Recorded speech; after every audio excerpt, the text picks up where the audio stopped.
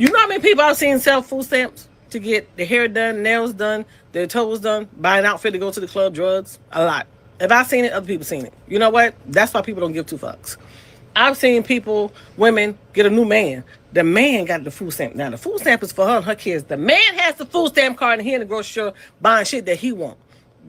People see that shit. You know what? They don't give two fucks. You know, some kids go to school and get breakfast and lunch, no dinner, because mama and I sold the food stamps for shit that she wanted.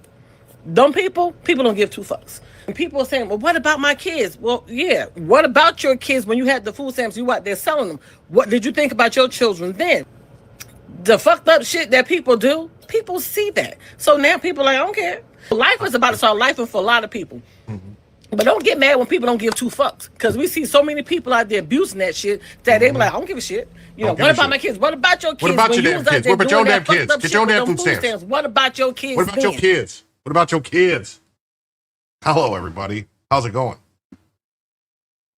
I thought that was a very funny video. So I watched it. And I thought you should see it too.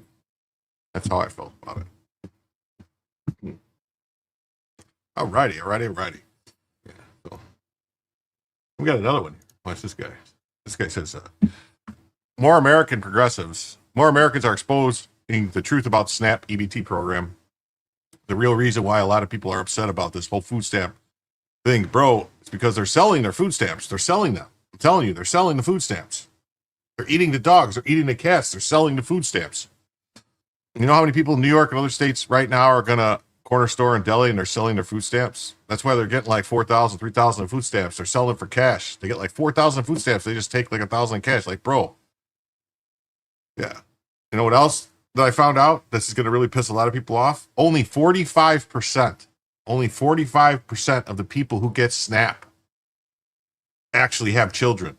So 55% of people that get SNAP have no kids, no children, minor children in the house. Now, maybe that's older people that are getting it, like older poor people, which I guess if they're older and they need extra help for food, whatever, cool, whatever, like we're living on Social Security or something, it's not enough. But if this is like able-bodied people, that's some fucked up shit.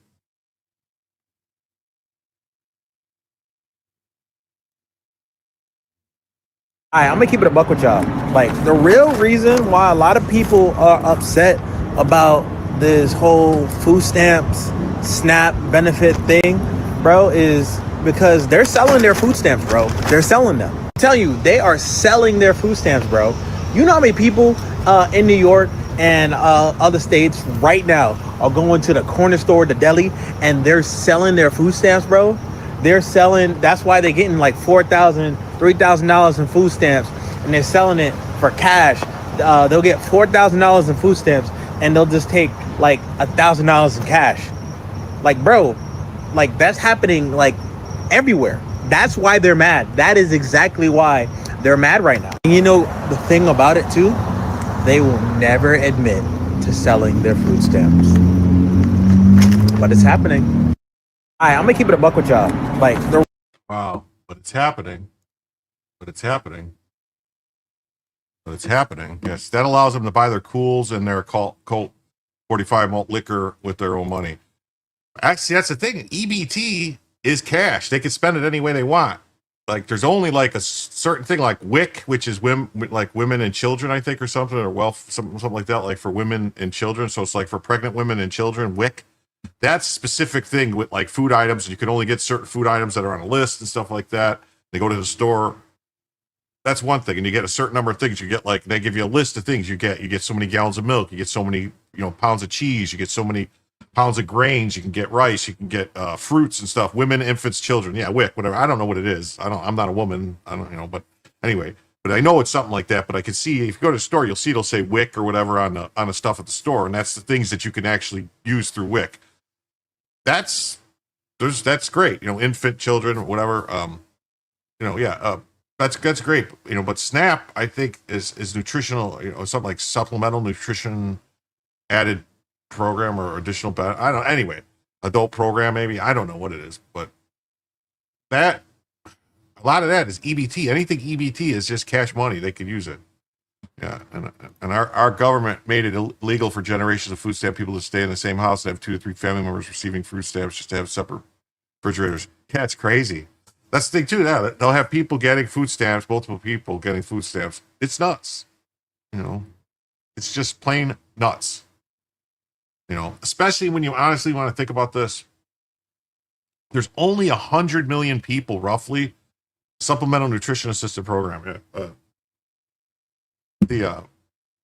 only 100 million people that actually pay income tax in the country. There's 150 million filers, but 50 million of them pay no income tax. They don't actually pay income tax. They don't make enough money. They have offsets, whatever. So they don't actually pay any money. They'll get like extra money back, tax credits and stuff like that back. So 100 million people are supporting all these people that are getting EBT, SNAP, all these people. There's 50 million people getting SNAP, EBT. So it's 100 million people paying for the 50 million people. And what's with the other people in the country that are here that aren't paying taxes? Not like that too. So out of 350 million people, there's only 100 million people actually paying the taxes. So all this stuff about tax the rich, they were already getting fucking taxed. I hate to break it to you. Yeah, they get the earned income tax credit, free money back. Yeah, very pro divorce. Yeah, it's crazy. Promoting family fathers being removed in the house so that the wife can receive food stamps and welfare. Yeah. Hey, VB450, thanks for the show tonight. No problem, man. I'm just, every night I try to do a show. So right here we got Black Americans reveal that no SNAP food stamp payments really means. There goes all your money for eyelash money, nail money, makeup money, alcohol money, club money, everything money, money. So there go a lot of y'all hair money, eyelash money, nail money, makeup money, alcohol money, club money, everything money. Now you gotta feed them kids with that money. So there go a lot of y'all. I thought she was going to dance in that dress. She's got a NASA dress on. I've never seen a NASA dress. I've never seen a NASA dress. I thought I had one more. I don't, I guess. I don't have one more. Anyway, all right. So before we jump into the first news story of the day, hi, my name is Jim, and I tell you the news. See that? How that works? Anyway, the way the show works, everyone is most of my recurring fan base, watchers, viewers, I don't know, the cult members, whatever you want to call them, the Jim Somniacs, they all know that for every $75 that comes in, I add an additional hour onto the show.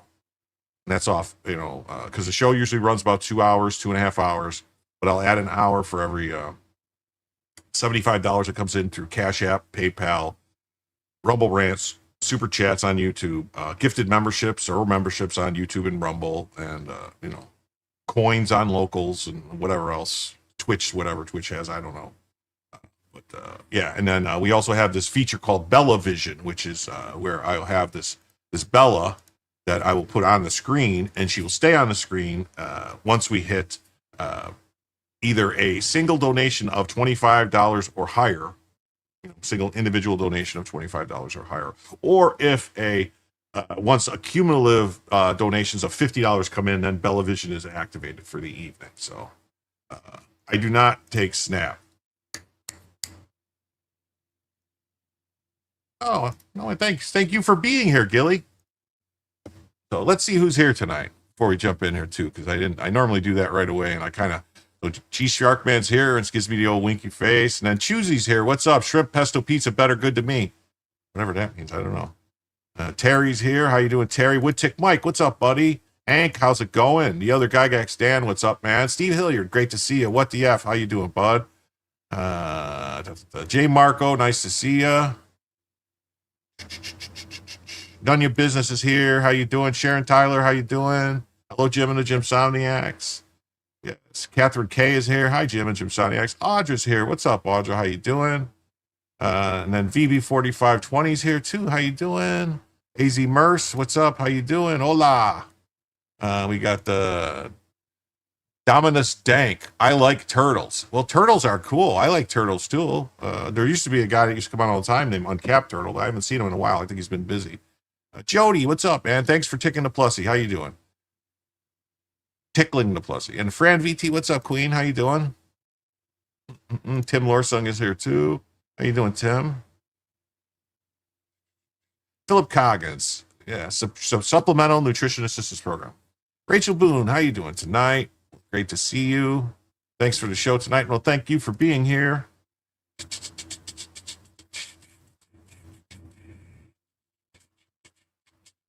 Gilly, how you doing? Yes, thanks for the show. Thank you for being here. I am Bob. Hello, hail, Jim Somniacs, late and gay. We're always here. Then we got our first donation of the night. Look at that. We got Lisa says, tell us the news, Jim.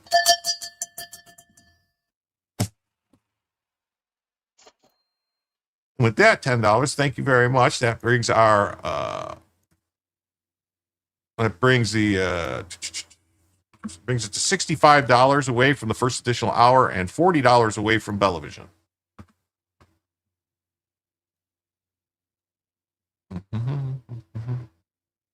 Hey, Mellow Cat, how you doing tonight? What's up? Great to see you. It's a turtle joke. Yeah, turtle is the only animal that comes with its own bowl. Yeah, I don't know, man. I could never bring myself to eat turtle soup. It was like a thing people would say it was great, and they would make it, and I don't know, man. I had pet box turtles when I was younger, and Could never. I was like, no, I can't do that, man. I can't. So. Mm-hmm. Mm-hmm. And if everyone's here, please remember to hit the like and subscribe to the channel. Like, subscribe to the channel. Thank you. All right, so let's get into this first story. There is currently a war in the Brazilian favelas in Rio between Comando Vermelho, Rio-based, and Primeiro Comando de Capital, São Paulo-based. These paramilitary favela gangs are using drones for both drug transportation as well as autonomous IEDs similar to the Russia-Ukraine war. Japanese eat them raw? Eat turtles raw? What? Oh, doesn't the shells crack their teeth? Ugh.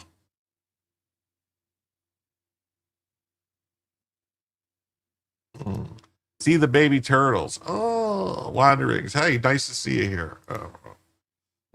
They think it's Viagra. Oh, that's gross. That's gross. That's gross. They split the shell. Oh, man. Yeah, we have, there's turtles here that are protected, the sea turtles and stuff like that. The babies are very protected. So, yeah, this is what's going on. See it? Looks crazy stuff, see?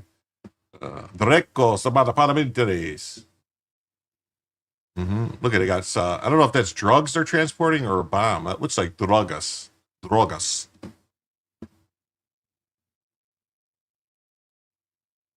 Who are we rooting for? I suppose San Paulo.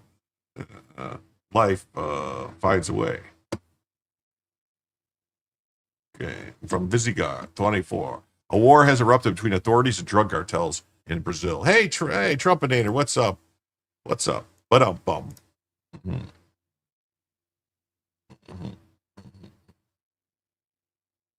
Turtle brain soup is good. I mean, turtles' heads are tiny. How would their brain? How much soup can you make out of their brain? Come on. A war has erupted between authorities and the drug cartels in Brazil. Dozens killed in the country's largest armed confrontation in decades. In Rio de Janeiro. Yes. I wonder what the. Can't even think of the name of it now. From that movie, what's it called? Starship Troopers was. They were all from Rio. I can't think of it. Anyway. Space Marines or I don't know. Anyway, so in Rio, around 2,500 police officers and special forces stormed areas near the international airport, key strongholds of Red Command, one of Brazil's most powerful cartels. The operation began at dawn. In response, gang members opened fire, set cars on fire, and built barricades. For the first time in Brazil's history, drug traffickers reportedly used FPV, I think that's first-person view drones, to drop explosives on police units. A turtle has, this says, a turtle has every kind of meat: white, dark, pork, beef. Okay, what? Yeah, and then, what's this? You buy now. Time to bring back pacification operations. Wouldn't hurt, would it? Thanks for being here. You buy now. Thanks for being here. It's appreciated. Appreciated.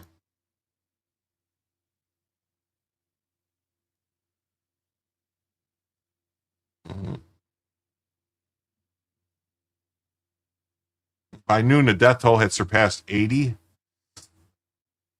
including 4 police officers. The governor of Rio State, Claudio Castro, said the city's effectively at war. Phillips says, I've had an irrational hatred of turtles since my uncle, a great community organizer, was killed by a group of 4 turtles in a garage truck accident in 1991.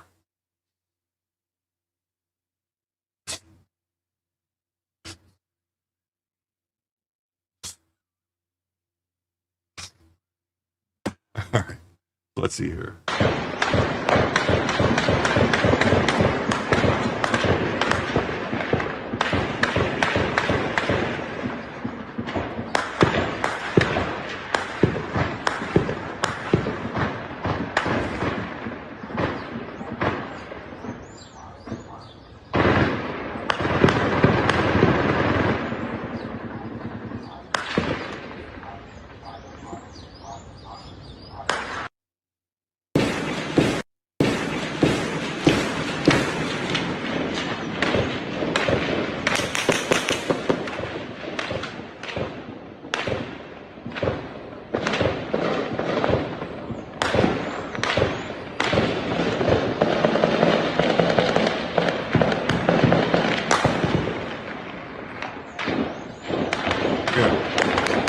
they said there's drone attacks going on.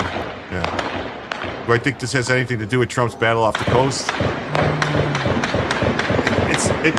I don't want to say no because it's possible maybe he took out some stuff or did something so they're weakened somebody's position so now they're trying to move on someone else. Like it's always, nature abhors a vacuum. So if Trump took out some, they did today. I just got reporting today. It's going to be a little later in the show, but there's reporting today that we took out 3 more drug boats. So killed 16 people. So it's possible. It's possible someone somewhere is losing money, lost power, so now someone's trying to move in on them. It's possible.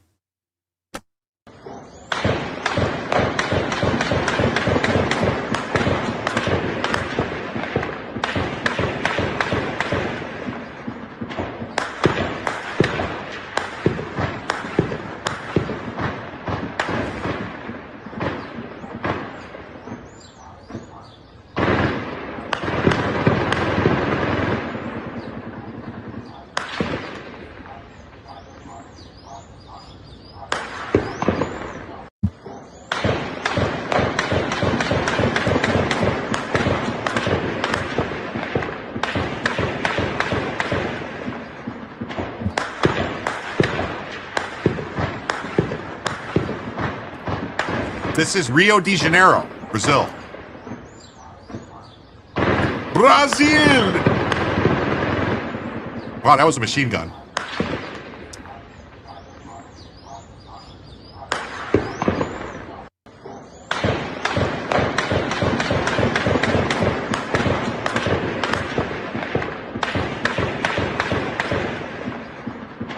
Is it the government cracking down on cartels? It started.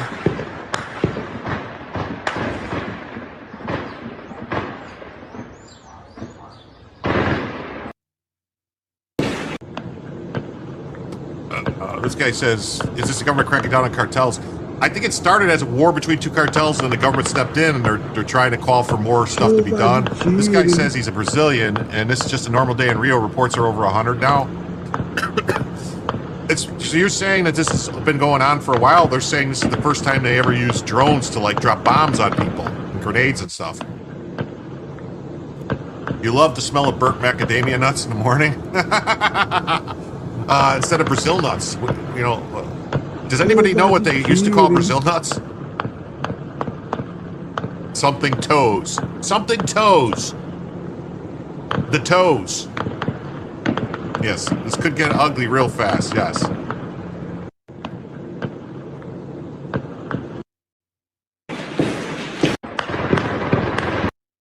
Anyway, so that's there, and it says, I'm Brazilian. I don't intend to set foot in the state of Rio until during my life. I don't understand what the hell people from Europe think about visiting this apocalyptic place. Many tourists enjoy taking guided tours through Rio's favelas. Yeah. Lula is a corrupt communist. Free Brazil.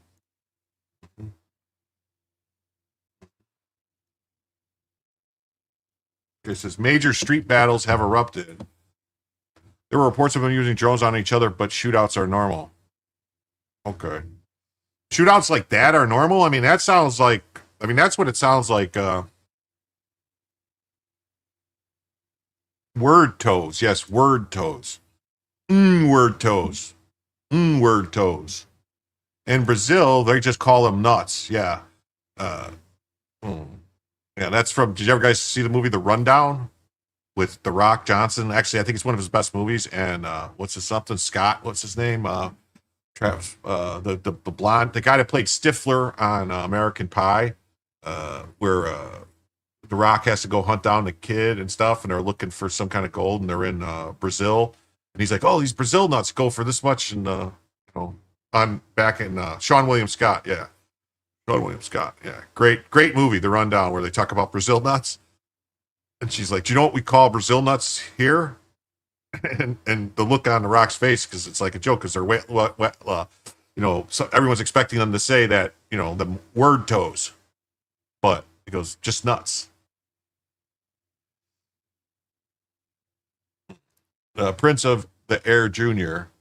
says, I don't want to sound smug, but I'm glad that's happening there and not here. Well, I don't want to sound like a Debbie Downer, but that shit happens here too.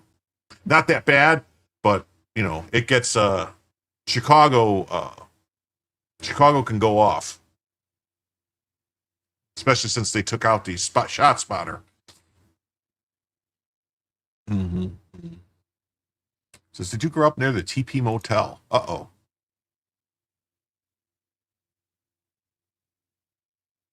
I'm not going to say it.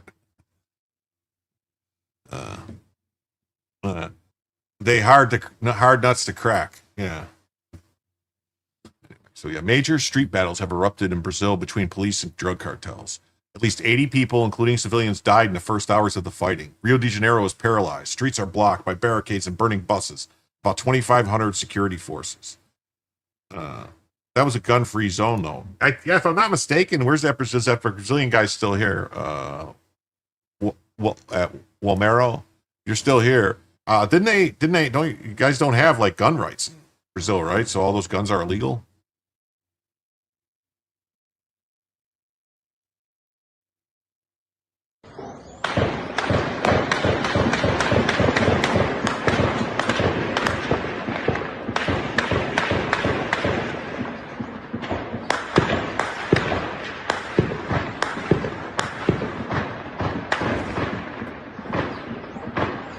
Did you just see tracers? I thought I just saw tracers. Wow.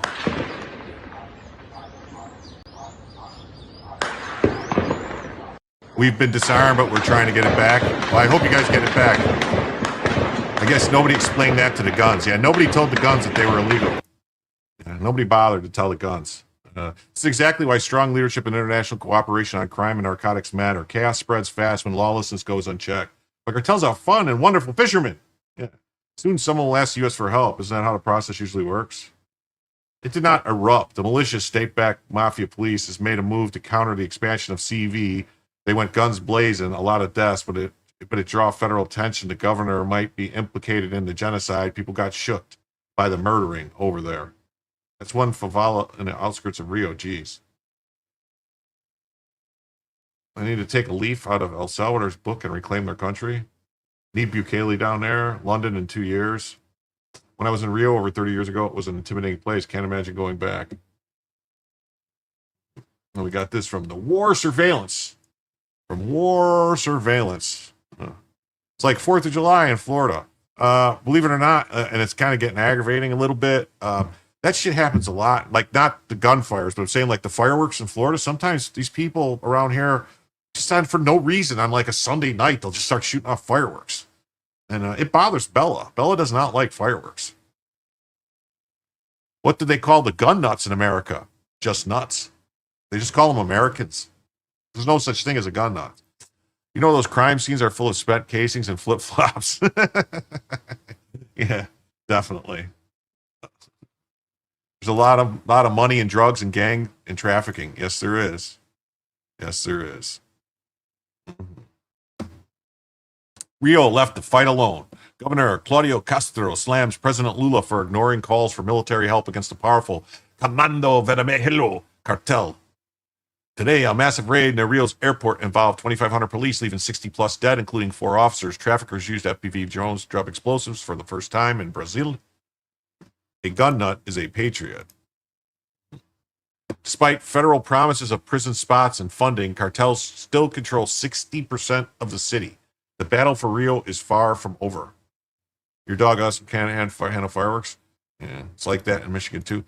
It's rough. I have Valium for her, basically. It's dog Valium that I get from the vet and stuff, but I don't, I have stuff for, enough, I make sure I always have enough for 4th of July, for New Year's, for Labor Day, Memorial Day, all this. Anytime there's a 3-day weekend, people shoot off fireworks. Anytime it's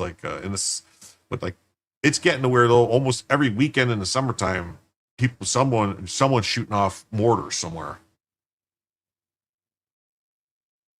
Mm-hmm. So here's the communist, and he's refusing to do anything. It says, "Whoa, Moreno, vote for commie."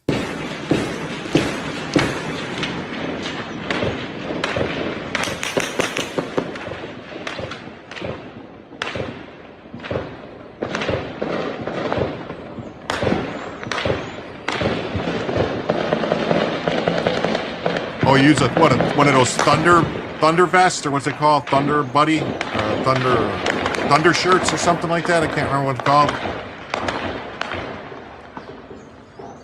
I always thought that didn't help Bella. Like, it helped her, but I was always afraid she was like having trouble breathing in it because it's got to be really tight. Dogs can take Benadryl or Dramamine too.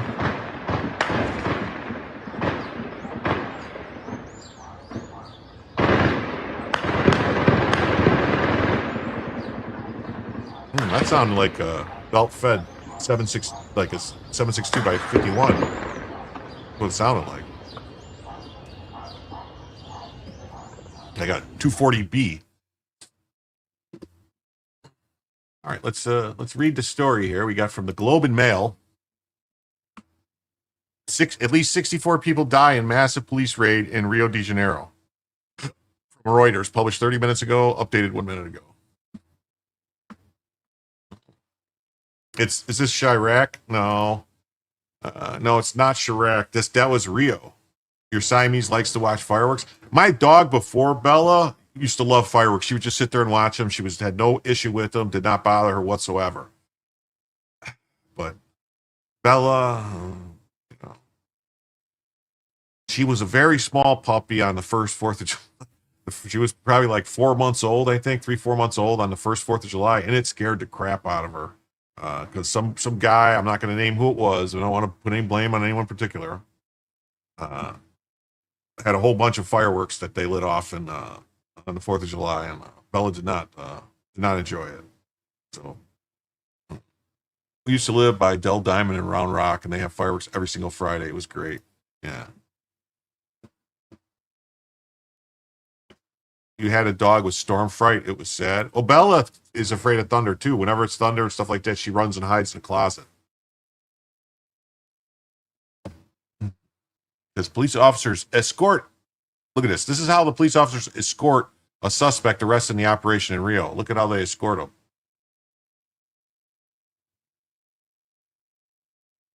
No shoes, no nothing. I just kind of like there. This is how they escort them.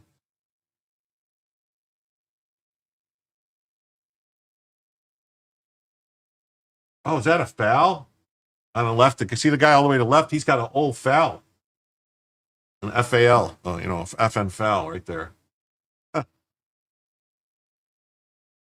Awesome.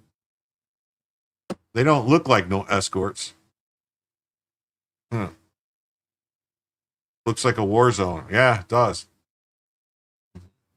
At least 64 people died Tuesday in Rio de Janeiro's most deadly police operation ever, which targeted a major gang days before the city hosts global events related to the United Nations Climate Summit known as COP30. COP30. If you talk about Bella, we get a glimpse. Oh, okay. You get a glimpse, huh?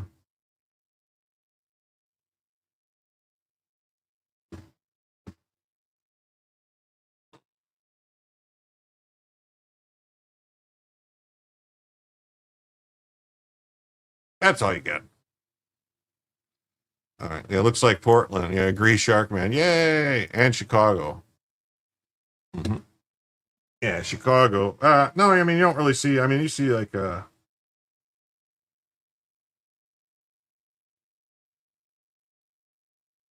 don't really see a lot of that stuff.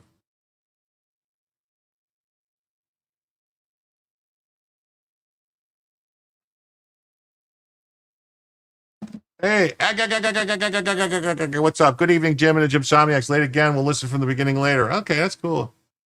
And Brett's been fairly shitty today. Well, we've been having some Bella. Yeah, we've been having some issues. With internet. It is what it is.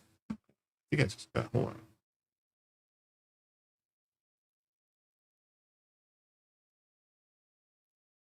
Oh, what's up, Jay Schwartz? You can't believe it. You're only a half hour late. Well, better late than never, buddy. And we're always here. It doesn't matter when you come. We still appreciate it. We appreciate everyone who shows up. To us here at Jim Tells You, we'll tell you that come as you are. We should make a song called Come As You Are. Hear the news. It will tell you things and places.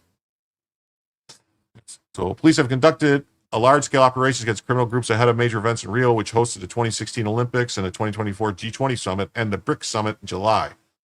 Well, it seems like maybe they didn't get them all out. If that's if this is still a problem, they still control 60% of the city. 60% of the city. That's quite a bit of the city.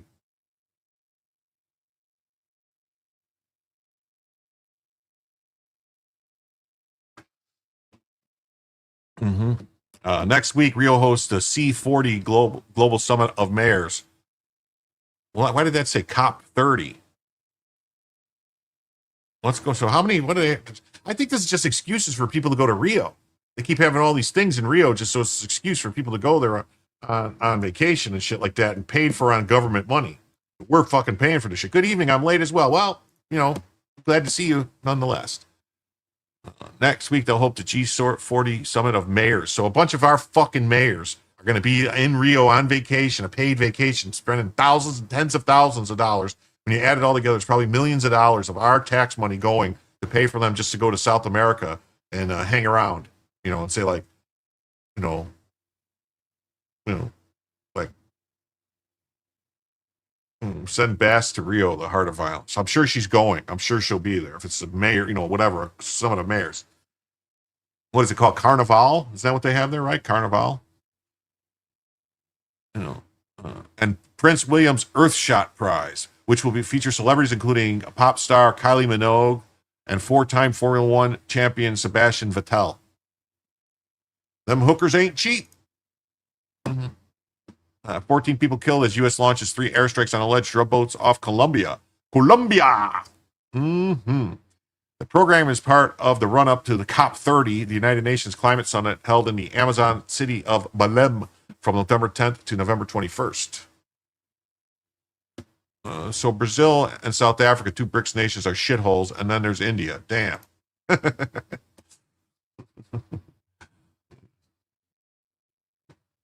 The death toll confirmed by Rio Governor Claudio Castro on Tuesday, which included 4 police officers, were more than twice Rio's most deadly previous police operation. We stand firm confronting narco-terrorism. Oh, so see, Brazil just kills narco-terrorists too. So I guess that's normal. So I guess as long as we're in South America, you know what they say, when you're, when in Rome, do as the Romans do. So when in South America, do as the South Americans do. They just kill them down there. So I guess Trump's just trying to do it how they do it. He doesn't want to seem like an interloper doing things differently. So he just blows up the boats. We stand firm to confronting narco-terrorism, Castro wrote on social media about the operation. He said it involved 2,500 security personnel across Alameo and Penha favela complexes near the city's international airport. It's the international politicians flying in private jets tell the rest of the world how bad it is for having a gas-powered car. Oh, yeah. Or having air conditioning. Wow. Look at these guys. They don't have pants. They don't have shoes. Look at all these poor Maryland men. How come how come there's no ACLU or nothing fighting to free these Maryland men and asking where their warrants are? Do they have a judicial warrant? You got a judicial warrant to do this? Huh? Where's your probable cause? Suspected drug dealers sit on the ground after being detained by military police special unit during a police raid in Rio. Rio's favelas are poor, densely populated settlements woven through the city's hilly oceanside terrain. Smoke rose early on Tuesday over the iconic skyline as gangs burned cars to slow the advance of armored vehicles while bursts of gunfire rang out. LMAO. That's crazy, isn't it? Damn, be right back. What's up, Just John Soulless Ginger? Nice for you to be here, though. Great seeing you. Remember to like, subscribe, and make Venezuela take their trash back. Definitely. Yeah. Mm-hmm. Oh, doing my part, Terry says for Bella. Thank you, Terry.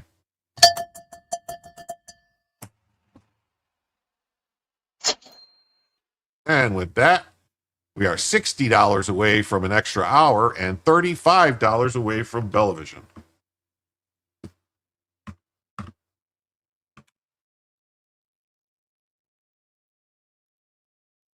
Thank you very much. Thank you, Terry.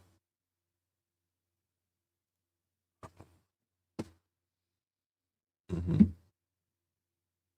After the most intense fighting subsided, a Reuters journalist saw police from a special operations unit rounding up dozens of shirtless men. Sobbing family members gathered outside of a public hospital attending to those injured. Tuesday's operation was described by the state government as the largest ever targeting the Comando Vermelho gang. Castro confirmed that 81 arrests, and authorities sought to serve 250 arrests and search warrants. Oh, so they did have warrants. The clashes disrupted the routines of dozens of schools and medical facilities, redirected bus routes, and snarled traffic across several neighborhoods in the state's capital. Oh, G. Sharkman says, doing my part.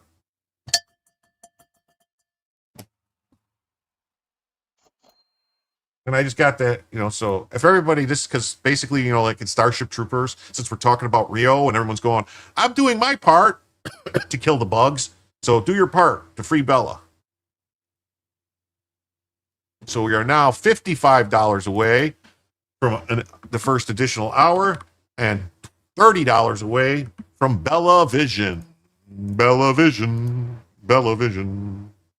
That's right. Thanks, Sharkman. You feel sad for the people of Jamaica? Yeah, that'll be all right, though. I mean, Daniel Gagax is doing his part.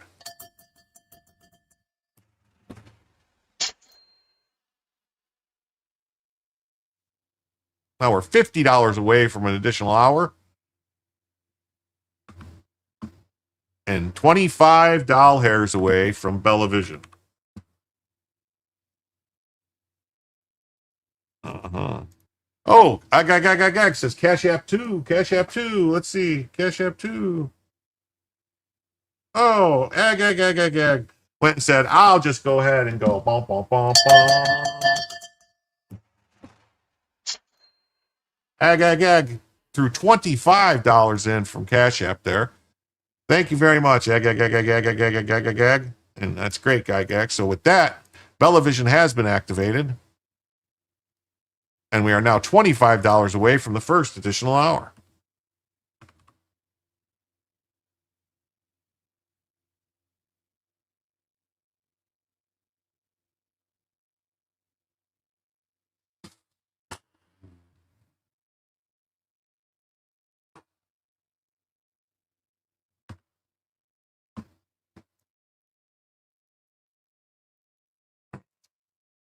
I'm going to have to make a... Oh, Audra comes in and says, I've got a confession to make. I fell asleep on you last night. So here's my part to free Bella. Well, thank you. I just have to admit, Audra, I think I would remember if you fell asleep on me last night. And, for the fur baby from Malachi. Yay, all. Everybody loves Bella. And you know what else happened? Thanks, Audra. Thanks, Popeye Laugh. I do too. Hey. But here's what happened now. We hit the first hour. Tactical assessment. Red Chinese victory. Impossible. America will never fall to communist invasion. Communism is the very definition of failure.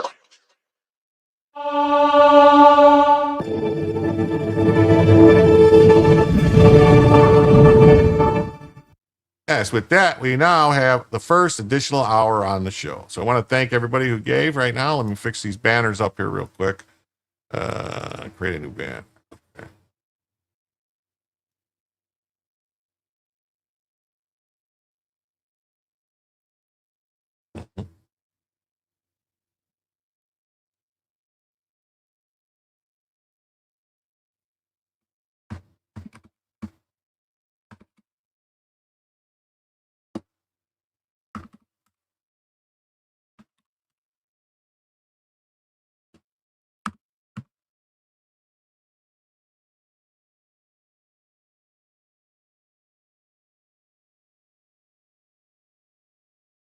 Okay.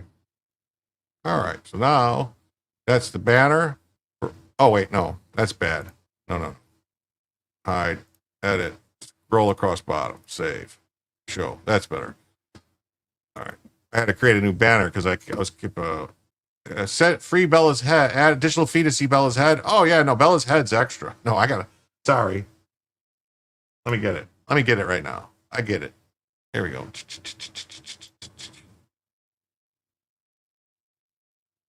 that good? Can you see her? Better?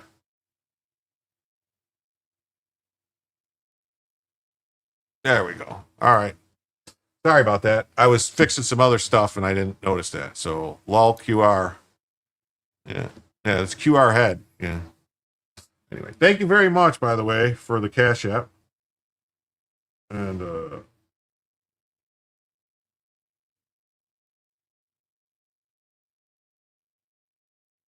right, there we go. Okay. So Tuesday's operation is described by the state government as the largest ever targeting Comando Valamido gang. Castro confirmed 81 arrests as authorities sought to serve 250 arrest warrants and search warrants. The clash has disrupted routine. I think we already read all this. Disrupted schools and medical facilities and bus routes. Wow, look at that. So they just put like cars there, light them on fire and stuff to block the roads, and then sign up for morning review. So that's it. That's all the story. Huh. Oh, I didn't know that was it. All right. All right. Now let's see what CNN says. Largest ever police raid in Rio de Janeiro leaves at least 64 dead. Why'd they take all their shirts off, you think? You think Terry started to bell a landslide? Somebody did. It just kept going. That's what it's just, I'm doing my part. I'm doing my part. I'm doing my part. 64 people have died in a massive police raid aimed at organized crime in Rio de Janeiro on Tuesday. State governor told reporters at a press conference a large quantity of drugs in a raid. They confiscated a large quantity of drugs and 42 rifles were seized. Post-on Castro pronounced the raid the biggest operation in the history of Rio de Janeiro. That's right. Yay, all yay. Thank you. Perfect. It's awesome. All right. Police raids are common in the city before international events, and next week Rio will host a major climate conference. Aren't they worried about all the climate change from all the bullets, all that extra smoke and stuff? It seems like maybe they should have thought about that, you know?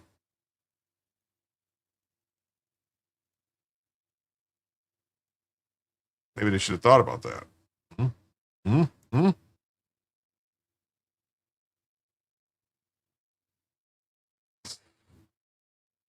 video published on Reuters Tuesday showed huge columns of black smoke emerging from LMAO, laughing my ass off favela during the raid. Photographs of LMAO. You hope the EBT riots don't look this bad? I don't know. Authorities launched an operation aiming to combat the territorial expansion of Comando Vermelho criminal group. Rio de Janeiro's government added to the lengthy threat on X. The operation was in the works for over a year.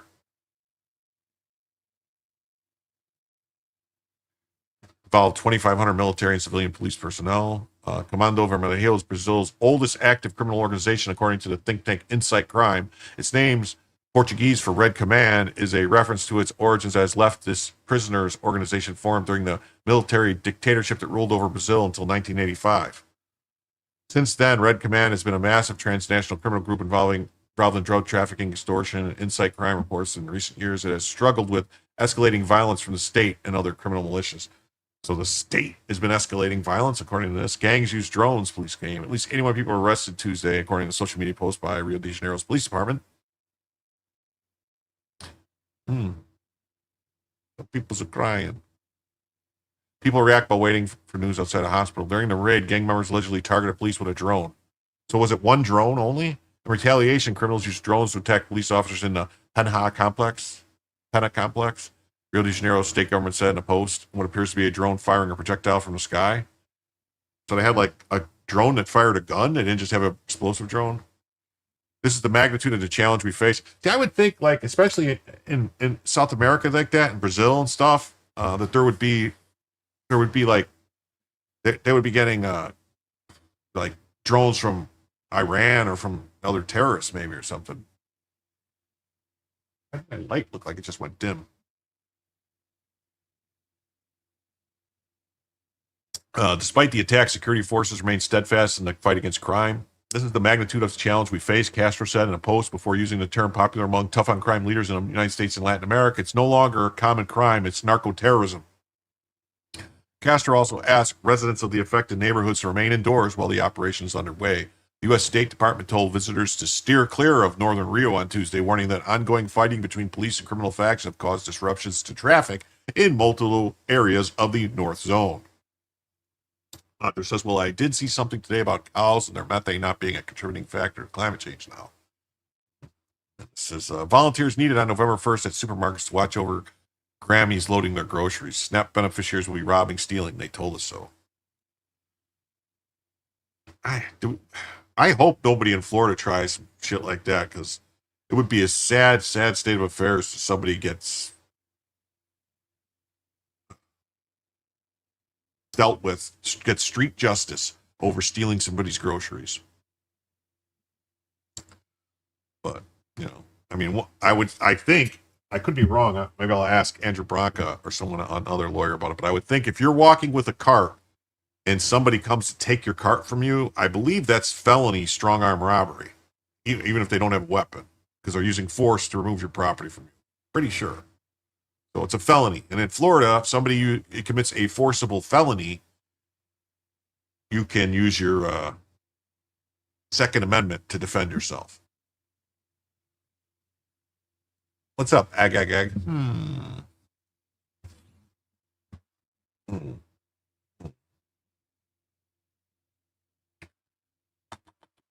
The UN Human Rights Office is horrified. Well, of course they are. Thursday's raid is not the first in LMAO Favela this year. In January, a police operation ended with 5 dead and a neighborhood littered with similar barricades of burned out cars. On Tuesday, Rio's governor claimed the operation LMAO was larger than an infamous protracted security crisis the neighborhood experienced in 2010. According to Fogo Cruzado Crossfire Institute, which tracks gun violence in Brazil, more than half of the firearms industry injuries recorded in September 2025 came from police operations.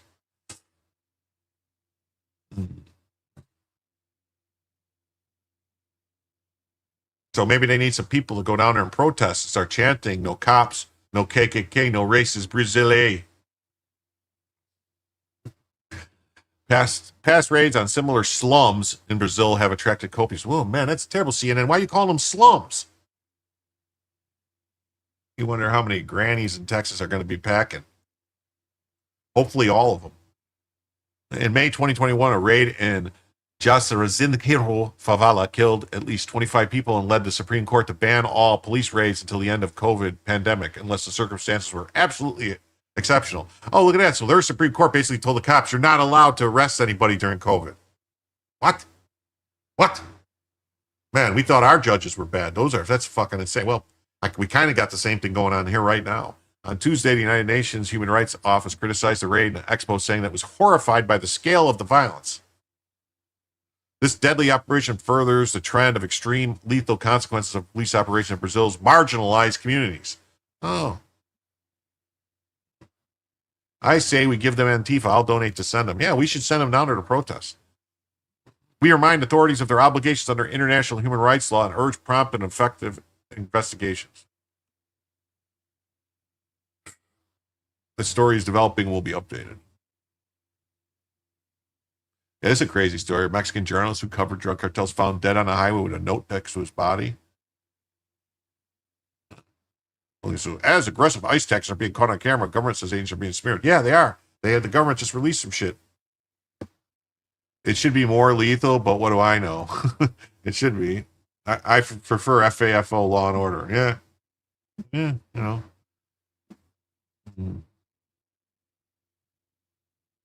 Yeah. He survived the U.S. military boat strike despite a drug record. His family says he's just a fisherman caught up in Trump's war at sea. Yeah.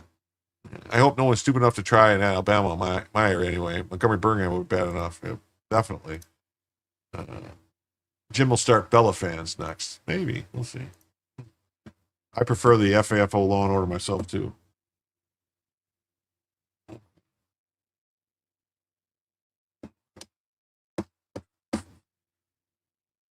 Then we got Al Jazeera. Let's see what Al Jazeera has to say.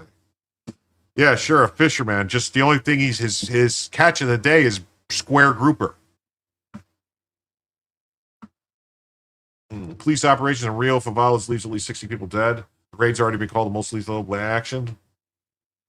Policia Civil. 60 people, including 4 police officers, have been killed.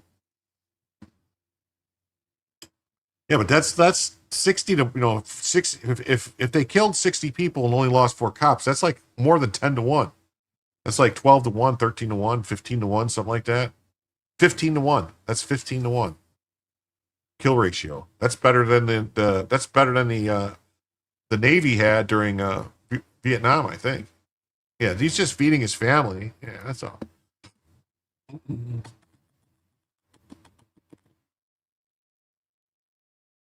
He added that 81 people have been taken into custody and weapons were seized. What do we want? A Rio de Janeiro, Brazil, free of crime. Oh, everybody wants to be free of crime. Little feral girl cat curled up on my lap. She's getting tamer. Let's go. This operation hasn't ended. It will continue through the night. Oh. Stay safe. Walmer. But the death toll has attracted international scrutiny. Officials explained the violence was part of an effort against drug trafficking and organized crime called Operation Containment. Red Command was named as one of the primary targets. The state government described Operation Containment as the largest ever initiative to target that group. Explained that as many as 2,500 officers took part of the operation. It's centered around the LMAO and Penha favela complexes, low income, densely populated neighborhoods on the outskirts of Rio de Janeiro. Rio de Janeiro. Gunfire broke out as the operation was underway, leading to dozens killed and injured.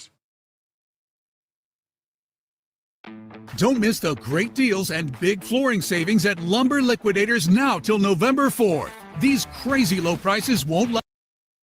Outrage in Brazil as Wild West law rewards police for killing suspects.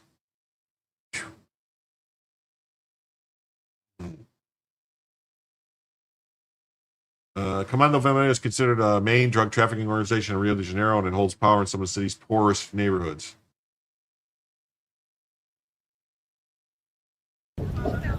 A stroll along Rio de Janeiro's seafront for a birthday picnic, taking a moment to celebrate life. A sharp contrast to the city's sprawling favelas where these women live. Shootouts between the police and drug gangs are a brutal part of life in these communities. But often, it's innocent civilians who pay the price. 3 months ago, Liliani's 17-year-old son was caught in the crossfire. Police shot my son, Gabriel, 5 times in the back as he was going to fulfill his lifetime dream of performing as a professional dancer.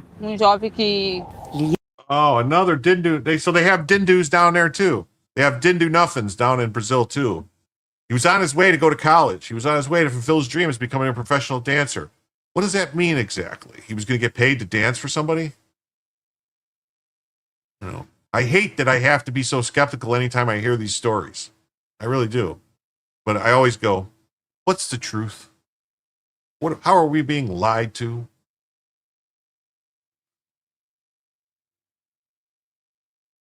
You know, why would the police shoot him 5 times in the back if he wasn't doing anything wrong? I mean, it's possible that the cops just murdered him. I mean, if that's it, you know, that would be horrible. That'd be brutal. He was going to be a stripper. Maybe. Liliani found solace with 2 other women who, like her, lost their children to police violence. Now they've joined forces with other mothers to stop the Wild West bill, recently approved by Rio state legislators. It grants bonuses ranging from 10% to 150% of an officer's salary for neutralizing criminals. It's an incentive for police to shoot and kill without accountability. They already do it without bonus. Imagine what happens if they're paid extra. So Walmo says, yes, a lot. He checks notes, carrying an AK, shooting at cops. Well, that would explain why he got shot in the back. What in the gap tooth fatigue is this? Hello, Mama. Hello, Mama. What's up, Mama? How you doing? Mama Pillow, hey, how's it going? Nice to see you tonight. And they lost a whole dance team. Yeah, they did. Yeah, but you see, is that true? Well, Meryl, is that true that they pay cops a 10% or 15% to 100% bonus of their salary for neutralizing suspects? So it's basically like wanted, like it was in the U.S. where it was wanted dead or alive. So you bet bounty hunters going and bringing people in dead, just getting the money. Because it works.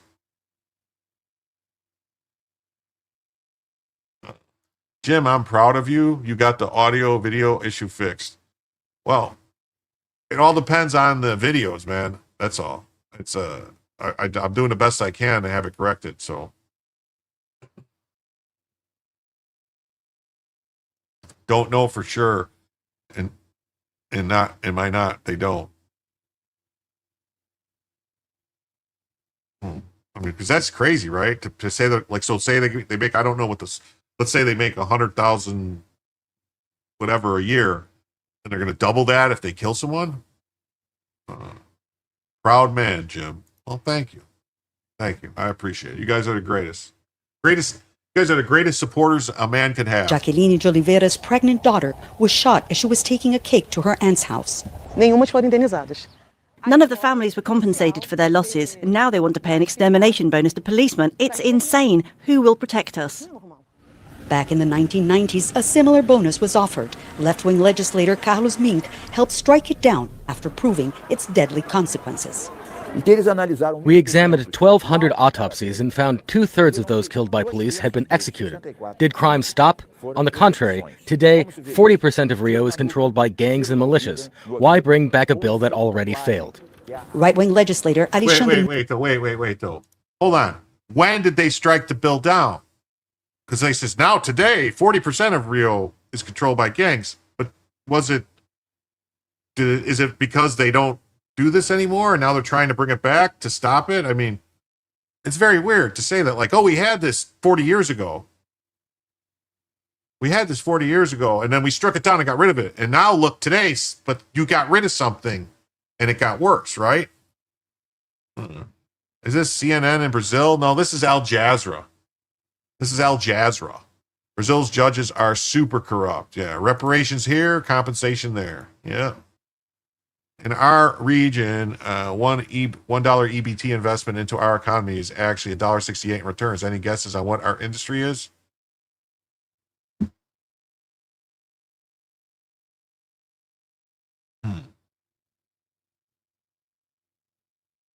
Is that a music channel? No.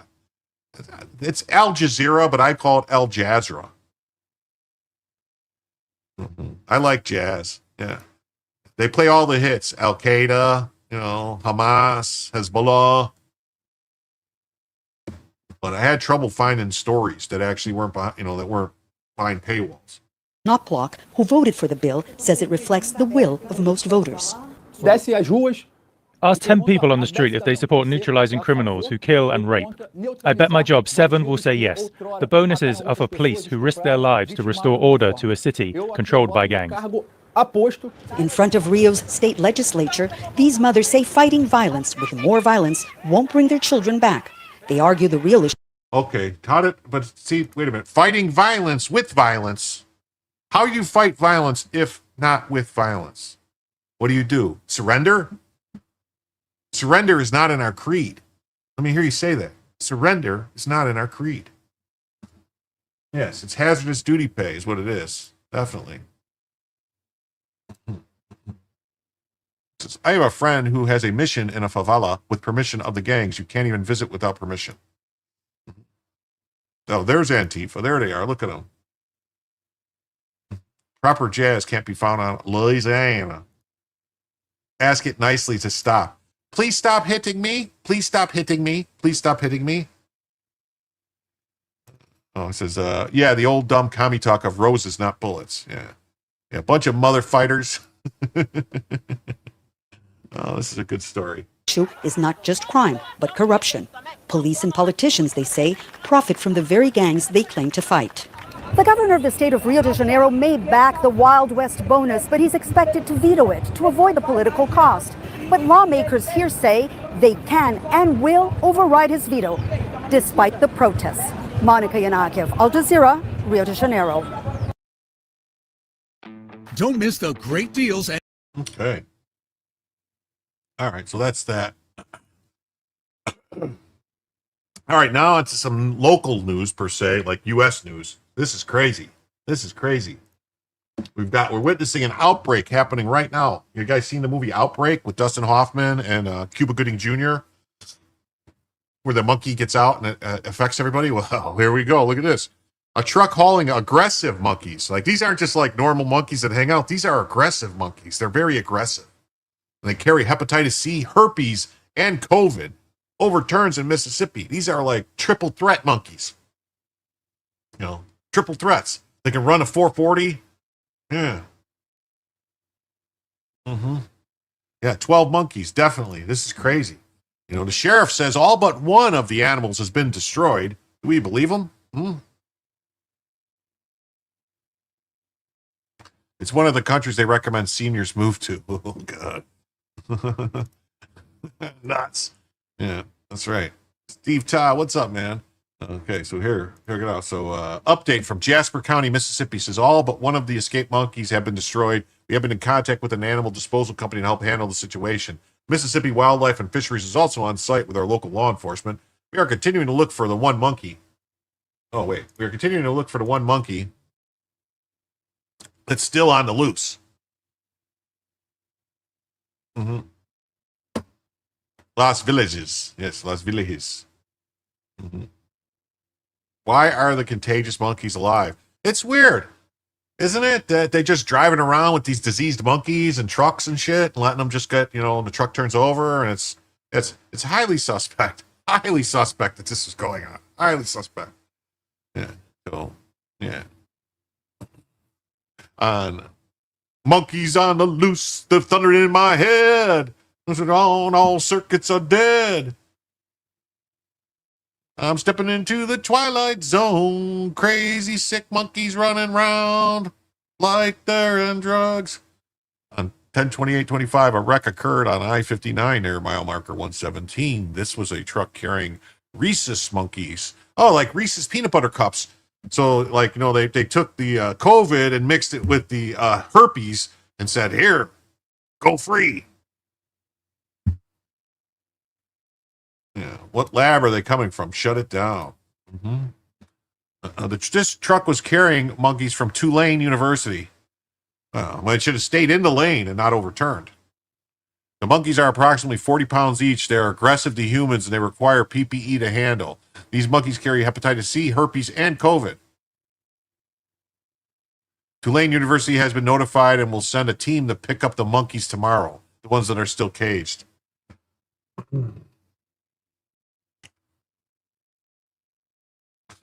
Wow. Wow, wow, wow.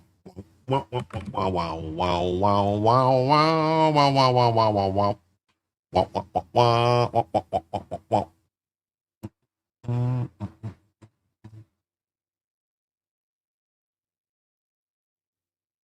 That's crazy. They're Diddy monkeys.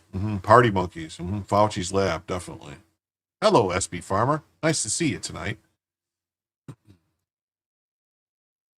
Look at him.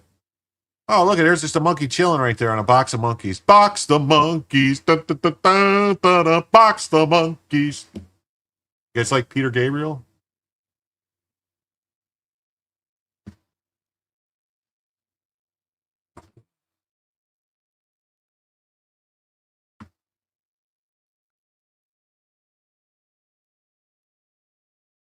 Begin with breaking news. Officials in Jasper. Let me turn it up a little bit. Let me turn the sound up just a little bit here. At 4, and we do begin with breaking news. Officials in Jasper County say all but one of the rhesus monkeys that escaped after a truck overturned on Interstate 59 near Heidelberg have been euthanized. That truck was carrying the animals from Tulane University when it crashed. The monkeys are aggressive toward humans and require personal protective equipment to handle. A statement from Tulane University says the monkeys involved in the Jasper County crash were non-infectious and belonged to another research organization. Tulane says its National Biomedical Research Center provides primates to support scientific discovery and that it's working with local authorities. They shot the monkeys. Shot the monkeys. And Mississippi Wildlife and Fisheries are still searching for one monkey that remains on the loose. You got monkeys in my peanut butter. Reese's monkeys. You got monkeys. You got pieces of your monkeys in my peanut butter. What happened? No.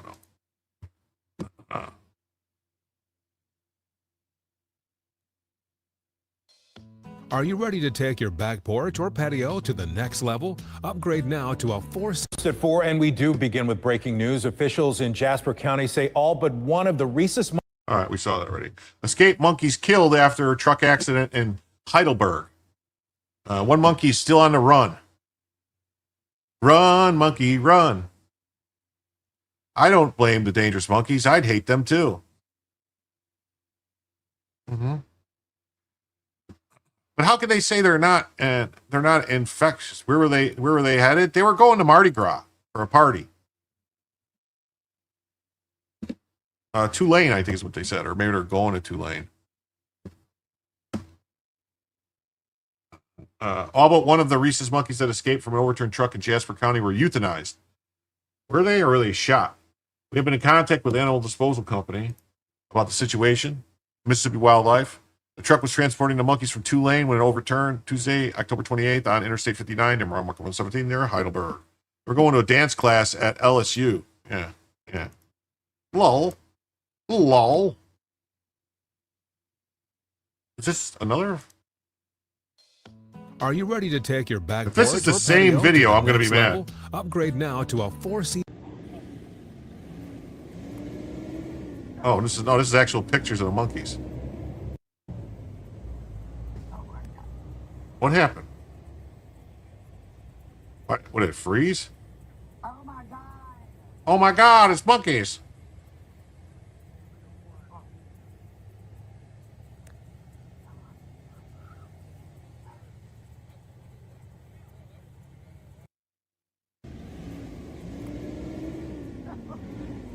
Why are they laughing? They're laughing. Is that the monkeys laughing at them? Why are the monkeys laughing at them? The monkey was driving the truck. The rare camouflage monkeys in the wild. Yeah. We couldn't go anywhere during COVID, but they shipped infected monkeys around the country. Yeah, they did. Was it Cornelius? Maybe. Remember it was, oh, look, there's the monkey. Look at him. Remember that TV show, BJ and the Bear? Hey, here's the monkeys running around with herpes. If you touch them, they will give you some disease. Hey, it's the monkeys. The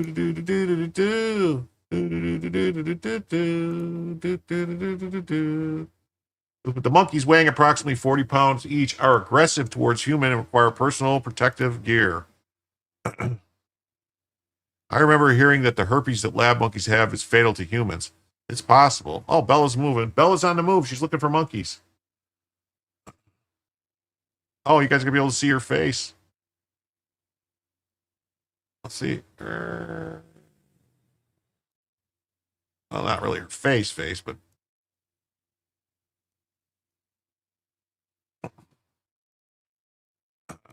I was trying to make a Planet of the Apes joke, but too fried. Well,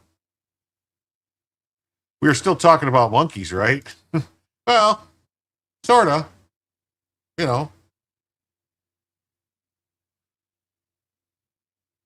got people jabbing with needles all day. I would be aggressive too. Yeah, 40 pounds of face-ripping, ass-kicking muscle you can't win against. That's right. And then the monkeys will get you too. Non-human primates at the Tulane National Biomedical Research Center are provided to other research organizations to advance scientific discovery. So what do they do with the human primates? The non-human primates at Tulane get given away, but what do they do about do they trade human primates too? I heard there's a large ranch in Wyoming or Dakotas was sold to a company that Valinsky is director of. I saw that too. I haven't been able to verify the veracity of it. Steve, I haven't been able to verify the veracity of it. But as soon as I could track down whether or not it's like I saw some conflicting information, basically, like so. Yeah, it makes him the 9th largest. Yeah, that's what it says. It makes the 9th largest landowner in the country. I don't know if it's true. And what's weird too is because it's actually where they bought the land, where they bought the land makes it where is in an area that's above 5,000 or 6,000 feet of elevation. So let's say there was some kind of pole shift or something that caused massive waves to sweep over the U.S. That would be, that would be a protected area, safe area, unlike most of Europe, which would be wiped out. The primates in question belong to another entity and are not infectious. Well, so they have hepatitis C, herpes, and COVID, but they're not infectious? What? In case I didn't know, the Dodgers lost last night. Well, that's terrible. What about the Sanford prison study was human primates? That's right. That's right. Sheriff Randy Johnson said that he was going to throw, that he personally euthanized the monkeys using 104 mile-an-hour fastballs. 6 of them escaped. 15 remained caged after the crash. The monkey that got away actually crossed state lines, crossed the interstate, and went into a wooded area. Lots of monkeys and ranches out there. Yeah, they had masks on. They had masks on, the monkeys? Jasper County Sheriff's Office officially said the monkeys carried hepatitis C, herpes, and COVID. Tulane officials stressed the animals were not diseased or infectious. Somebody's lying. Somebody is lying. They aren't chipped. They're not maybe not. Maybe they're not pets. So I mean,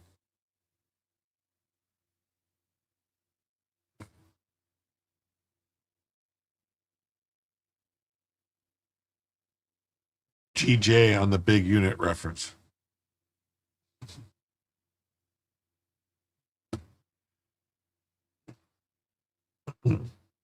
Yeah, carried sounds infectious to me. Yeah, please, definitely. I don't know.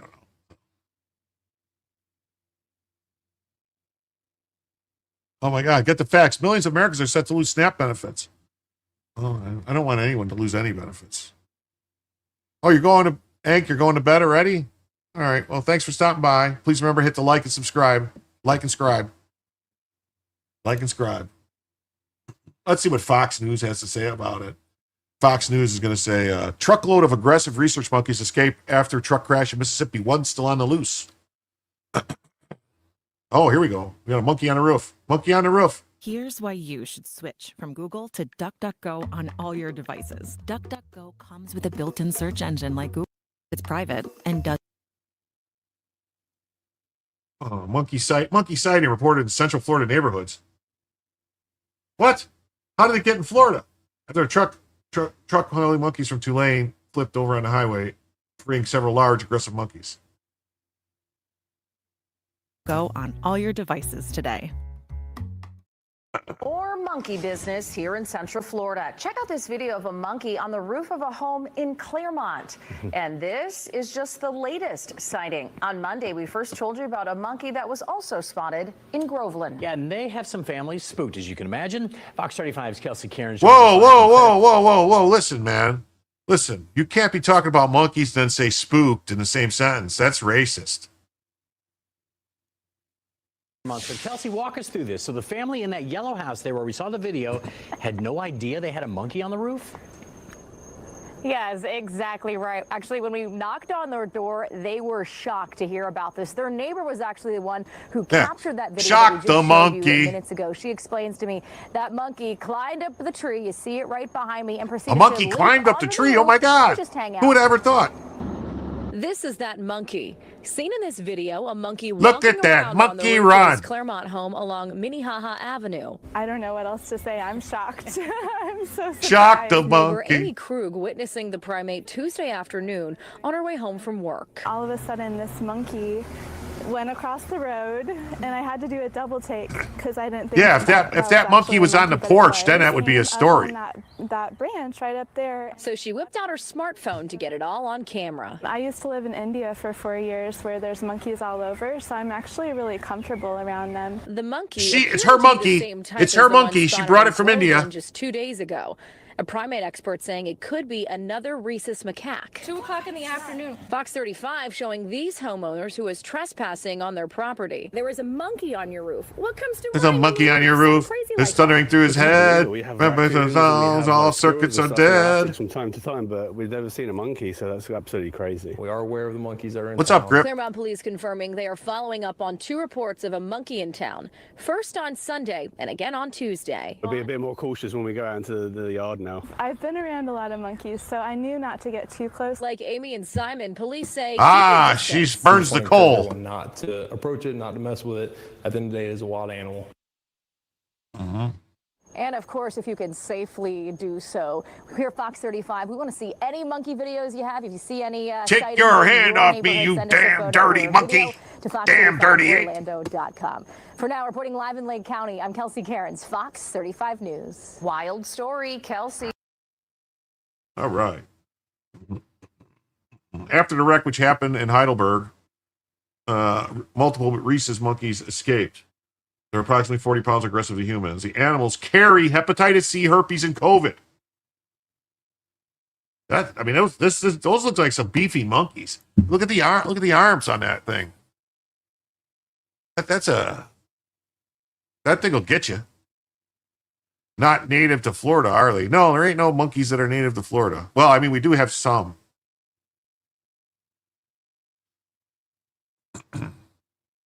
But generally the ones that are native to Florida just spend most of their time jumping on the bed. Sometimes they fall off and then they bust their head.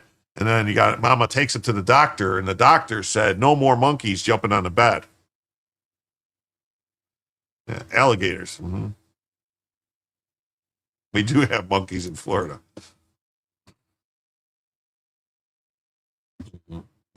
Yeah, we have a bunch of grease monkeys in Florida. Jim wants to make the joke. Yeah, well. Oh, look at Bella. She's having a dream or something. Look at her shaking. The primates in question belong to another entity and are non-infectious. Okay. Tell me Jim has grandchildren without telling me. Yeah, well. Miss Rachel plays all the time, man. That thing, I was like,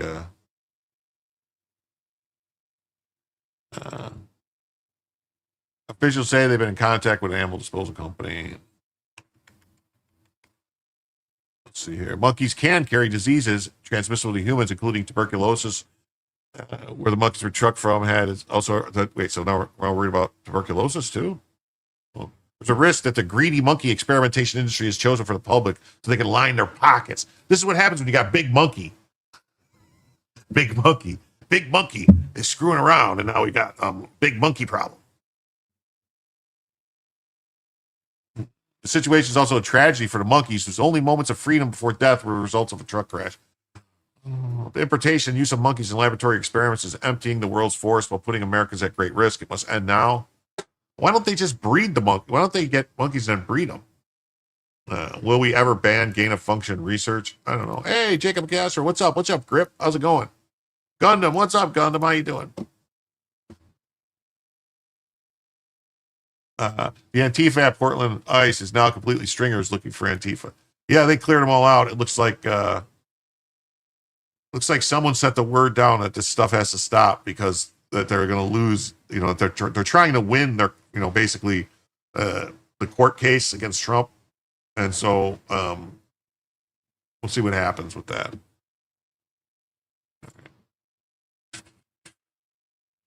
And the AP says monkeys escaped from overturned truck on Mississippi Highway. Man.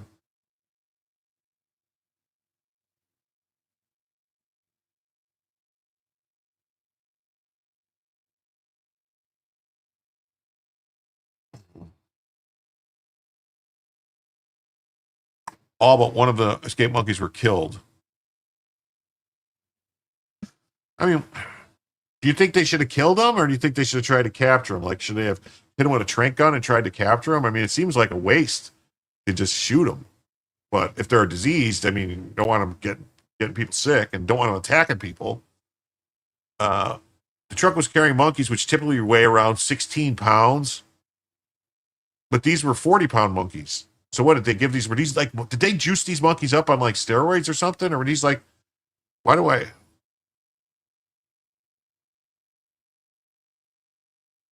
I think this is like Project X or whatever that was? Remember that movie with, what was it, that Matthew Broderick movie where they were making the monkeys smart, doing stuff to them?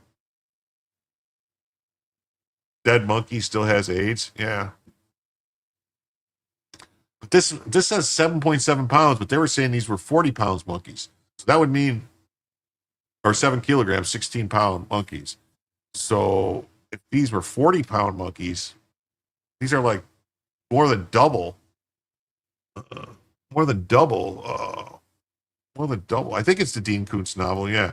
Where they're doing like the experiments on monkeys and stuff and trying to make them smarter or make them sign language or something. And I think didn't he steal the monkey or something? Kidnap it? Project X, I think it was called, right? Or was it Project X or X Project or something? I can't remember the name.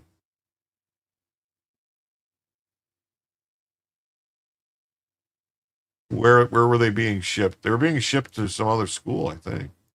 Is carried by illegals looking to cover up. Not my circus, not my monkeys, not my circus. They're hybrid monkeys. Videos show monkeys crawling through tall grass on the side of the interstate, with wooden crates labeled live animals crumpled and strewn about. The sheriff's department initially said the monkeys were carrying diseases, but Tulane said the statement the monkeys are not infectious. No, don't worry about it. No, don't worry about it. Crash happened 100 miles from the state capital of Jackson.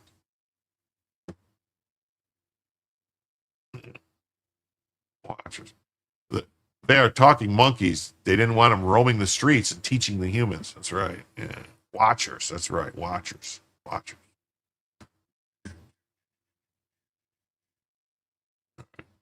On to this story now. We got just in. Investigators have raided the home and office of Democrat Oklahoma State Rep A.J. Pittman over her reported criminal use of campaign funds. Yeah, they humanize mice. Yes, they do. Another Amazon non-delivery package. That's right. Yeah, if they weren't infectious, why did they shoot them? From what it sounds like, they're saying these monkeys weighed 40 pounds. Like we saw that one picture of the monkey sitting there in the, where is it at? Let me see if I can find the picture of the monkey. Sitting there, like this picture here. Here, let me do this. This picture here of this monkey. I mean, look at the size of this monkey. Look at the muscles on this monkey. That might be why they're saying maybe they did something to these monkeys to make them more muscular for some reason, to make them weigh more. Because they're saying these monkeys weighed like 40 pounds each, and then we were just read in that story where it said that the monkeys were only supposed to be like 16 pounds, 17 pounds average. So these are like double the size, not 40 pounds. No, in this other story, it said they were 40 pounds. That's what I'm saying. Let me find the story.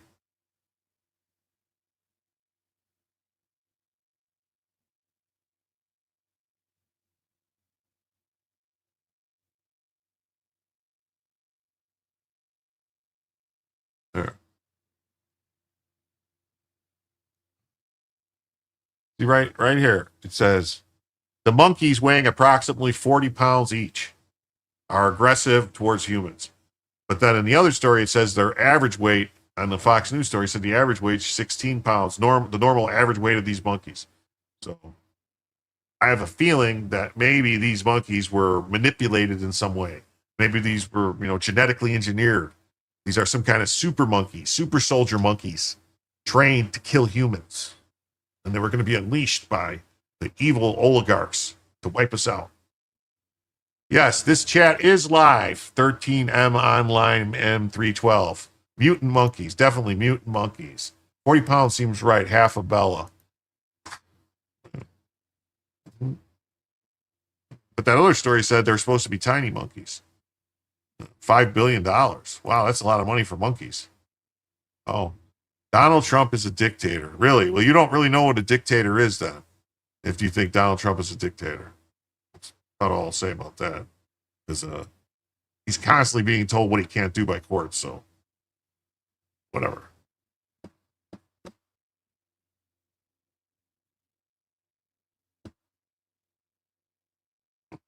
Oh, there we go. Look at this. We got Julio Scissors coming in for 10.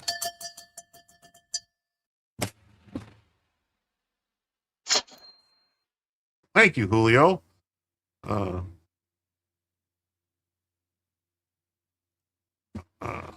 And with that, we are $65 away from a second additional hour.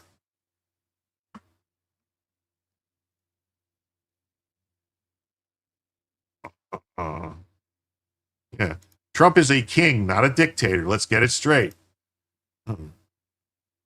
No, this guy on Twitch says, but why do courts even have to combat his king-like behavior? The courts are actually the ones that are acting like they think they're in charge of the country. The courts are the ones that are overstepping their bounds. They're violating the separation of powers. They're supposed to solve controversies in front of them, not tell the executive branch what to do. It's nowhere in the court's jurisdiction or power to be ordering around the executive branch like they work for them, because they don't. Due to the monkeys on the loose, King Trump needs to cancel the elections. Yes, definitely. Cancel the elections till we solve this monkey problem. There's too much monkey business going on.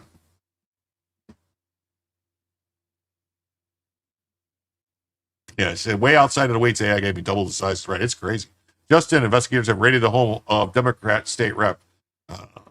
And this story is in no way related to the monkey story. So this is a new story.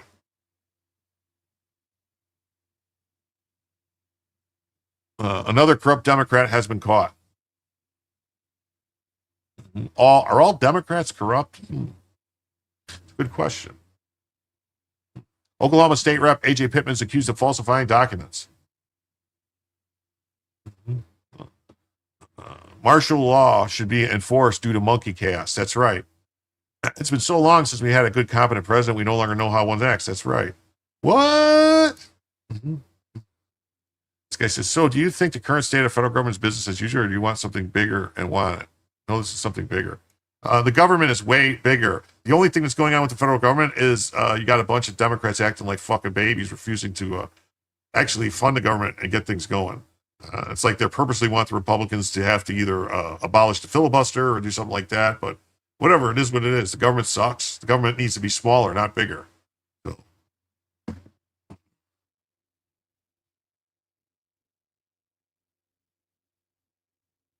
Oh, look at this guy says Israel a valid state. He doesn't even know how to spell Israel. If you're gonna try to say something about Israel, then at least spell it correctly. And is it a valid state? Yes, it is. It's a beacon of democracy and hope in the Middle East.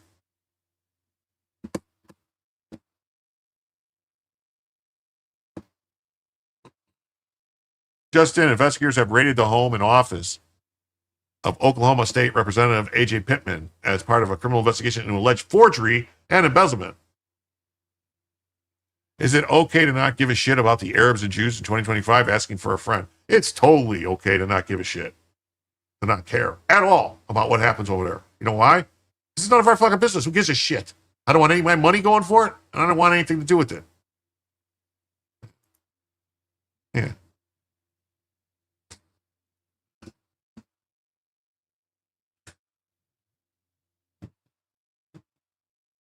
Wait, you're telling me this face was involved in cheating?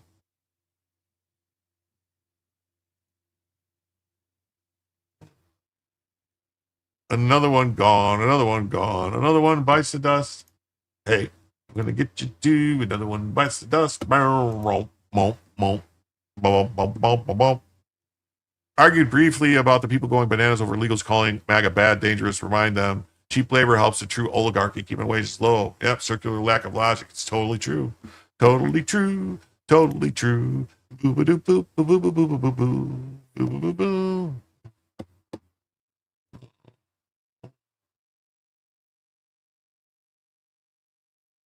Oh, okay. I'm gonna address this briefly, real quick. Just hold on a second. This guy says we should care about the humanitarian crisis in Gaza because it reflects our shared responsibility to protect human dignity. No, see, we don't have a shared responsibility to protect human dignity. We have a responsibility to our own countries and for our people of our countries, not other countries, first of all. Second of all, the crisis is happening because they fucking attacked people and took a bunch of hostages and did a bunch of crazy shit. So kind of on them, you know.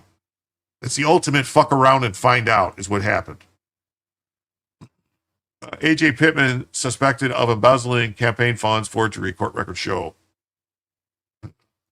Yeah, with the copy pasta, total copy pasta.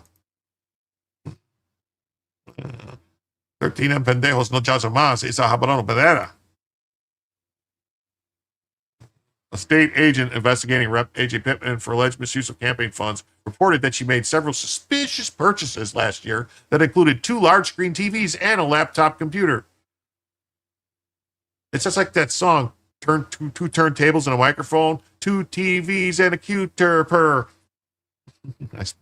Those purchases from her campaign account were further described as consistent with being for personal benefit.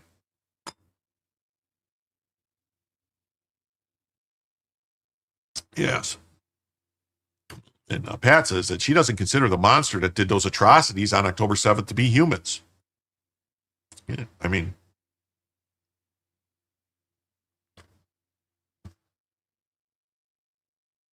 oh, wow, now look at this clown's going to say something about Jesus. If you take the position of suffering people, FFO, you reject Jesus' core teaching of love and mercy. Yeah, didn't Jesus go and flip over the tables and all that shit too? Oh, yeah. And why should the Jews care about what Jesus said? Why would the Arabs care about what Jesus said? They don't think he was God. So keep going. Keep going down that line of thinking. Because we don't play these games. We don't give any commies any fucking slack anymore. We could give a shit, you know. You were probably cheering and talking about, you care. Yeah, you were probably cheering on that Charlie Kirk was murdered, dude. Well, you're doing that? Oh, what did you say about that? Agents for the Attorney General on overseas search Pittman's state capitol office and her mother's house. The state's grand jury, Natalie May, gave the permission to conduct the searches. Jury judge. Pittman has not been charged yet. The Oklahoma City Democrat was first elected in 2018, represents House District 99. She's not made any public statements about the investigation, did not respond to any requests for comments on Tuesday.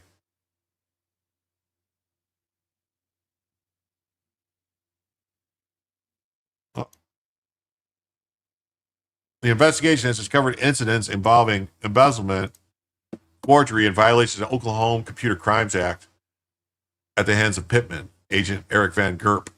What's with these names? Van Gerp? Van Burp? Told the judge requesting the searches. The criminal acts related to funds associated with her 2024 campaign. Candidates are supposed to use donations for campaign purposes such as advertising, campaign rallies, campaign signs, and campaign staff. They cannot spend the money on themselves. If elected, they can also spend campaign funds on so-called office holder expenses. Van Gerp reported he found the suspicious transactions during a review of subpoenaed bank documents from Pittman's campaign account. The agents reported there was clothing, dining, and beverage purchases that were not consistent with purchase requirements for campaign volunteers and more consistent with personal purchases.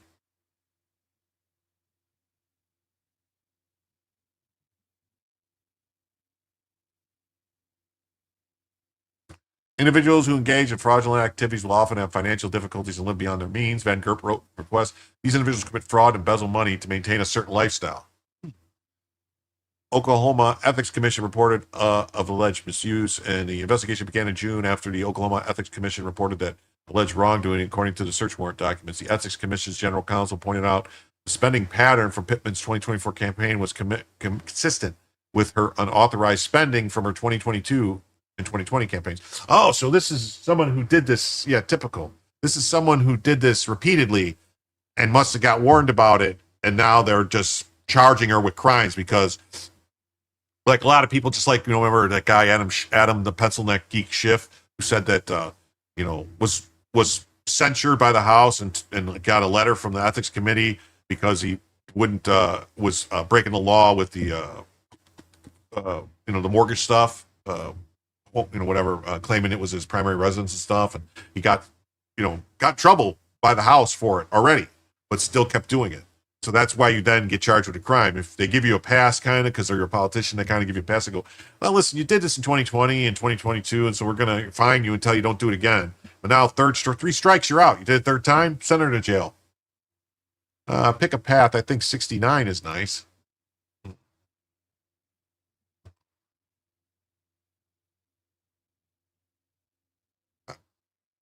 It's like, imagine John Lennon, brother. No, John Lennon was a commie fucking weirdo, and I would not take any advice from him.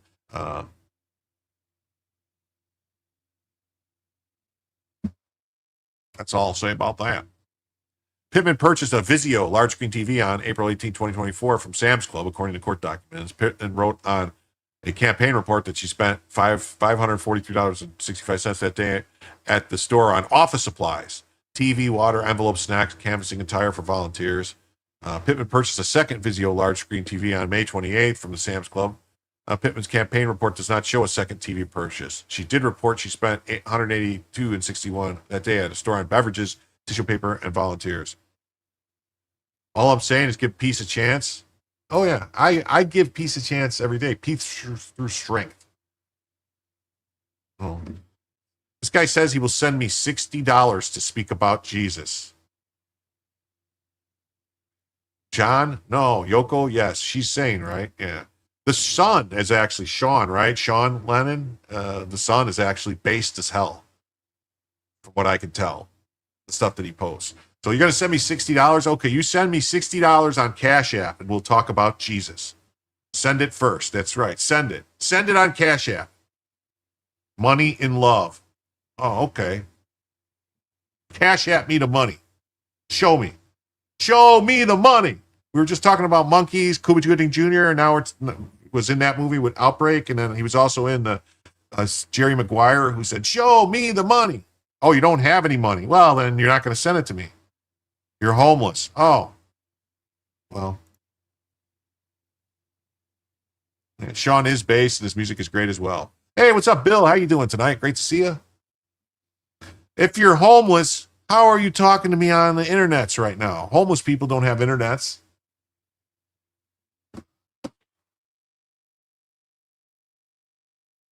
I have world peas in the freezer. Wow. Aren't you fancy? She later told the Ethics Commission that the laptop was for her campaign, Van Gerp reported. Large purchases came from the Ethics Commission, accused her in a notice of misspending her 2022 campaign funds. She reached a $35,000 settlement with the Ethics Commission in May 2024. Oh, he broke into someone's house? Elon Musk? Wait, Elon Musk? You broke into Elon Musk's house? Yeah, homeless with internet access? Yeah. I thought we shut off all those Obama phones. She admitted in a settlement to personal use of campaign funds and agreed to reimburse her campaign accounts $17,000 from personal funds. She also agreed to pay the $17,000 civil penalty to state's general reserve fund, revenue fund from personal funds. The Ethics Commission is now suing Pittman for fraud and breach of contract. She's not filed an answer to the civil case. Obama is BBC. Oh, in shelters, they can use the internet. Jim did forget about Obama phones and need for commie push to take over healthcare. Mm-hmm. Yeah. Oh, no resigning. No resigning. The Democrats don't ever resign and they don't get forced out. It's only the fucking rhinos that force their people out for getting accused of shit. She's also accused of, in a lawsuit, of falsely representing that a $2,500 deposit into her campaign's bank account in January was reimbursement payment from her. The deposit was actually a campaign contribution from Osage Nation, according to the lawsuit. What party am I? I don't know.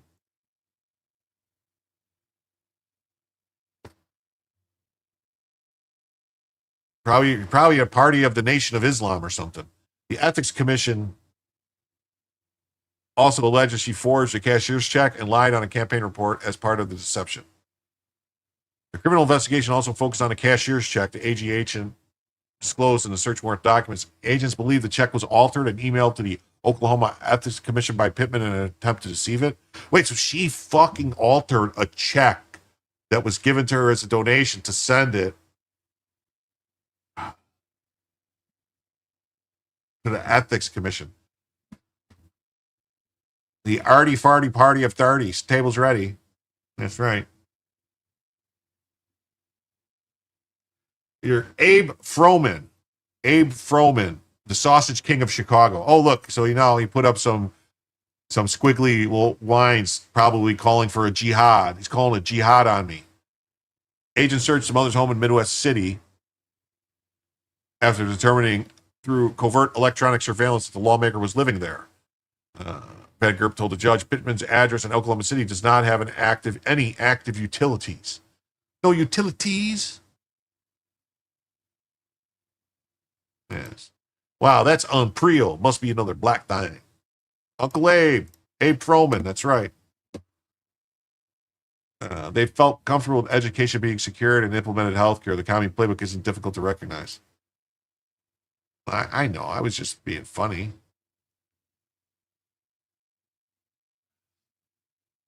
I was being super serial.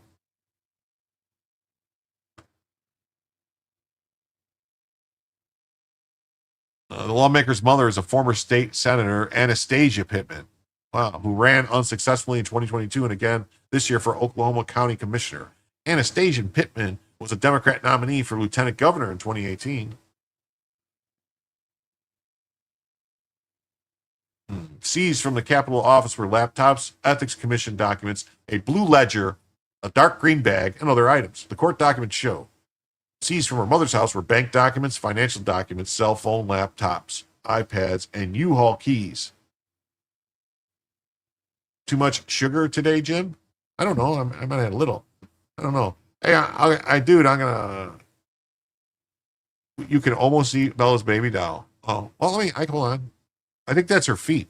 Oh, wait, no, it's under her back.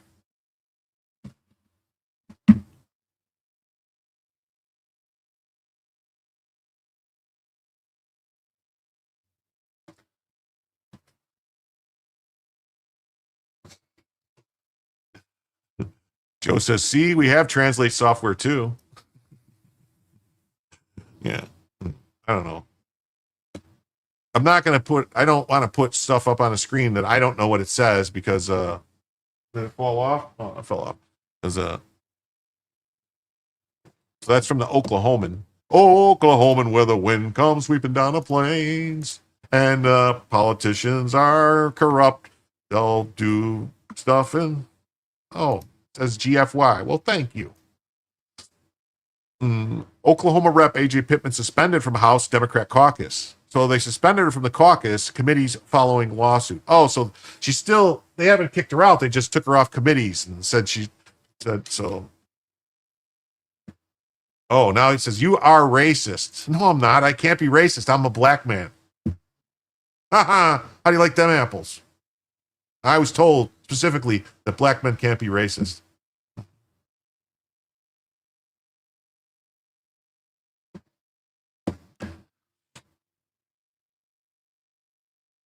State Representative A.J. Pittman has been temporarily suspended from the House Democratic Caucus and all House committees.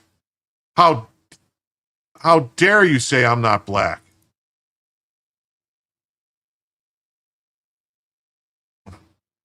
And Joe says, I am a racist and it's not illegal, so eat shit. Trumpeter says, Jim, ban him. Well, he's the only guy talking. And that's right, Gundam, I am a black lesbian. That's correct. See, Gundam knows. He's an expert. Gundam's an expert.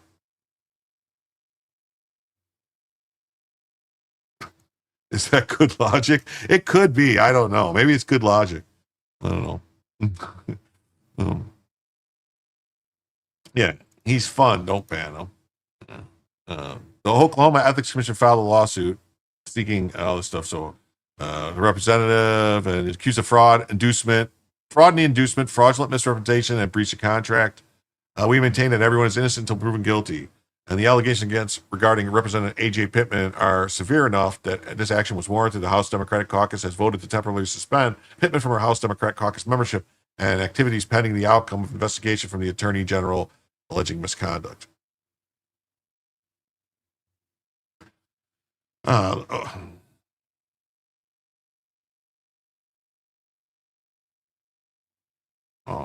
SB Farmer says there are words that white people can't say, like the N-word, and words black people can't say, like ask.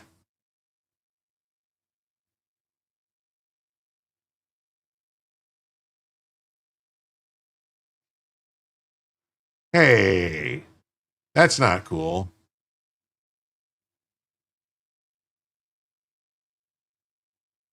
Oh, now he's going to start quoting this to look at Jim walks on day by day. Jesus helps him find the way. Jim feels lost. Jesus is near. Love and peace replace the fear. Wow. You should be a rapper with your rhymes. Lol. Ask no lies. Ask me no question. I'll tell you no lies. Also, pending investigation was conducted by the Attorney General.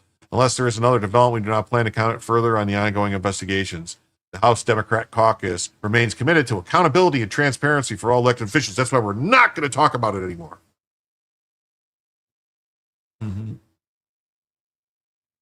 Yeah. Yeah, it's great when people hide behind religion, isn't it? And then as soon as you say something they disagree with, they go, racist! A lawsuit has been filed by the Oklahoma Ethics Commission against State Representative Pittman for false on fraud accusations. According to documents, accused of fraud and inducement was under investigation earlier this year by the Ethics Commission. According to documents, the formal investigation was in regard to her unlawful use of campaign contributions. A settlement was reached in a case in May 2024. In this agreement, Pittman admitted all the wrongdoing, said she was also admitted to inaccurate reporting of $30,000 worth of contributions.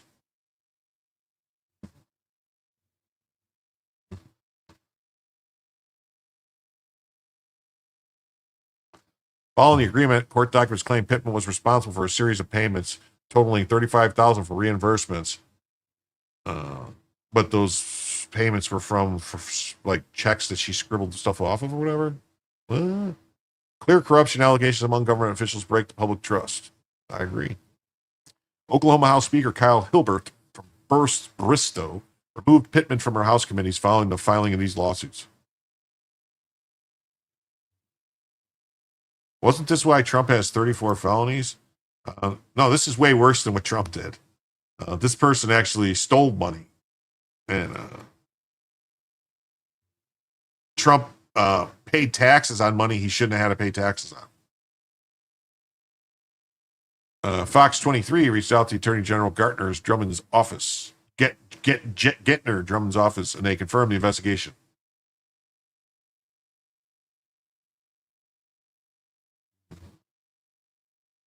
The Ethics Commission has said the lawsuit seeks punitive damages. Okay. Oh, this one actually looks like they might have. Oh, wait. Big Dan released the findings of AutoPen 100 plus pages. Gavea went a few hours highlighting it. Yeah, I saw what he did. I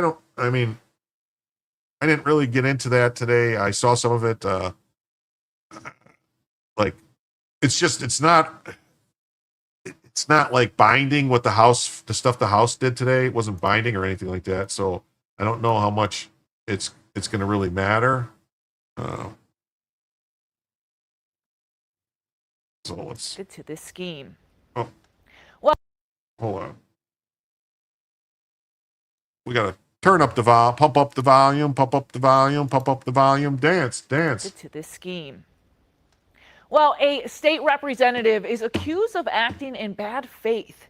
The Oklahoma Ethics Commission is now suing state rep A.J. Pittman. KOCO's Dakota Wapakichi breaks down why the KOCO. This is Democrat State Rep A.J. Pittman. She represents some parts of North and Southeast OKC. But these documents detail events that have some calling for her resignation and some lawmakers shocked. The state's Ethics Commission, a watchdog over politicians when it comes to them and their finances, went after Pittman for possible misuse of campaign funds. They and Pittman agreed to a settlement of $35,000 paid over 3 years.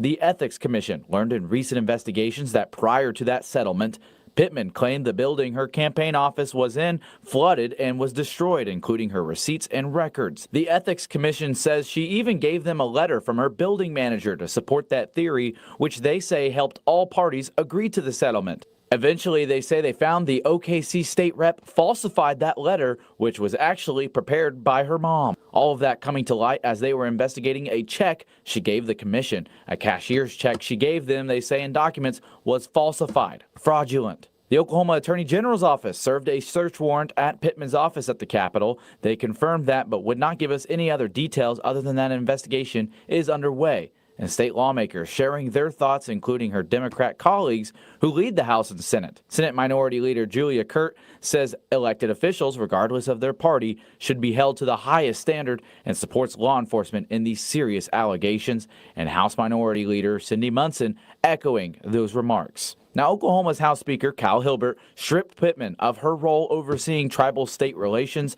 We reached out to Pittman several times for comment, but have not heard back. This is a developing story. Stick with KOCO as we bring you the latest. Reporting, Dakota Wapakichi, KOCO. Wow. Toyota Wachachichi, Chichapuchapichi. Okay, so Oklahoma state reps accused of falsifying documents. That's not good. That's not good. Oklahoma state rep is facing allegations from the Oklahoma Ethics Commission of falsifying documents. She needs her SNAP suspended, Joe says, and took me 5 seconds to determine this woman was a thief. Yeah.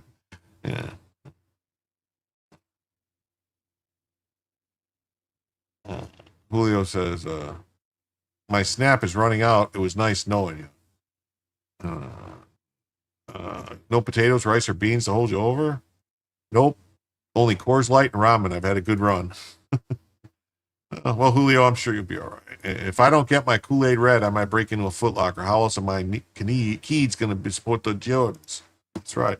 I got to help my kids. Wow, still has a job. Mom was a legislator, yeah. Leading to calls for a resignation and shock among some lawmakers. So she's the falsifying documents thing. I think here's the thing. I think the feds can come after her because if she mailed the check, that's mail fraud. That's a federal crime. And if it was electronically transferred, that's wire fraud, another federal crime. Yeah. You know, the same. Yes, that's right. She owes reparations to the horse that provided the hair for her wig. Investigate the mom, too? Yeah, I would. The commission revealed Pittman claimed her campaign office was flooded, destroying receipts and records. Ah, yes, it was flooded. She would have been better off saying that it was destroyed. The records were destroyed when Black Wall Street was burned down.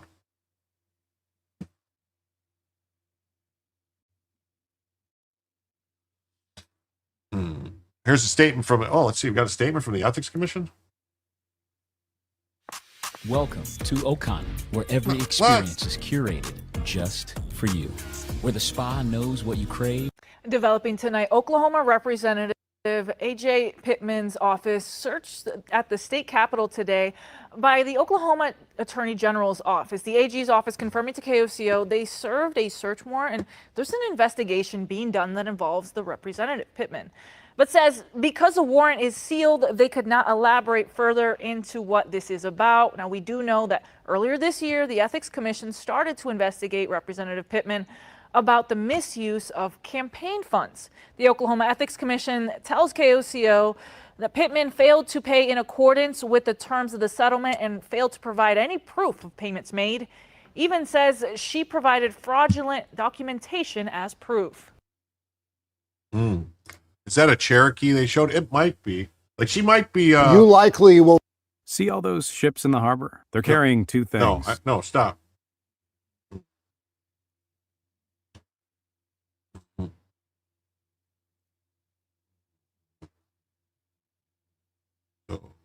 All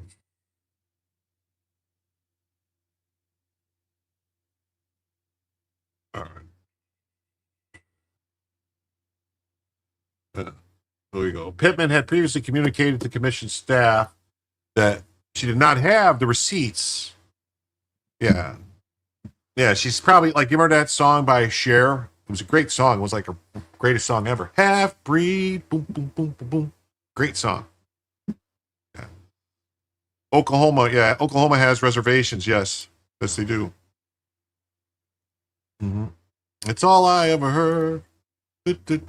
Great song, though. Cher, her best song ever.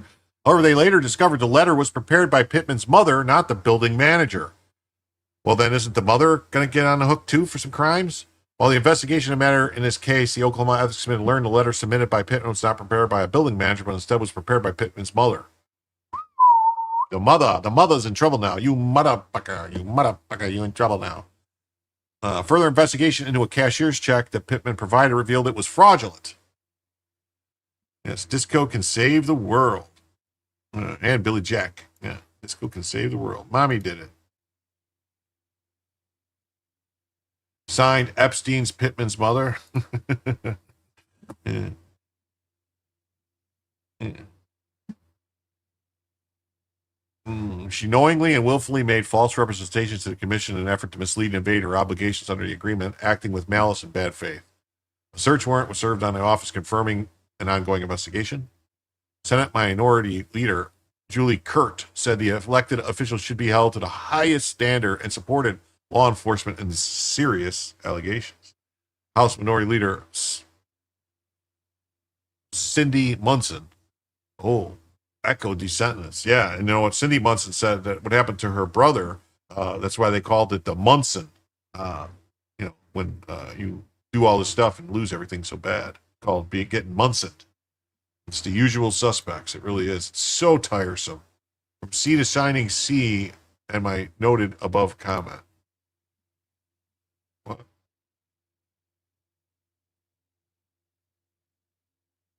Yeah.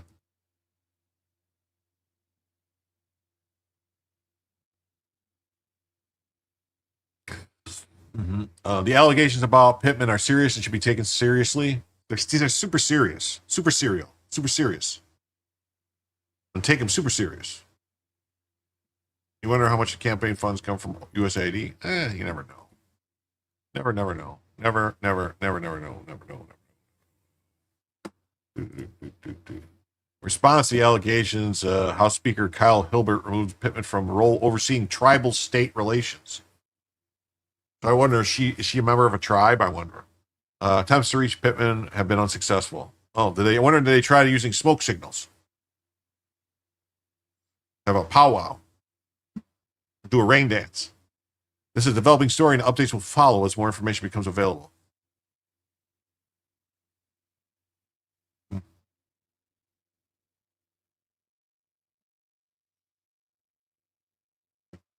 Oh, it says restart. Be back in 3 minutes. Better not talk about me. All right, when he's gone, we're going to talk about SB Farmer all the time. Yeah. So about SB Farmer, let me tell you.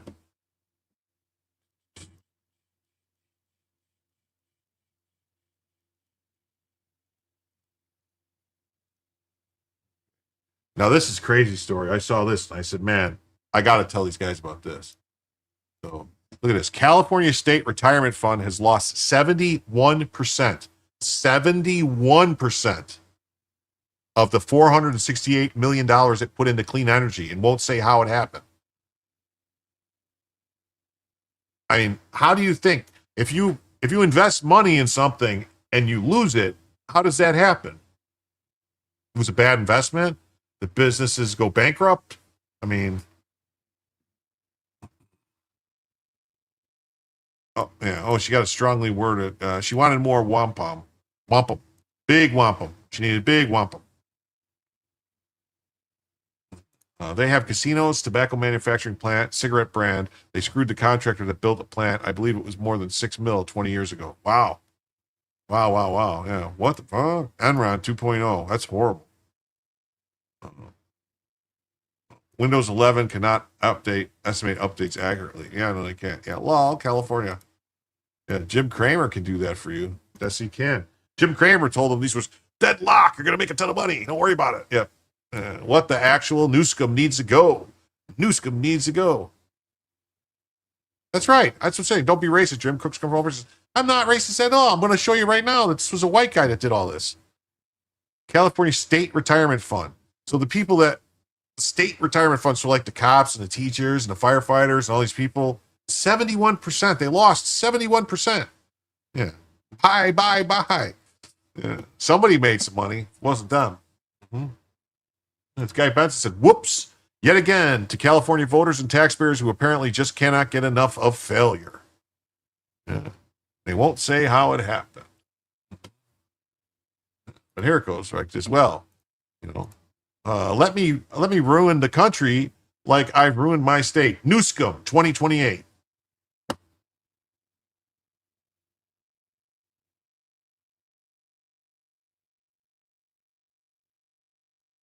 And here it is. Here's the story. Right. Newscomb is poor. No, he's not. He's trying to claim he's poor. But he's connected to the Getty family. Getty Oil.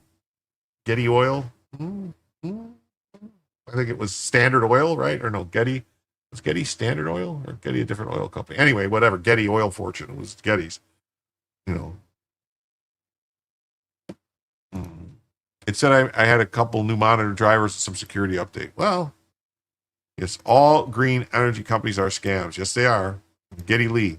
Yeah, he hangs out with Rush. I heard that Rush is going to be touring and Gavin Newsom is going to be the new drummer because he was really good friends with Getty Lee. Yes. Microsoft is a scam. It is. It's scum. Yes, they are. Yeah. Windows 11 is a fucking pain in the ass. So, yeah, the California State Retirement Fund lost 71%. 71% of $468 million.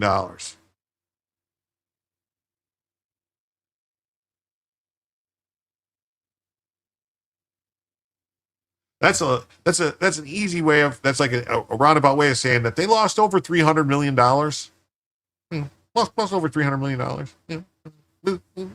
Over 300. Just over 300 million. Over 300 million. The California Public Employees Retirement System for state employees lost 71% of its $468 million investment in a clean energy and technology private equity fund, state records show, but CalPERS won't explain how. Today's Tom Sawyer's got high on you, and you're going to lose your money and the green energy kaboo.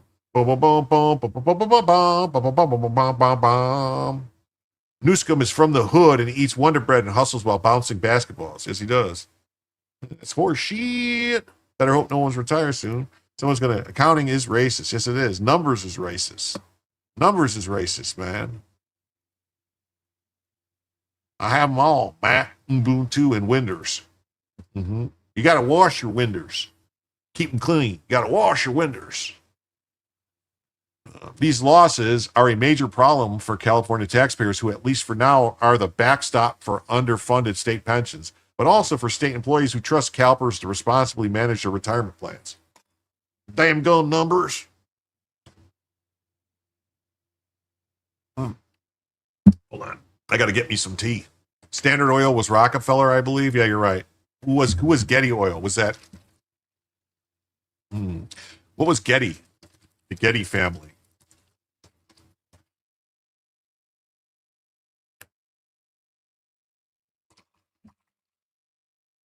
What was Andrew Mellon? Was he oil or is he just banks? I don't know. Yeah, Wonder Bread was expensive. Yes, it was. Wonder Bread wasn't cheap. I say we were eating Wonder Bread. And what he didn't say too when he was talking about the mac and cheese was he was eating lobster mac and cheese, not like Kraft macaroni and cheese. He was eating like, expensive, like fancy mac and cheese, but with lobster in it and crab and stuff.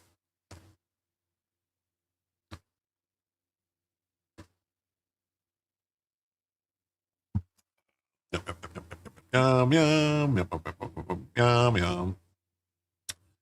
CalPERS says its pension benefits are only 79% funded, leaving the state and taxpayers on the hook for the other 21%. According to a recent report from Reason Foundation, CalPERS pension shortfall is approximately $180 billion, with a B, billion dollars. We had A&P store brand. A&P was a good store, though. It was. Wasn't that A&P? Didn't they have the Getty Oil was acquired by Texaco in the early 80s. Okay. So out of touch. No $15 artisan sourdough. Steve Rockefeller refined and didn't speculate. He left the risk to adventurers. Yeah, snap starts and another war starts. That's right. That's how it works. But didn't they A&P have the green stamps? wasn't that A&P green stamps where you had the book where you collect the stamps and then you would get stuff? There was like wasn't there a Brady Bunch episode about that where they ended up getting a ping pong table or they were fighting over what to get? And I think, did they get the ping pong table or were they wanted something else? There was a big thing over it. Okay. Yeah. CalPERS overall return. Wow. So 180 billion. CalPERS overall returns for the 2024-25 fiscal year were 11.6%, while its private equity returns were 14.3%. Its public equity investments were 16.8%. Returns were similar, so why go through all the trouble if you can get these kind of returns on the public markets? Why bother with all the complexities and illiquidity involved in private equity? Asked Mark Jaffe, a public finance expert and visiting fellow at the California Policy Center, in an interview to Center Square regarding the performance of CalPERS' private public equity interests investments.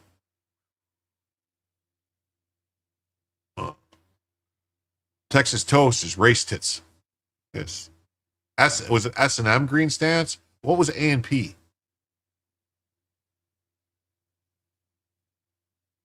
Mom used to put them in a book. Didn't A&P? Yeah, they had 8 o'clock coffee in the red bag too.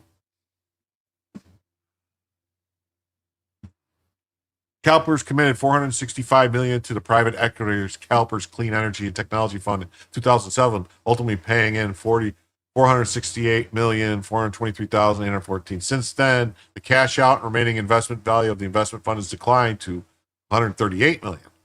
That's a loss of 71%, or more than $330 million, for which private equity firms were paid at least $22 million in fees and costs.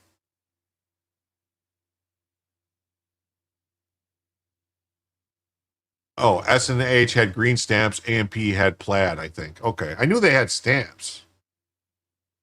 Oh, it's probably S&M. S&H. Yeah. I know there were S&H green stamps, yeah. But, yeah. I know, but I swear A&P had stamps, too. Like a different kind of stamp. Well, a bunch of places had stamps. It was just like, basically like, you know how Best Buy has rewards and all these other places have rewards and stuff where you earn cash back or earn different things. So those like the first ones were basically like, after you spent so much money, you'd get like a couple percentage points back that you could spend on other stuff, get certain prizes or whatever that they would, they didn't put a cash value. They just gave you like a number on the stamps. It's almost like basically like the same thing like when you go to the carnival or you go to the arcade and you play like skee ball and you get tickets. And then you get like all these tickets that you could get for something, but you could just buy the thing for a set amount of money instead of spending all the money on the tickets. Tickets. Yeah, they didn't farm your data though. No, they didn't do that, did they?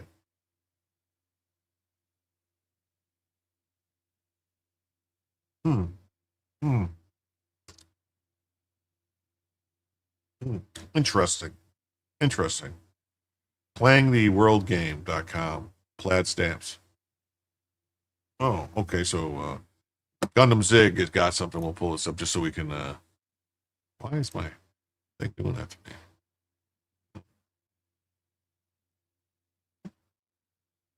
Here we go.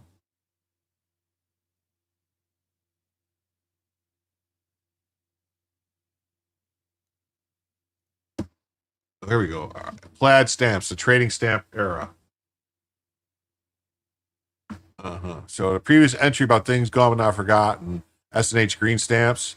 Trading stamps are incentives given out by grocery stores and gas stations the same way stores do to coupons and rewards cards today. You come to collect the stamps, put them in books, and take your books to a redemption center, exchange them for consumer goods.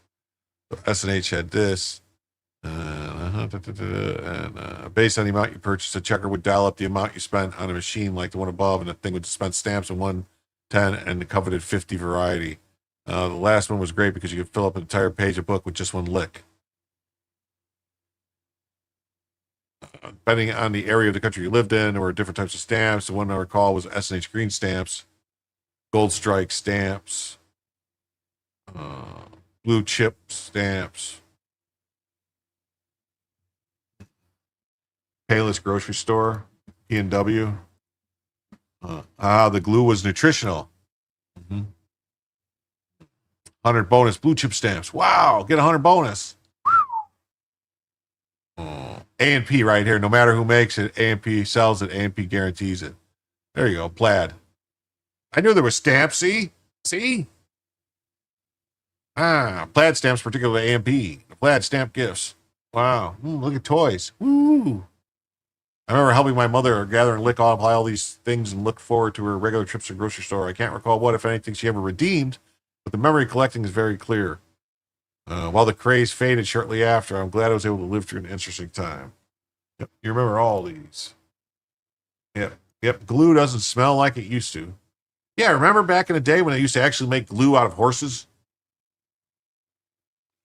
They would tell people, we're going to send that horse to the glue factory. To the glue factory.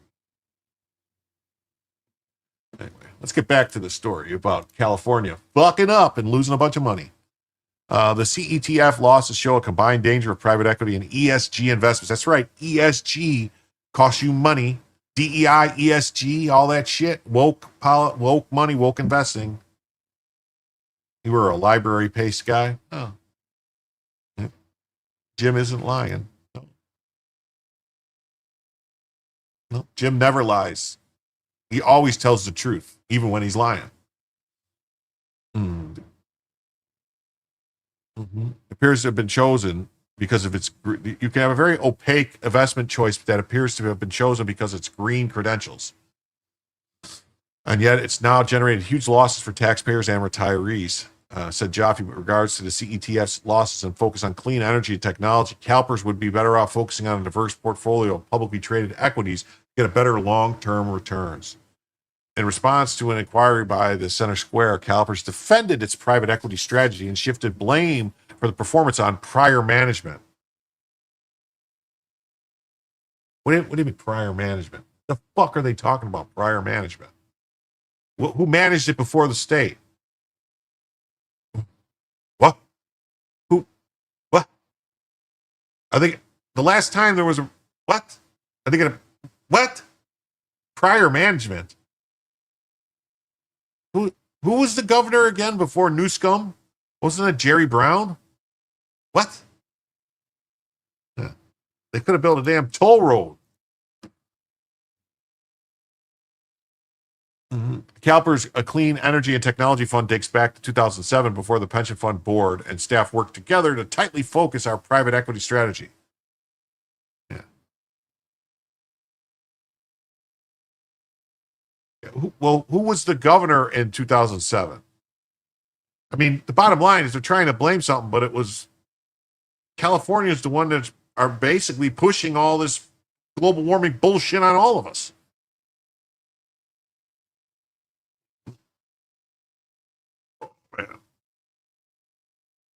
Sorry. Since then, we've diversified our investments to reduce risk and selected the highest performing asset managers and lowered fees by entering into co-investments. Since that time, 2022, we've reduced fees by 10%. Continued Arredondo. Wait a minute. Arredondo, isn't that the name of the sheriff, the chief of police that was responsible for, or not responsible, but that failed to go into that Texas school shooting thing? Wasn't that guy's name Arredondo? The private equity class has been our best performer for the past 20 years, and we believe our members deserve access to its income-reducing opportunities. Not me. I don't believe in climate hysteria. 2007 would have been Arnold? Hey, I don't know. 70s nostalgia, talk about old stamps, and also watch Starsky and Hutch, Woolworths, 5 and Dime, and Kmart next. I was into model cars, and at some point, I had to get my mother to buy the glue. Yeah. Oh yeah, that's right. They did. They made it so you couldn't buy glue. Like I remember specifically when it was like a big deal to get spray paint. Like we used to be able to go in and get spray paint for spraying our bicycles and stuff like that. It was no big deal. And then it was like, oh no, you got to be 18. I'm like, what? To make up for the pensions funding gap, CalPERS has multiplied its investments in private equity, which, at least on paper, have outperformed its other assets. I dislike winter, so I may increase my carbon footprint to do my part. I'm doing my part. Why is this working like this?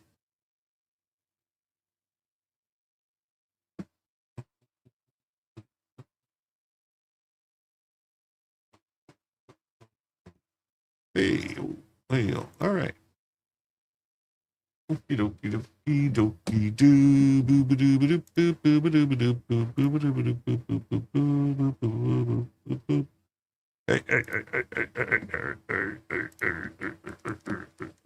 However, financial experts warn these reported gains are based on guesstimates. Unlike with publicly traded stocks and bonds that have their prices updated in real time on a public market, it's not exactly clear how much a private equity investment is worth until it's sold.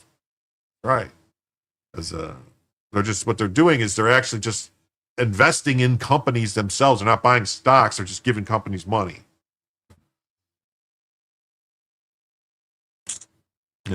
2021, CalPERS increased its private equity target from 7%, that is the portion of its funds invested in private equity, to 13%. And in 2024, they increased the target to 17%. I hope they put a bunch of money in Solyndra. Unlike public equity investments, which can be made by anyone, private equity involves buying assets that aren't publicly traded. Private equity firms generally buy large portions or buy entire companies. And so when the company goes bankrupt, you lose all your fucking money, which I think is what happened here. I bet you they bought into like Solyndra, or they bought into one of these companies that was supposed to build like a solar farm somewhere in California. They're like, oh, we'll buy the farm because everyone tells us it's so profitable and you just make all this money from solar panels. And then they lost all their money. So they try to sell the companies to another, usually a private buyer, at a profit by cutting costs and growing revenue. Yepers. Private equity managers earn fees, among other things, or money managed, and a large share of the profit over a certain level. These fees, estimated to cost CalPERS 6 to 7% per year on private equities investments, mean that these private equity investments have to significantly outperform the broader market to overcome the fees, let alone make up for the elevated risk. The Center Square filed a public records request seeking more details into the fund's losses, including management contracts with the firms invested in CalPERS and the investment made with CalPERS funding by those firms. CalPERS declined to release the information, aside from sharing already public information, citing a state law that exempting many records for alternative investments, such as private equity, from many public disclosure requirements. That's right. You heard that correct. So not only did they lose all the money or whatever, who knows where the money went, they said we passed a law saying you can't look into it. So suck an egg. The public should have the right to know how public money is being invested. This is serious transparency concern if the public doesn't have visibility on how the money, especially pension funds, are being invested and what their degree of risk. It's almost like maybe they're investing in, this is kind of what happened with the whole Teamsters pension fund when they were investing in the hotels in Vegas. Nobody knew about it. Yeah. No fiduciary required. That's right. It's the state, man. Let me guess. Those that file bankruptcy aren't struggling with personal finances. Nope. I never understood how you could sniff glue without gluing your nose closed. That's interesting. Interesting topic. Had the money been put into the CETF, been passively invested in an S&P 500 index fund with dividends reinvested, that fund would have been worth approximately $3 billion. So yeah, instead of losing $380 million of the roughly $500 million they had, if they would have just tracked the S&P 500, they would have had $3 billion. Billion. As noted by a leading pension and endowment managers, compounding interest magnifies both the benefit of good investments and the cost of bad investments. Because negative returns reduce the amount of capital for future investments, future returns have to be even higher than the losses just to break even.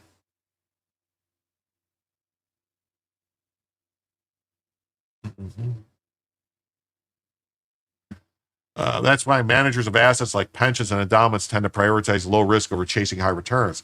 During one 14-year period, General Mills pension returns never ranked better than approximately the top quarter, nor worse than the top half, but still came in the top 4% of funds over that period because investments never lost too much money. Yeah. You don't want to lose money. All they had to do was do whatever Pelosi was doing with the investments. Yeah. I wonder how much in campaign donations these private companies donate back. Good question.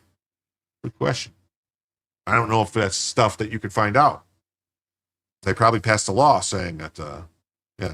Steve said there's a difference between sniffing glue and snorting glue. Yeah. There was a good song called Snorting Whiskey and Drinking Cocaine. CalPERS website for CETF listed Capital Dynamics as the fund's manager. Prior interviews with Capital Dynamics staff that reference CETF suggest the fund may have made major investments in American solar power companies in the early 2010s. Yes, I miss Woolworths, so do I. Yeah, and follow the Pelosi index. Pat Travers. Capital Dynamics plan to invest, among other clean energy sectors, solar PV photovoltaic cell projects in the U.S.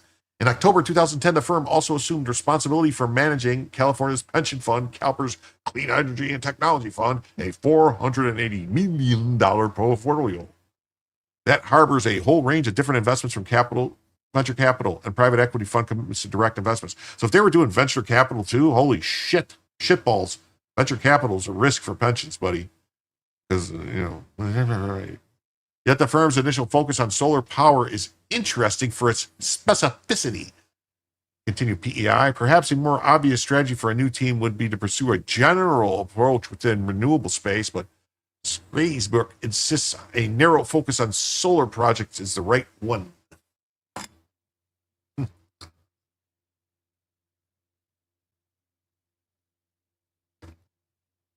All right, everybody. We've been going 2.5 hours. I want to thank everybody. Please ask you to please hit the like button. And if you haven't already, please subscribe. All right. I'm going to update the goal on YouTube because we got another hour to go here right now. We got another hour of show to go. Another hour of show to go. But the goal ended. So I need to update it for 1 hour. I need to change it to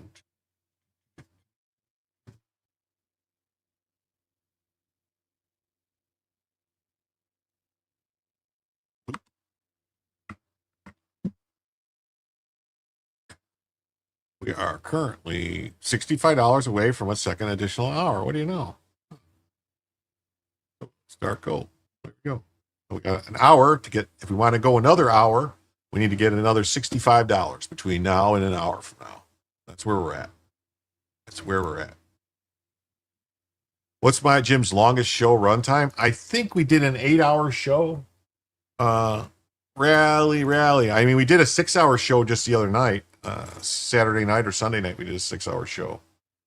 But I think we did an 8-hour show, once. I think we had one 8-hour show. Mm-hmm.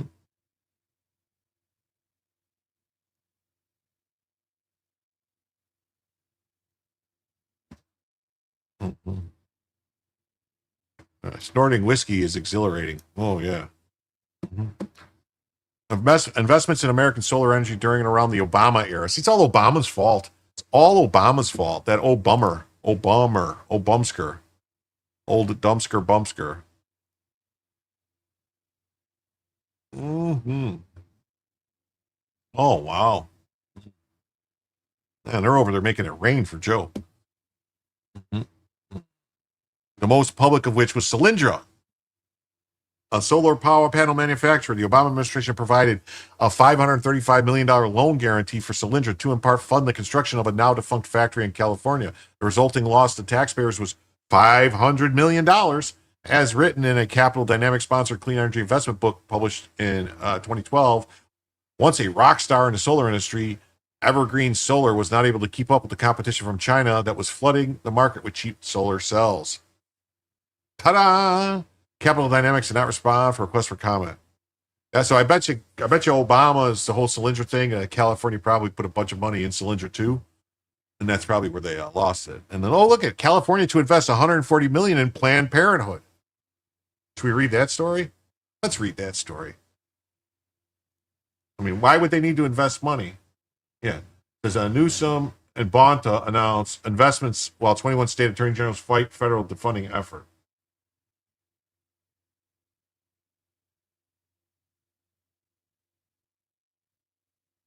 California Governor Newsom announced a $140 million investment for Planned Parenthood, while its Medicaid funds are on the chopping blocks. Bella chasing bunnies in her sleep, is she? Green new scam, yes, right. Takes your breath away and burns like crazy. Yeah. Bella chasing bunnies. Takes your breath away $140 million investment for Planned Parenthood. Well, they just really want to kill a bunch of babies over there, don't they? The state funding for the organization is meant to preserve access to what Newscomb called life-saving critical healthcare centers.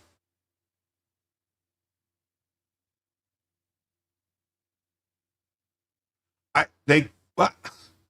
How? What?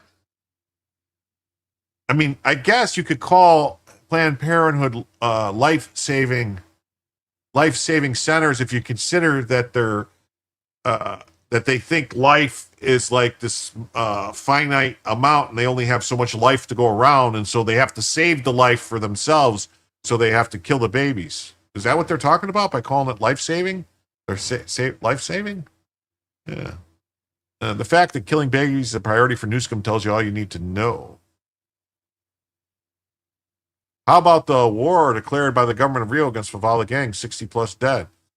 Did you not watch the first? Did you not watch the beginning of the show? Because that was like the first story, I think. I mean, I know I covered it. $10 for a G Sharkman cam. Watch me sleep. Cool. Yep. Yeah, they're funding eugenics.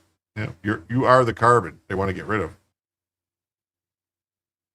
Julio says, that said, I think Margaret Sanger had some points. You were an hour late. Yeah, it's in the I think it was like the entire first hour of the show almost, man. It was like quite a bit of the show. Of the very, very big show. Very big show. Newscomb will do anything that goes against the grain. Yeah. California is a reproductive freedom state. To say reproductive freedom is another way that they fuck around with the language. Because no. Reproductive freedom means you're free to reproduce. In California, they're basically saying you're free to not reproduce. So they should be an anti-production freedom state. So they're free to kill your babies. That's the opposite of free to reproduce. That's not really reproductive freedom. It's anti-reproduction freedom.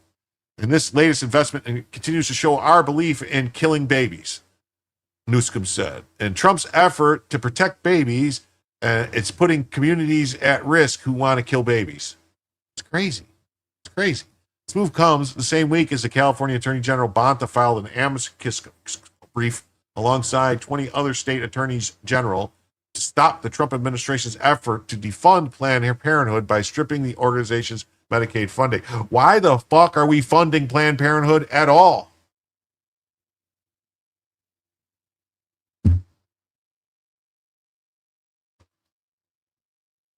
The amicus brief, which can be filed in support of a party of another in a court case, is also meant to show of support for Planned Parenthood's mission to kill babies.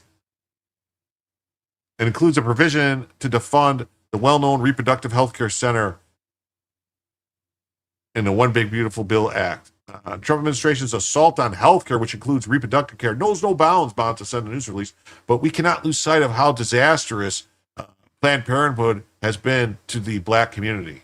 Holy shit, I can't believe you actually said that. Huh. We'll be here for the loss of vital human life when Planned Parenthood continues to decimate the minority communities in California. Oh my God. Back in the day, we used to find people to adopt your baby. That's right. Not anymore. So Newscomb wants to starve minorities by holding back SNAP and help minorities not have kids. Okay. We are a truly broken, topsy-turvy country. Yes. The defund provision that seeks to strip Planned Parenthood of its Medicaid funding aims to block that funding for organizations that provide. This is not true. You're lying. It does not aim to block funding for organizations that provide essential medical services. No. It blocks funding for places that provide abortions. Good night, chat. Jim Reese says, I'm going to check my eyelids for holes. Well, you do that. And thank you for stopping by. And please remember to hit the like button on your way out. Let's see. How many likes did we have on the damn show today here? How many likes do we have? Oh, we only had 81 likes on the show? Come on, people. There's only 84 people watching now, but at one point we had a whole heap of more probably people watching. We did. We peaked up there. We peaked up there as around 110. Thanks. Yeah, we peaked on up, sir. until somebody started streaming against me. Huh? Yes, sir. Yes, it did. Yeah. Yeah. Good night, Reese. Libtards have no moral compass. No, they don't. The definition of prohibited entity sets out the criteria and identifies people that murder babies. The parent targeting of Planned Parenthood fulfills a lifelong goal of Republican politicians of cutting funding to Planned Parenthood in an effort to punish the organization. How can they say it's a lifelong goal? I mean, Mitch McConnell's very, very old. He's been around since before Planned Parenthood even existed. So it can't be a lifelong goal. Ghetto ratio is horrible. Lick that thumbs up, people. Come on. Come on, get it. Get it. Get it. Anyway. So they're I still haven't heard anything about they're giving them money. They're just here. This whole article is them complaining. They're whinging and talking about this amicus brief. Just a bunch of whinging.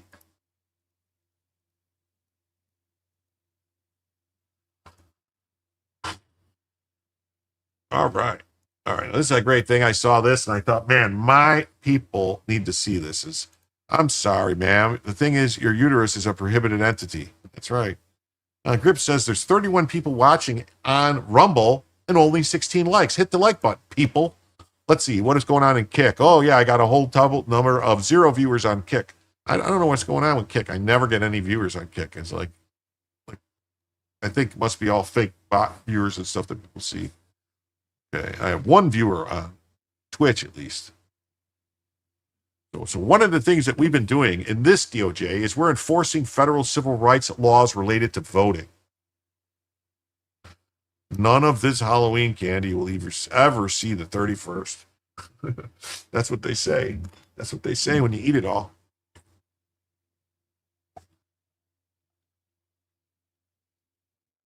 Mm-hmm. That's what they say. And they're making it rain. Okay. Mm-hmm. Mm-hmm.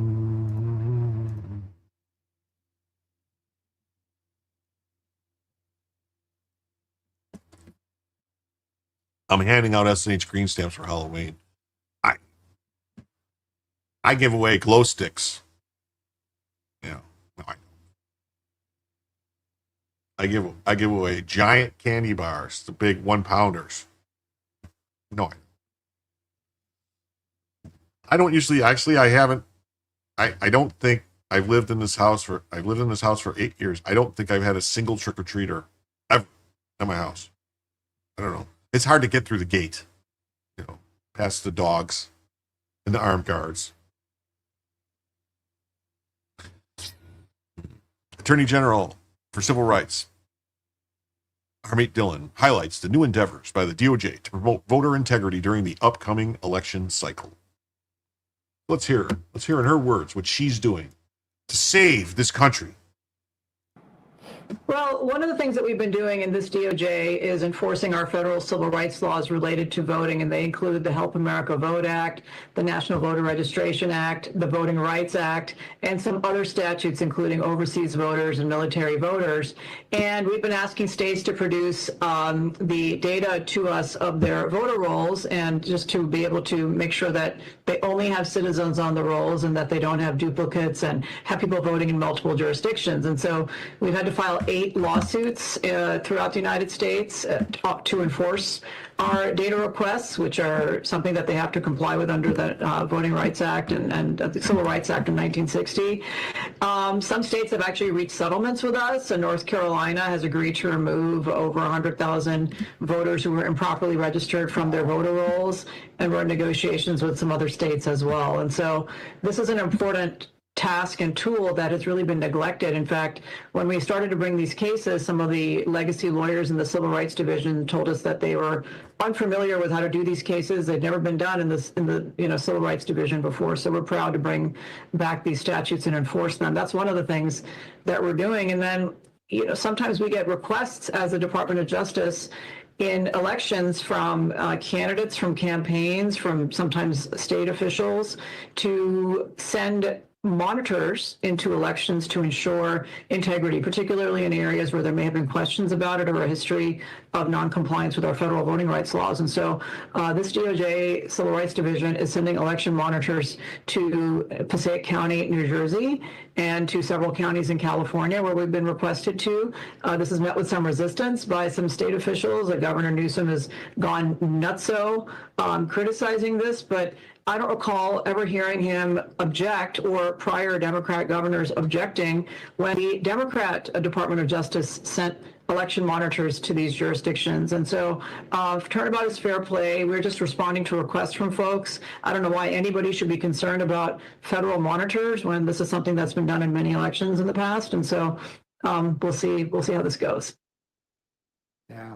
It's amazing what happens when you start to enforce the law against blue states. They don't like it. It's really interesting. Give us an update on Wisconsin. I think Wisconsin, in that letter you sent a couple of months ago, was one of the most important strikes on election integrity. If you're not going to comply, you're going to lose your federal funding. Give us an update on, is Wisconsin complying? Are they in danger of losing their funding? Who else could be in danger of losing their funder with that accountability lens that you're applying? Well, since this thing is ongoing, I'm not really going to comment on where it's going to go next, but we're very serious about it. You've seen my boss, Pam Bondi, as well, and the president. They're very firm on these issues, and I think that's really the way to go. So what's interesting is how we do so much in our country today is states think that they're entitled to a lot of federal funding, but they actually aren't. You're not entitled to federal funding unless you're complying with federal law. And so they're not used to anybody enforcing this mechanism. And the shutdown has slowed things down a little bit in terms of, we've furloughed most of our staff. We're dealing with some mission critical issues that can't be done after the election. But, rest assured that once everyone comes back, we'll be full steam ahead on all of these issues and making sure that as we approach those midterm elections that we're enforcing these federal laws. And meanwhile, as issues arise and are popping up, we are working with states and local officials, and we're working with governors, and we're holding people accountable to our federal election laws. That's awesome. That's awesome. That's awesome, isn't it, Harmeet Dillon? Demon rats do not steal elections by herding cleaning ladies, busboys, and lettuce pickers into the polling places. The DOJ in places where elections actually are stolen. That's right. Are they going to do this? Are they going to take care of this? Minnesota is currently marred by unacceptable behavior in the voting process. We know ballots were left unattended, non-citizens voting, and we have a major immigration fraud investigation going on in the city of Minneapolis. Integrity and trust in the system is not shared by Minnesota voters. Steve Simon being sued because he's unwilling to release voter rolls overshadows the problem without even more suspicions. Wait, why negotiations and not just taking them off the rolls? I'd like to know why. DOJ Civil Rights Division enforcing federal civil rights law related to voting. It's crazy, isn't it? Right. And we got some more from her. She seems just the right amount of baddie. Yeah. Where does Trump find all these non-crazy white women? Well, Harmeet's not white. She's Indian. I mean, that's not white, is it? I mean, I don't know. Is it white? I don't know. But anyway, since we were talking about what she was doing the good, this is something that I don't know how I feel about this. So I'm going to read this statement from Harmeet Dillon about the illegal alien Indian truck drivers and see what we think about it. So it says, many of you have probably seen in the news in the last few months of the two, she's talking about just the two illegal aliens causing horrific tragedies. So she's already downplaying it, that it's not a whole scourge of happenings. It's just two. There's just been two. Just two. Yeah, they're only white in the mugshots. That's right. Yeah. So, on roadways while behind the wheel. Mm-hmm. These individuals obtained commercial driver's licenses in California due to the state's absurd coddling of illegal aliens, putting all drivers and their occupants on the road at risk. There are thousands of these instances. This should never have happened. And I've discussed with Secretary Duffy, who is taking steps to end these risks, keeping everyone on the road safer. We must ensure that the American drivers can read and communicate in English for public safety. Those responsible for these tragedies must be prosecuted to the fullest extent of the law. And the system in place that allow these illegal aliens to enter our country and get behind the wheel of these dangerous machines must be completely overhauled. Unfortunately, in the fog of outrage, some are using these tragedies as an opportunity to attack law-abiding Sikhs and Indian origin drivers simply because of who they are. Many of these law-abiding Sikhs and Indian origin Americans are hardworking and patriotic. Most were born here or immigrated here lawfully.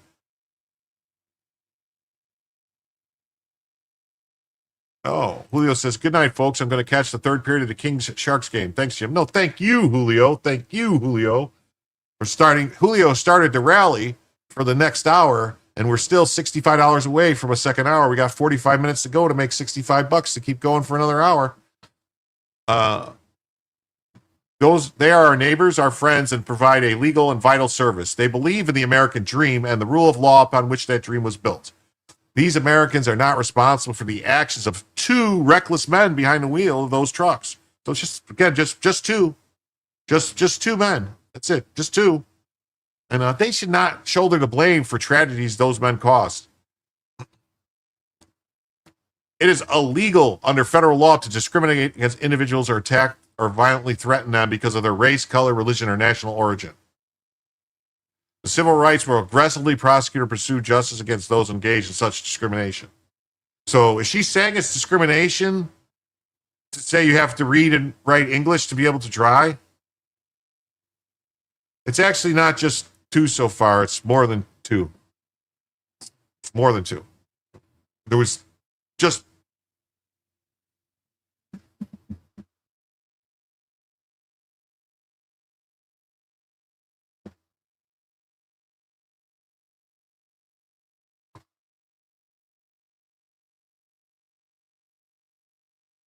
So, yeah. So, I don't know. I mean, it was just another one just a day or two ago. It's been happening a lot. It's been several, like at least once a month. It's on multiple occasions. The civil rights will aggressively prosecute and pursue justice against those engaged in such discrimination. Targeting other Americans because of their race or religion is antithetical to our values as a nation. I urge all of you, my fellow Americans, to act with reason. Those responsible for these tragedies must pay for the misdeeds. So too should the state of California for enacting reckless policies. But innocent, law-abiding citizens and workers of all backgrounds are entitled to protection of federal law, and we will protect them. Thank you.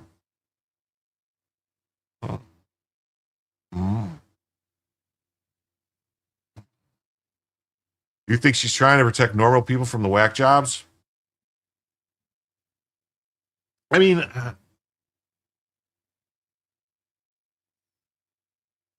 this sounds almost like, I mean, I don't know. Maybe it's my, I don't know what you want to call it, my spidey sense tingling about woke DEI crap, but it sounds pretty similar to what Mandami said about, his aunt was, that his aunt was which we know was a lie about his aunt didn't exist, but Muslims were the real victims basically of 9/11 because people gave them dirty looks for, what happened on 9/11. So let's check out this story from CBS News. Oh, look at Paramount Plus. Ooh, Mayor of Kingstown. Yeah. Good show. Jeremy Renner.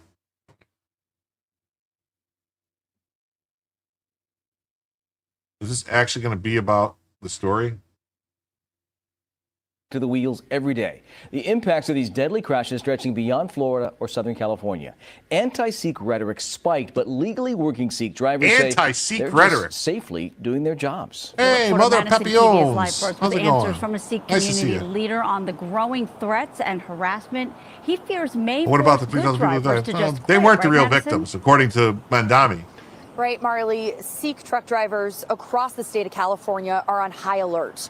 They're the backbone of this industry, and when you look at the West Coast, they make up nearly half of all drivers. That's according to that industry leader based right here out of Lathrop. But after those two deadly crashes, many are left worried and wondering if they should keep driving. And I get so many calls from the drivers that they're being yelled at, they're being called names, this and that. I mean, you name it. The roadway risks for Sikh truck drivers is growing, heightened by 2 deadly crashes where undocumented Sikh drivers have been accused of causing the chaos in just 3 months. I'm not defending anyone. I mean, if anyone did mistake, they should pay for it. They should serve whatever they did. But don't punish everyone just because of one person. Raman Dhillon is the CEO of the North American Punjabi Trucking Association, made up of more than 2,000 members. He's been in the business for 3 decades, but these incidents and the political back and forth that's followed have even seasoned drivers worried. Do your drivers feel safe leaving California? Absolutely not. They are not feeling safe. A lot of good drivers, a lot of people that we work with every day, a lot of people that they are taking care of their families. They're doing the things right, but they are fearful right now. They are very fearful. At a truck stop off of I-5, we set out to talk to drivers about their experiences.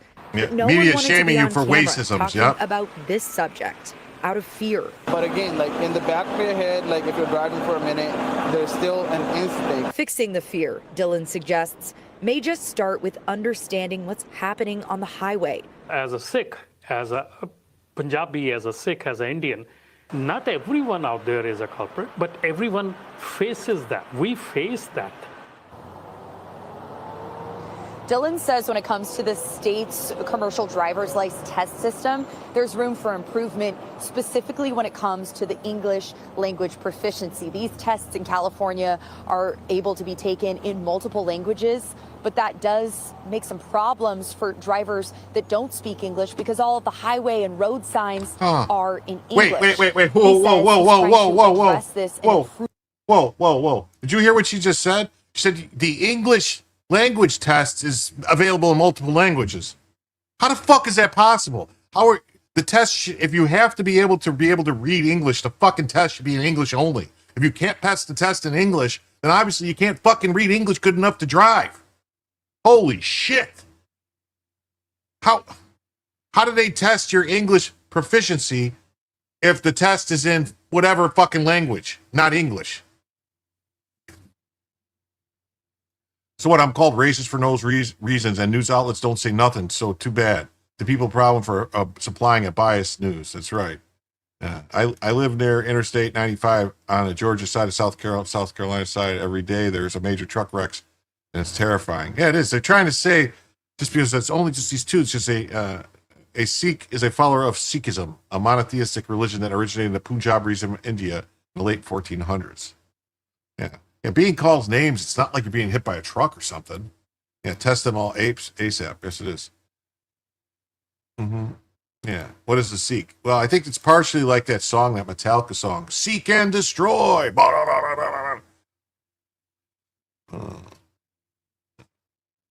Lethal trucking. Yeah.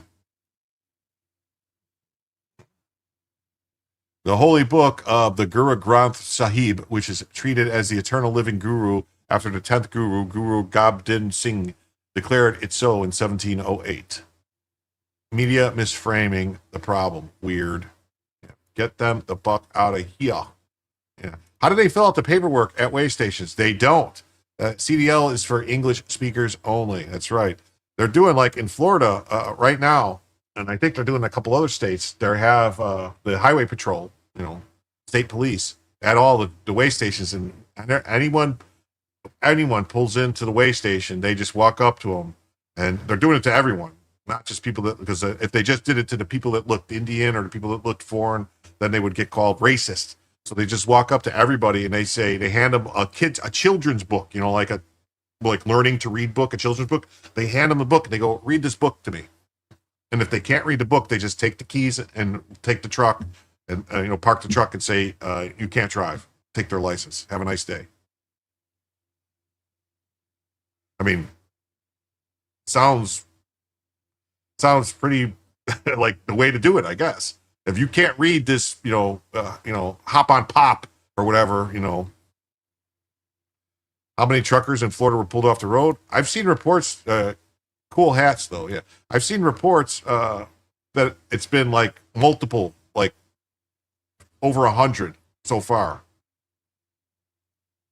They can't use the immigrant claim they use in the CDL industry like they do in agriculture. CDL drivers make great money.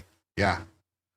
Yeah. And I'm going to tell you something. I have a feeling what's happening too, and I've heard this report, and I'm going to try to look more into it, is I don't know if anyone remembers what they used to do with like the Dunkin' Donuts or like the delicatessens, the small stores, like the little liquor stores and stuff. They would get exempted. So there were more than 100. Did they have to kill someone? I guess until there's 65,000. They know there's 65,000 from Chicago. California alone that don't meet the standards. They know that for a fact. That's 65,000 California CDLs that people can't read and write English. Tell me something. What's up, Salty? How's it going? Nice to see you. We could save a lot of money by just doing everything in English only. Yeah. If they just had the driving, all the paper driving tests in English only for CDLs, I mean, why not? If you have to be able to read and write English, read and speak English to have a CDL, why would the test not only be in English? Yeah. I know the missing, she said the English test is given in other languages. Her golf ball garden hose game must be superb. Yeah. It's crazy, right? She said that. 7-Elevens in California. Anyway, yeah, back to what I was saying. So 7-Elevens and all these things were owned by like Indians and different, Pakistanis and all these stuff were coming over. And because they were some kind of thing where they got like interest-free loans from the government to open the businesses. And then they got like, they didn't have to pay taxes for so many years on the business because they were immigrating and open this business and all this stuff. And then they would pass it on to a different family member. I'm hearing that they're doing the same thing now with the trucks, because a truck is like a $250,000 to $500,000 for the semi, for the tractor. So I heard they're doing the same thing, that they're offering like, that's why the amount of them was Apu Sikh? Yeah, Apu in The Simpsons was a Sikh.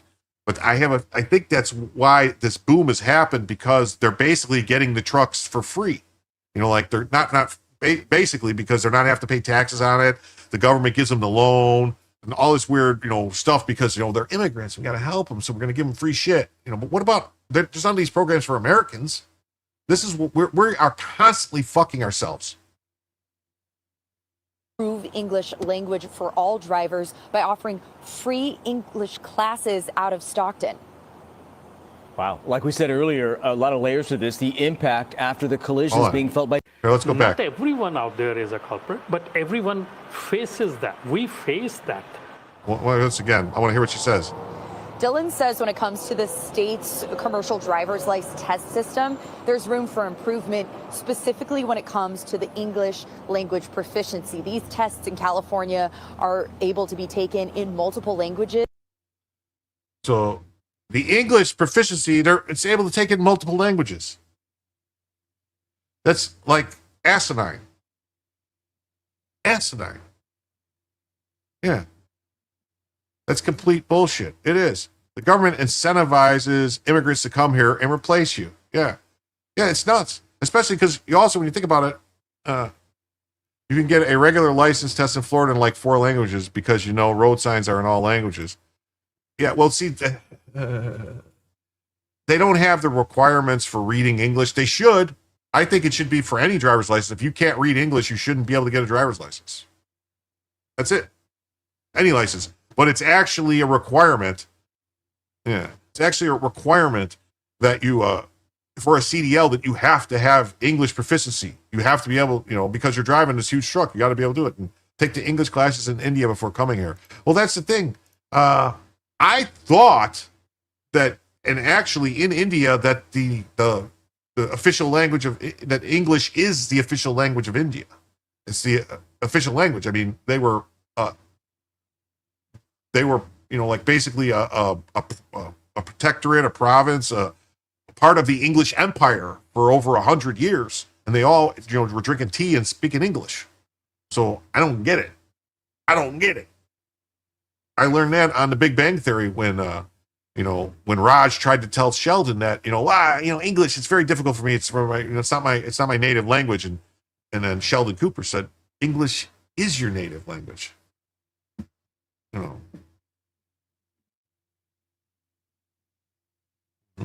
It's like a ham license. You can know the answer or not know the answer. Yeah. They speak English in India. Yeah. Yeah. Huh. So why are these people coming from these Indian Sikhs coming and they don't speak any English? Crazy. It's a crazy.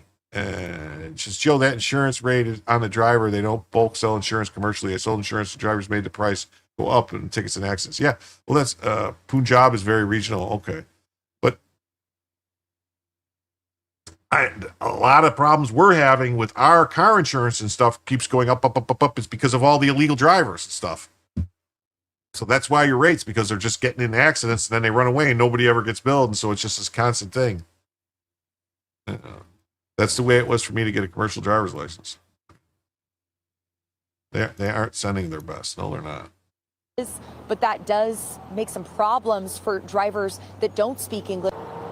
Dylan says when it comes to the state's commercial driver's license test system, there's room for improvement, specifically when it comes to the English language proficiency. These tests in California are able to be taken in multiple languages, but that does make some problems for drivers that don't speak English. Yeah. So it's problems for drivers that don't speak English. They're not supposed to be able to get the fucking license. Don't you understand that? Holy shit. Wow. Oh, we got this story. 4 senior DHS and Trump administration sources, a mass removal of ICE leadership around the country is underway, with up to 12 ICE field office chiefs being removed and reassigned in an effort to increase deportation numbers. That's right. We got to bump those numbers. Those are rookie numbers. We got to bump those numbers up. Yeah, different definition of DWI. Yeah, driving while Indian. Yeah, lol. I'm told the move is spearheaded by Corey Lewandowski, and a handful of the ICE chiefs will likely be replaced by Border Patrol and CBP officials, some of whom will be handpicked by aggressive and controversial Border Patrol Commander Greg Bovino. Oh, he's controversial because he wants to do his fucking job. I am told some of the ICE leadership removed from their position include the ICE field office directors in, look at this, Los Angeles, Phoenix, Philadelphia, Denver, El Paso, San Diego, Seattle, Portland, and New Orleans. The Border Patrol officials taking over ICE leadership positions would be extremely significant, as Border Patrol and ICE do different things. And I've done numerous ride-alongs and embeds with both. Generally speaking, ICE typically conducts very targeted operation, largely going after criminal illegal aliens or those with deportation orders, but almost always knowing who they are targeting for arrest, often conducting surveillance to learn their schedules before and waiting hours before arresting them if needed. Seems like we're wasting a lot of fucking time and money to get these people out. Our insurance is going up because of lane divergence, self-driving, backup cameras, all the fancy stuff on cars is expensive to repair. Huh. Okay. Border Patrol under Trump 2.0, while sometimes doing their own targeted operations, has been extremely aggressive and has been at the forefront of some of the most controversial immigration enforcement operations we've seen so far. Carrying out roving patrols in Los Angeles, Chicago, etc. No, they haven't. This guy's lying. They have not done roving patrols. They know who they're looking for. Often at a Home Depot, car washes, flea markets, leading to a handful of federal judges around the country issuing injunctions against them. The majority of the viral videos you've seen online are Border Patrol agents, including the use of a Trojan horse-style Penske moving truck at a Los Angeles Home Depot in an operation organized by Bovino. ICE often gets blamed for what Border Patrol does, as the media and activists can't tell the difference between federal agencies. And everyone is called ICE. And I'm told there's growing concern about the political and PR fallout associated with some of the roving patrol Border Patrol conducting as lawsuits continue to stack up and midterms approach. Get them out faster. I'm told there's significant friction between different wings of DHS and the administration, with Borders Czar Tom Holman and ICE Director Todd Lyons preferring to prioritize targeting criminal aliens and the worst of the worst and those with deportations orders, while DHA Secretary Kristi Noem, Corey Lewandowski, and BP Commander Bovino prefer to use aggressive tactics to arrest anyone in the U.S. illegally. Arrest everyone in the U.S. illegally is the answer. And I just want to say, like, there should be no problem here with that. They're saying there's friction. Kristi Noem is the Secretary of Homeland Security. So if she says it's going to be some way with all these DHS agencies, unless the president overrules her, it's that fucking way. None of these other people have her power. All these people are under her. So to say like, oh, Kristi Noem and these people want to do it this way, but these people say do it this way. No. Kristi Noem is in charge of DHS. So whatever she says, they got to do. Yeah. Including but not limited to criminals. So, they're using aggressive tactics to arrest anyone in the U.S. illegally. Yes. Including but not limited to criminals to ramp up deportation numbers and achieve President Trump's promises of mass deportations. I'm hearing from both sides on this friction. One senior DHS official tells me, I started with the worst of the worst, knowing every target they are hitting. But since Border Patrol started in L.A. in June, we've lost our focus, going too hard, too fast with limited prioritization. It's getting numbers, but at what cost?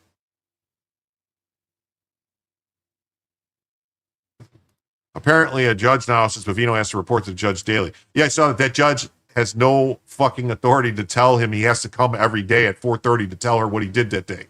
That is beyond fucking ridiculous. Beyond. Like, why they haven't appealed it? I mean, what is going on? How are you letting this happen? That she's ordering the head of Border Patrol to come into her courtroom every day at 4:30 and explain what you did today. What? That is nuts. Nuts. Okay. Yeah, where is the appeal? That's what I'm saying. Where is the appeal? Border Patrol agents I've talked to defend their tactics. One telling me, what did everyone think mass deportations meant? Only the worst? Tom Homan has said himself, anyone in the U.S. illegally is on the table. That's right. It's quite a situation as both sides are on the same team and we've got the same goals, but different perspectives on how to get there. Another DHS official confirmed the personnel changes to me on a deep background, adding that the moves are based on performance and doing what is needed to achieve the best results. Official statement to Fox News. While we have no personnel changes to announce at this time, the Trump administration remains laser focused on delivering results and removing violent, criminal, illegal aliens from this country. Yeah, make sure you hit the like, follow, subscribe, hit the thumbs up and all that stuff. And keep in mind, people, that we've been going for 3 hours now. 3 hours of show.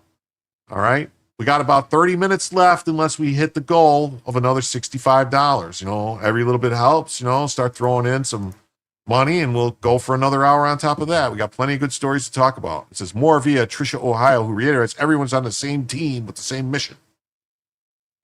This is one team, one fight. President Trump has a brilliant, tenacious team led by Secretary Noem to deliver on the American people's mandate to remove criminal aliens from this country.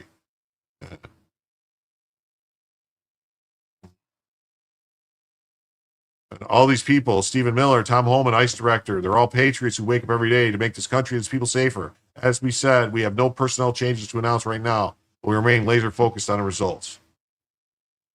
And then this is the Washington Examiner. Trump administration quietly purges ICE leaders in 5 cities, sources say. Sources say? You don't say, sources say.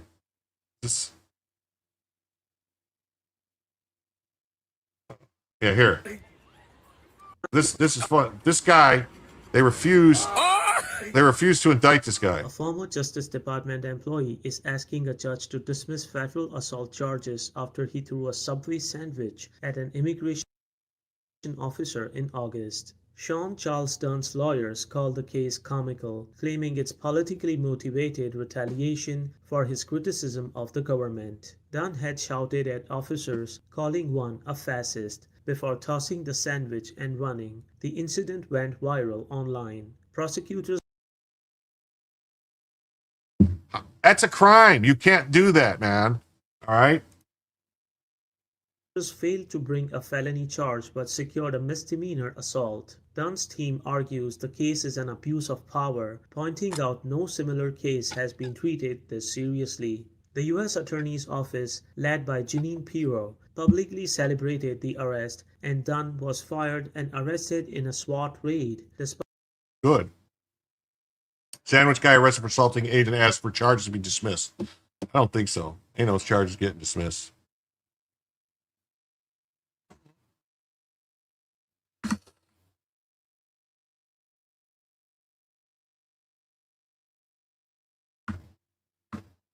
So this says, Trump administration has begun to purge ICE and Immigration and Customs Enforcement officials. Those buns could be hard. But it doesn't matter what it is. you know, you're not allowed to assault or batter an ICE agent. It doesn't the law says any unwanted touching. Did he say hit me with the sandwich? In 5 major cities, they're going to purge them and fill some of the top posts with senior Border Patrol agents who will take over interior immigration enforcement in those regions, according to 5 sources familiar with the matter. ICE leaders in Denver, Los Angeles, Philadelphia, Phoenix, and San Diego were relieved of their jobs and moved to other posts within the federal agency last Friday.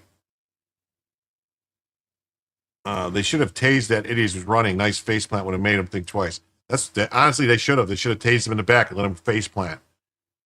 Over the weekend, Department of Homeland Security quietly started overhauling how it carries out mass deportation operations in the hopes of netting more arrests and ratcheting up its flashy, high-profile deportation campaign. The 5 cities are believed to be the first, and more to come across ICE's 24 field offices nationwide. One official with first-hand knowledge of the plans, who asked to speak on the condition of anonymity, said the plan goes far beyond the 5 cities. It's a lot more. A total of 5 sources said the 5 field office directors have been relieved of their duties and sent to other parts of the country to work. DHS has plotted to fire all 5 field office directors, but relented amid pushback from ICE Director Todd Lyons, who pleaded that they could not be terminated. Well, then maybe Todd Lyons should be terminated. The administration wanted all these guys fired, and Todd stepped in and said, let's move them all to headquarters. Chrissy Noem said would have the final say in personnel matters at ICE, and the DHS did not comment on her role in the personnel changes. I personally think this is being pushed by Noem and DHS Senior Advisor Corey Lewandowski because they don't like White House border czar Tom Homan. What? I would think Tom would have to say, no way, the second official said. A decision to replace top federal employee from one agency with employees from an entirely different agency is unprecedented. No, it's not. They're all federal employees. It doesn't matter. It happens all the time. You just move them around. That's all. Just move them around a different agency. You know, there's no need to lie and say this stuff. You just move them to a different agency. That's all. Do the same job. I mean, I don't even know why we have all these different agencies. You know, it would be nice if maybe we just, you know. The DHS had initially dispatched Greg Bovino, who oversees the Border Patrol's El Centro, California region, to help with immigration arrests in Los Angeles, Chicago, and Portland since the start of the summer. Bovino has become the face of Trump administration's crackdown on crime for his aggressive style, leading Border Patrol agents in a parade down the streets of Chicago business district and standing face-to-face with fire-free rioters and protesters. It wasn't a parade. They were walking through the streets, talking to people. People were shaking their hands, saying, thanks for being here. Now, the second official explained Bovino is not viewed as the exception to the norm, but the new standard for what is coming to ICE. The 5 officials pushed out of their posts were the Denver Field Office Director Robert Goudian, San Diego Field Office Patrick Diver, Phoenix Field Office Director John Cantu, Los Angeles Field Office Director Ernesto Santa Cruz, and Philadelphia's Acting Field Office Director Brian McShane. All 5 did not respond to requests for comments. In Philadelphia, ICE's Homeland Security investigation official, not Border Patrol, will take over from Ms. McShane. The DHS, ICE, and Border Patrol have not announced any personnel changes as of Monday afternoon. Since President Trump took office, wow, I'm losing a lot of people here. President Trump took office, his administration pushed for a high level of arrests and deportations. At present, the Trump administration anticipates hitting 600,000 deportations by January. A lot more than that. I mean, let's put it seriously. Dwight D. Eisenhower was able to get 600,000 people deported out of the country in 3 months. We didn't have all this technology. We didn't have all this stuff. But then again, it wasn't a bunch of courts trying to fight him all the time. There wasn't people suing and doing all this crap. It was just nobody said shit. And he got the military and they went and rounded the people up and just chucked them out of the country. In May, White House Deputy Chief of Staff for Policy Stephen Miller pushed ICE to arrest 3,000 immigrants per day. No, he didn't. He said they have a goal of trying to get to 3,000 illegal aliens arrested a day, not immigrants, illegal aliens, illegal alien invaders, which would work out to more than 1 million arrests in a year. Good. Should be 5 million arrests. Get them all out. Arrest every one of them. In a heated exchange at ICE's Washington headquarters between Miller, Noem, and ICE leadership in May, the administration officials berated ICE for not doing more to arrest illegal aliens. But those figures have been impossible to achieve as ICE has simultaneously focused on arresting the worst of the worst after a one-by-one process. Oh, yeah. That's great. Yeah, we just go for this guy and go for this guy. No. You go get the illegal aliens and get them out, baby. Bum, bum, bum, bum, ba-da-da-da. ICE out, ICE, baby. Now DHS is bringing in regional chiefs and supervisors normally stationed at the nation's border to carry out immigration arrests inside the country. Normally, Border Patrol's authority only extends 100 miles into the U.S. from the border, though it's not clear what jurisdiction agents have to be enforcing immigration law in cities. Well, how close is the city to the border?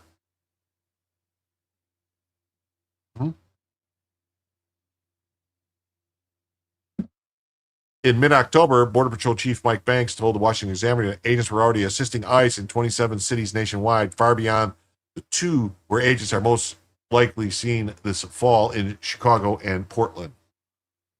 DHS, ICE, and Customs and Border Patrol did not confirm or deny personnel changes. While we have no personnel changes to announce at this time, the Trump administration remains leader. We saw that. Join the conversation.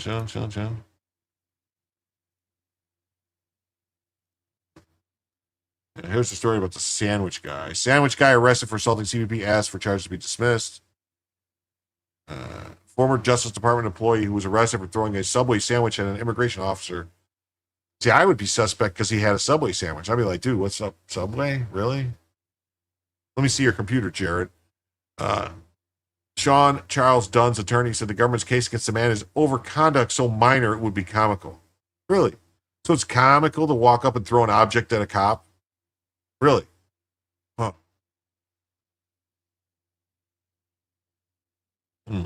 Anyway, is what it is. Let's see. All right, next story. Here we go. The Senate just voted to overturn Trump's tariffs on Brazil. With five rhinos joining with the demon rats. Rand Paul, go fucking figure. Scumbag Rand. Susan Collins, well, she's basically just a Democrat with an R next to her name. Mitch McConnell, the fucking turtle scumbag. Lisa Murkowski, another Democrat. And Tom Tillis. Go figure. Tom Trump hater Tillis. Thankfully, we get to replace two of them with MAGA senators when they retire next year. That's right. Mitch McConnell and Tom Tillis are both gone. They will be replaced with MAGA. MAGA. MAGA, MAGA, go. MAGA, giga, go.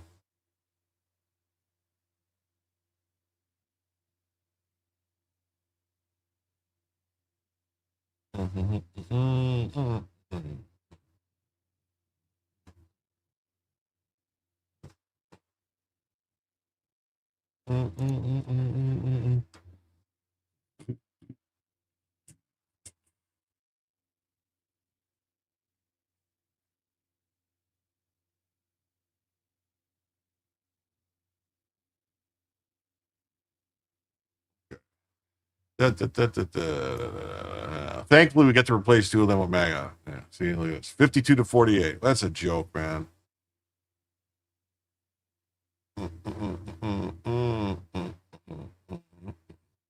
Rand Paul is becoming the most reliable Democrat in the Senate. The only thing Rand Paul accomplished involved is obstructing Trump. Changed my mind. Yeah. All for show, the rhino almost passed the House and POTUS would veto it. Disgusting and disappointing is how we will remember Rand Paul, Collins, Murkowski, McConnell, and Tom Tillis. Brazilian President Lula says Trump guaranteed trade deal with U.S.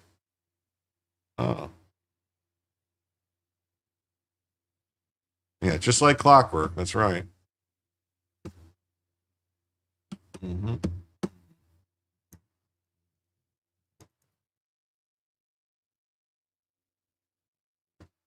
This town hall says 4 Republicans, but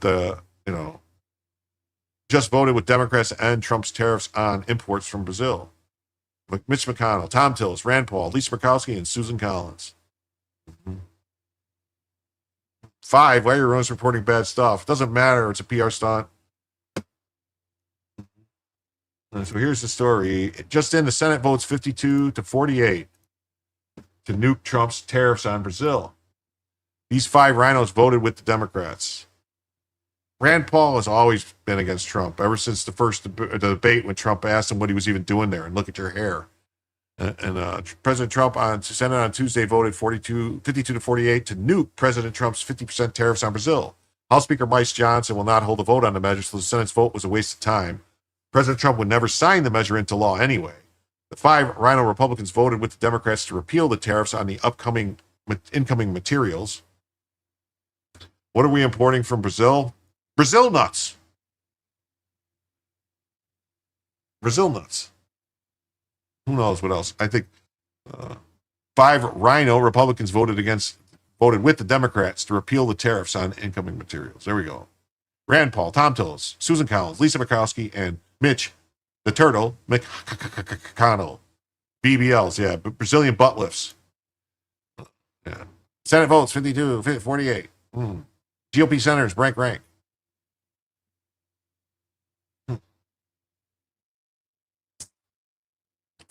Earlier this year, the Senate voted to nuke President Trump's Canada tariffs.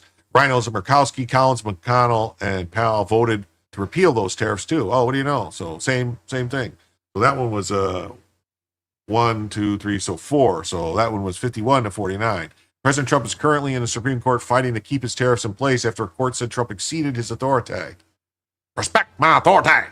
Last month, the U.S. Supreme Court agreed to fast-track Trump's tariff case. In May, the Court of International Trade New York said President Trump exceeded his authority to impose tariffs under the International Emergency Economic Powers Act of 1977. Really. The DOJ immediately appealed, and a federal appeals court ruling on Trump's tariff.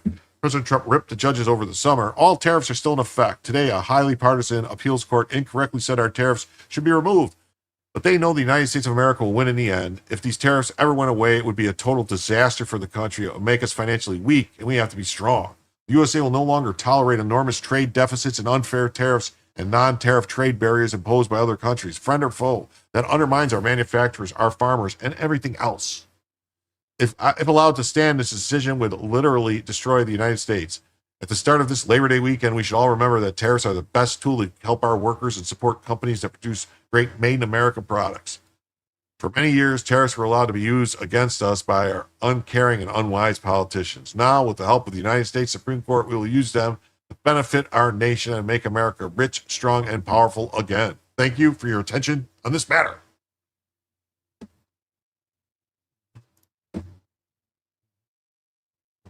So this says Senate Republicans defy Vance's warning and vote to block Trump's Brazil tariffs amid shutdown.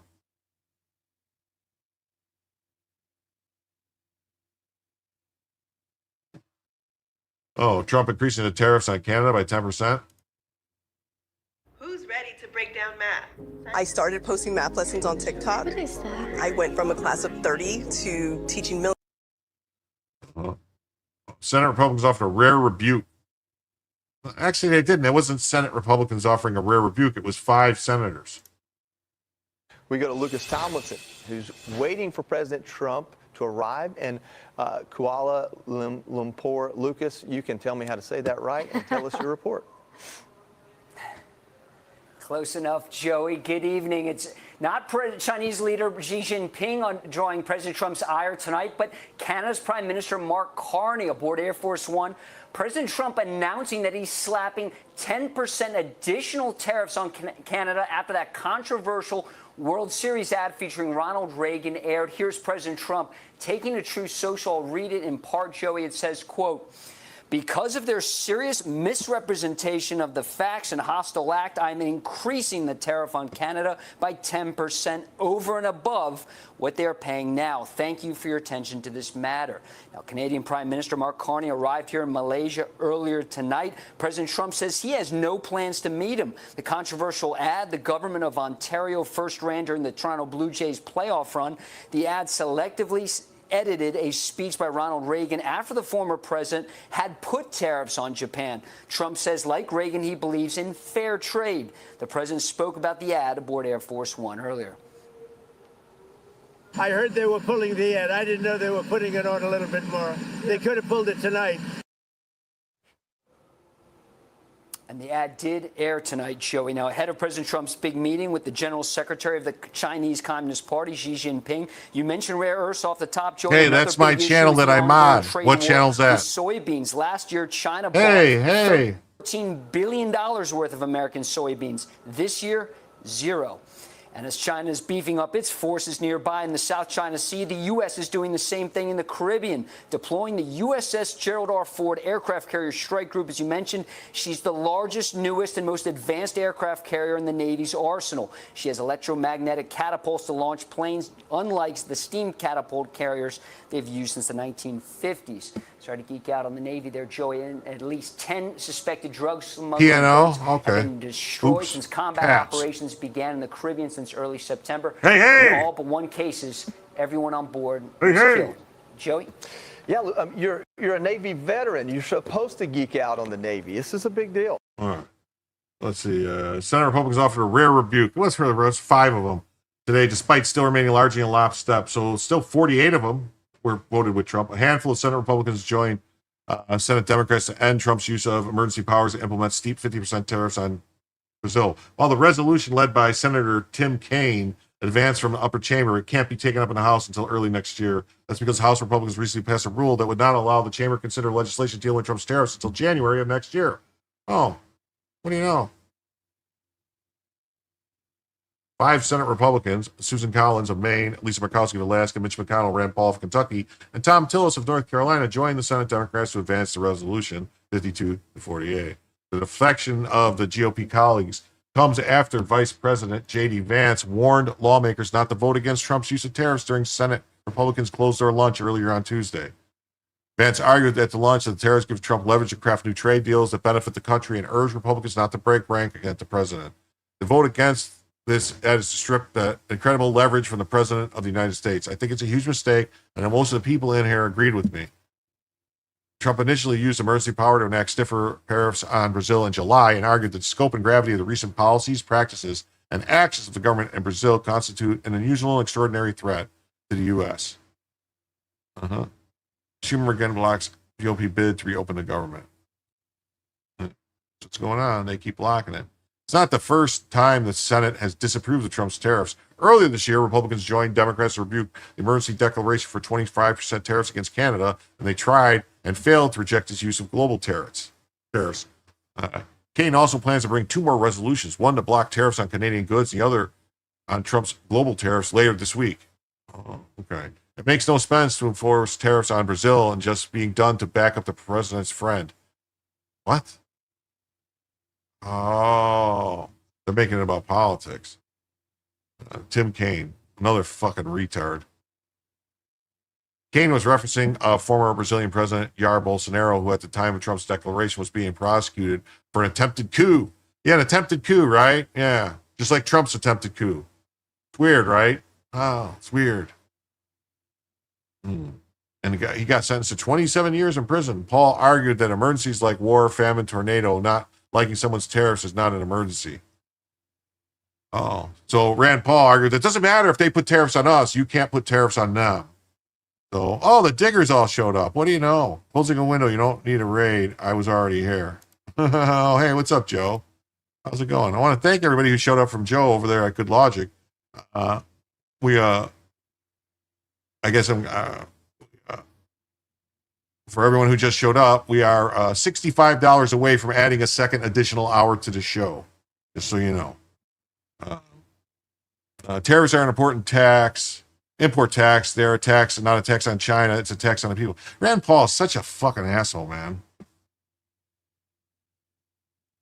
It says, actually, no, the IEEPA stipulates that diplomatic, economic, military can be reasons for an emergency, and who determines what constitutes an emergency is the president. Rand Paul is just lying. Yeah, he likes to fucking lie all the time. I think he just hates Trump because Trump embarrassed him and basically got him knocked out of the primary in 2016. So it's just been a nonstop thing with Rand Paul. I don't think he's ever voted for anything.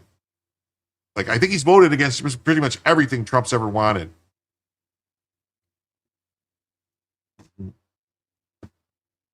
There we go. This is the full list of Republicans who voted against Trump's emergency tariffs.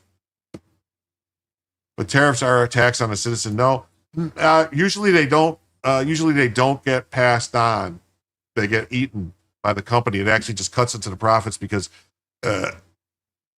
what they can charge for something is set by the market, not by them. So if like say if something's coming in from a certain country that at say $30 and it's coming in from another country at $20, who's going to buy the $30 one? That it's just going to stop. So that country's got to like eat some of the money. So they can't just pass it on. Doesn't work that way. It doesn't matter about the merits of whether or not tariffs work. The point is, legally speaking, the power of unilateral tariffs was delegated by Congress to the president. Yeah, it was. Not in Canada. That's an excuse for inflation. Well, generally speaking, though, the market can only bear like the cost of something. The market is only going to bear it to go up so much.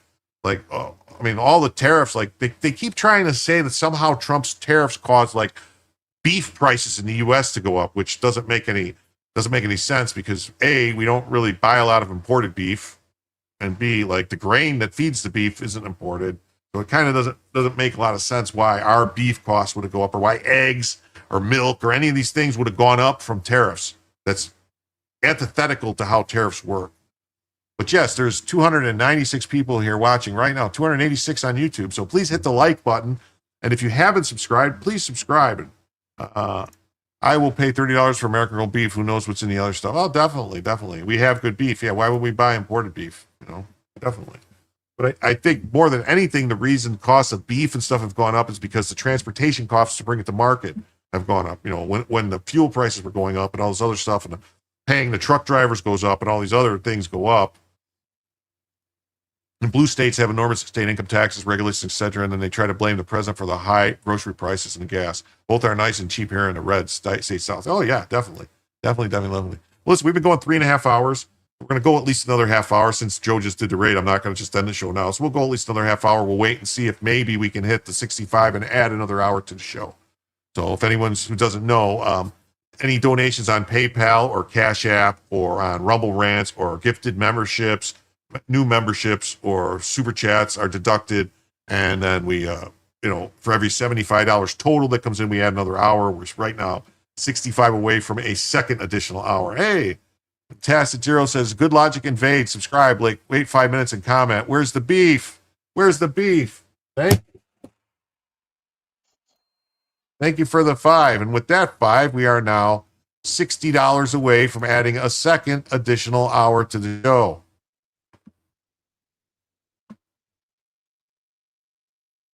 Thank you very much.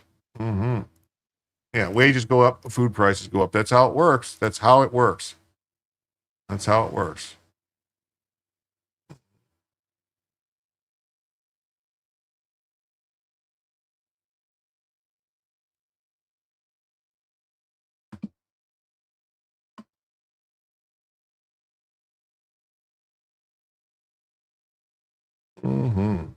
you very much, Tacit Zero.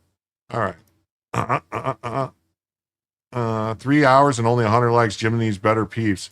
Yeah, it's I do. Hit the like, hit subscribe, and here we go. Hit the like button, hit the like and subscribe to the channel. Hit the like button, hit the like button.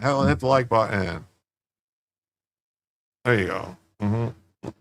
Unless you're buying grass-fed organic beef, is shit. GMO makes sure of it. Ranchers are getting cash. Where's the beef? I like beef, but I don't. I like, honestly, I think I eat a lot more chicken, and I like pork too. Yeah, Jim. We Jim peeps are great peeps. Yes, they are. They're the greatest peeps. You guys know, and I try to communicate with the chat and talk to just about everybody as I can.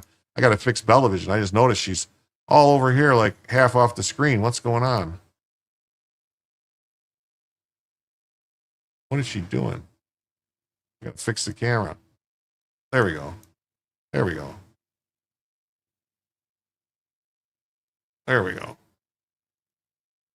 right, that's better. All right. Hey, Red Alert 47, nice to see you. That's right.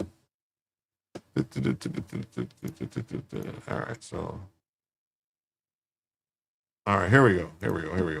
This is a crazy story. All right. It says Zamzani faces criminal referrals with DOJ over alleged illegal campaign donations from foreigners. Oh, wow, I have to look at that story. But look at this.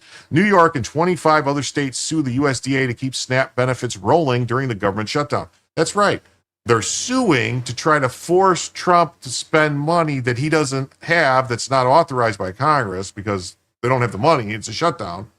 They want him to break the law and spend money that he's not authorized to spend? Is there going to be some judge who's going to actually order this? Can this happen? Yeah, Rand Paul, huge disappointment. Totally. Mm-hmm.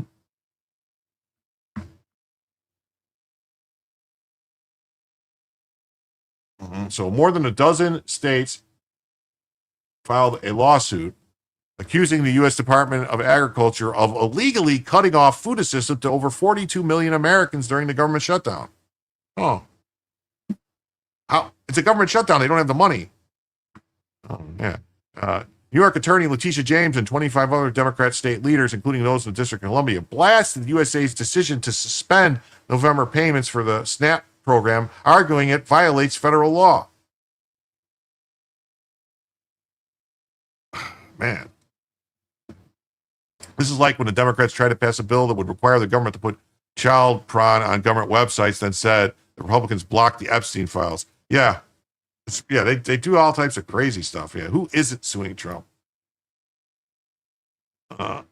There's a contingency fund. That's probably what that's about. Yeah, but the contingency fund is not for this. The contingency fund is for if they is for like extra money, like they're not authorized to tap that money for this because then they could run out later. It's a different thing. It's like for if there's, like for different reasons, not this. The USDA put a warning notice that says the well has run dry for SNAP benefits, also known as food stamps, blaming Democrats for holding up the government shutdown, in turn funding the critical program. Yeah. Wow. Oh, wow. Why do they have an accused felon sitting there? Mortgage fraudster. Wow. Mm-hmm. It's all just for optics, for PR, for low info voters. The lawsuit is not going anywhere, and they know it, just like every other lawsuit. The low information don't get reporting on them, just losing the lawsuit. Yeah. And they just filed the lawsuit. Yeah. Plus, actually, the government shutdown means that there's no money for federal courts. So a lot of courts had to stop. They don't have the money to is the federal court going to bypass and tell the people to work for free in the court? Because they ran out of money already. It's October 17th was if I'm not mistaken, was the day that the courts ran out of money.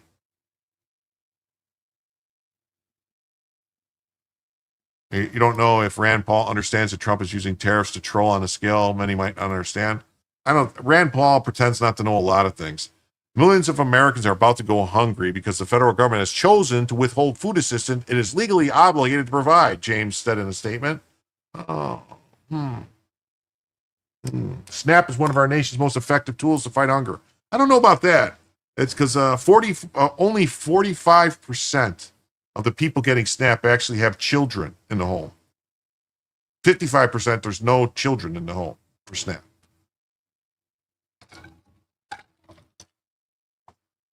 There's no excuse for this administration to abandon families who rely on SNAP or food stamps. Well, like I said, only 45% of the people getting SNAP actually are families with children. Rand Paul is a lulbultarian. They have issues. There's no excuse to abandon families relying on SNAP. It's a lifeline.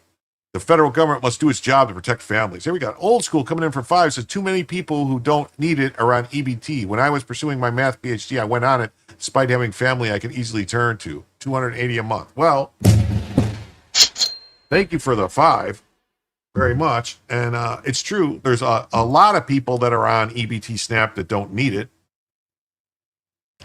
With that $5, we are now $55 away from adding a second additional hour to the show.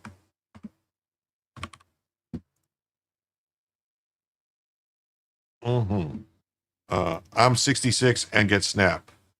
Yeah. Well, that's fine. If you're like the people that are too old, like I don't want to make it sound like that, like too old, but the people that are retired and old are on Social Security and they don't get enough money to actually that they still qualify for SNAP, that's fine. They should get it. But there was a chart that I showed last night that 30 or 40% of the people getting SNAP are actually have an illegal alien as the head of household. So it's weird. It's like this whole thing that's like really, really crazy, with SNAP. It's really nuts. I'm telling you, have you seen the chart flying around X that shows who gets the most government assistance? Yeah, I saw that chart. We had it yesterday. It was in yesterday's show. You're talking about by demographics. You watch 3 days straight of able people saying they're going to steal for food. Here's a better idea: go to work. Oh yeah, it's crazy, right? All that stuff saying they're going to steal.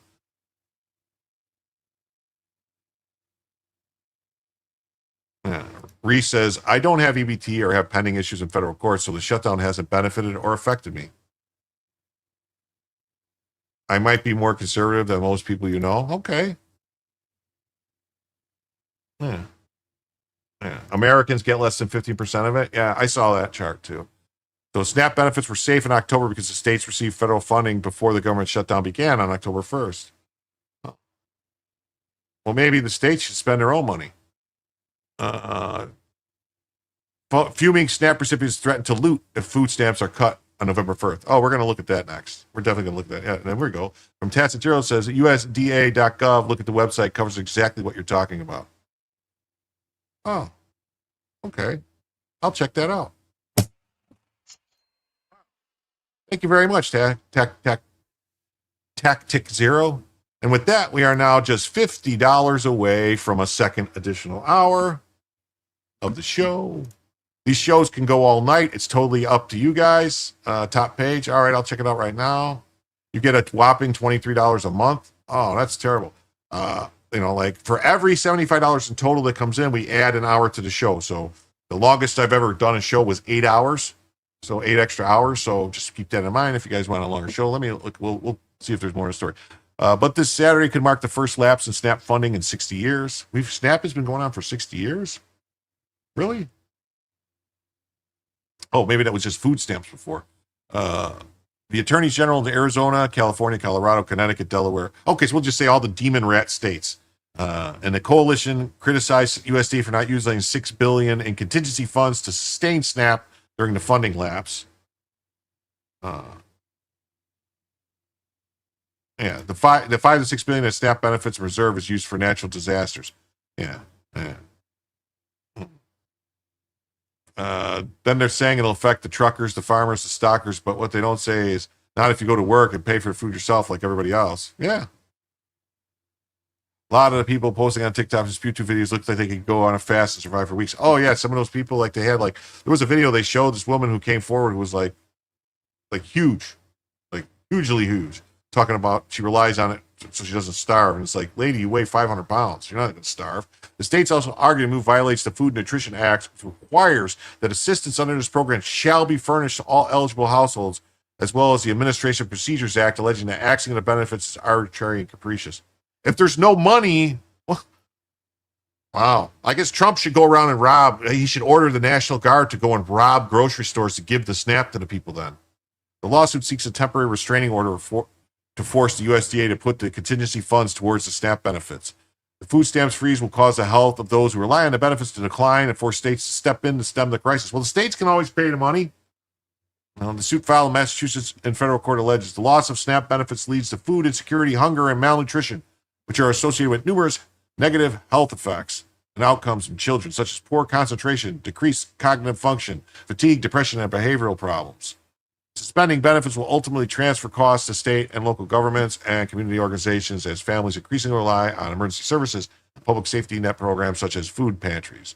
James and 22 other demon rat attorney generals wrote to the Agricultural Secretary Brooke Rollins on Friday requesting the government use funds to cover most of the benefits.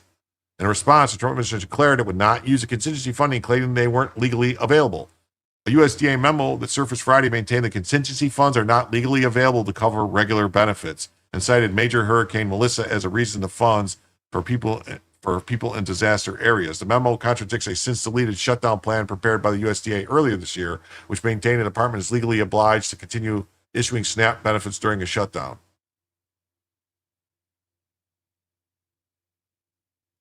Maybe we should seize Democrat proceeds of a crime to pay for it. That would be good, said the Green. Yeah, that would be good. Yep, free speech. That's right, free speech.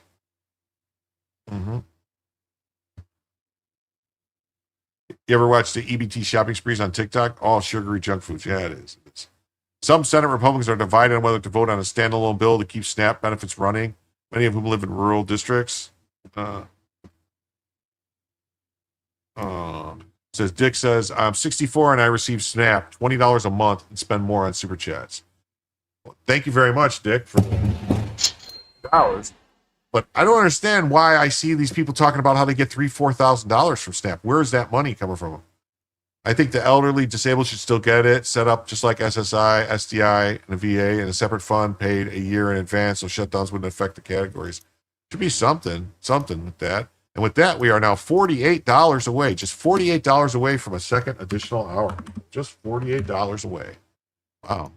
We might get it. We might hit it.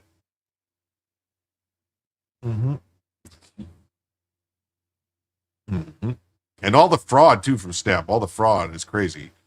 Senate Appropriations Chair Susan Collins and other Republican senators signed a bill from Josh Hawley to keep the program running as shutdown lingers. They plan to push it out to a vote this week.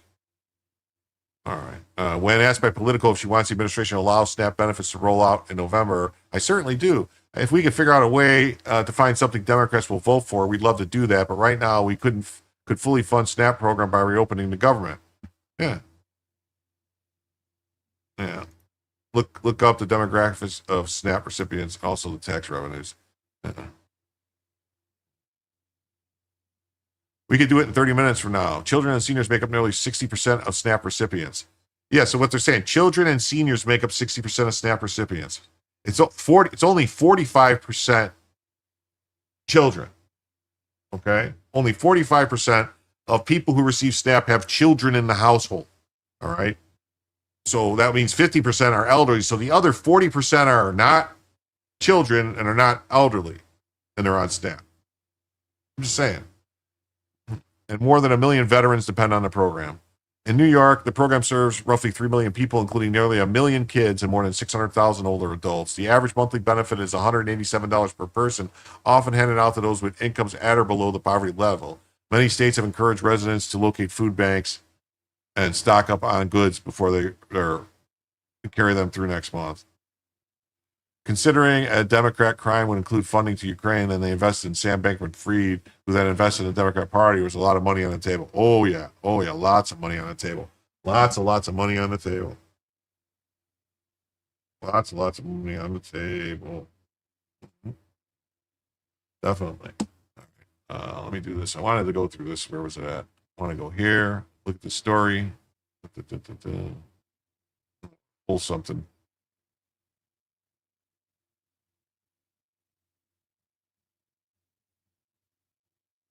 There we go.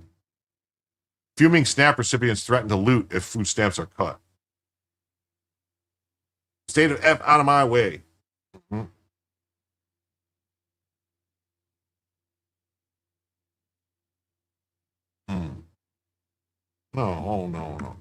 Get this out of here.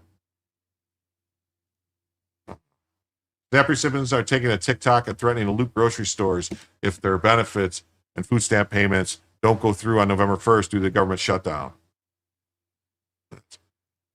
It's race-based socialist redistributionism. Effectively, the majority white taxpayer barely consumes SNAP, 8% of households, while 26% of black households and 20% of Hispanics. Yeah. Well, it's even worse than that if you actually look at, there's only 150 million people who file income taxes every year. 150 filers. 150 million filers of income tax every year. Out of that 150 million, 50 million don't pay any income tax. They're not, they get money back. They don't have to pay, or they receive, like some kind of credits, tax credits, different things. So they take money out. So it's only 100 million people are actually paying into the income tax system and actually paying for all this shit. It's only 100 million people. That's it. Out of 350 million.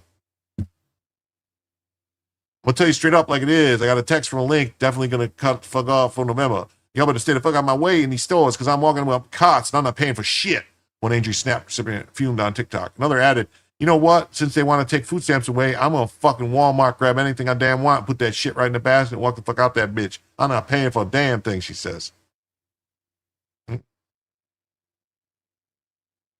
You heard a rumor that Walmart's going to shut down because of all the looting claims? That would be funny.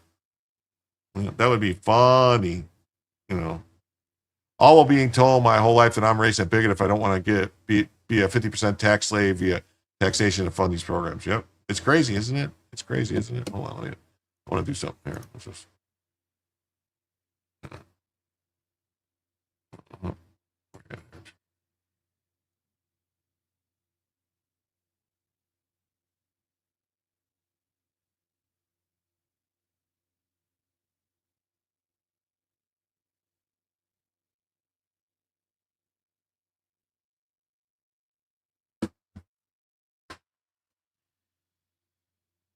Must be the day before. Let me look.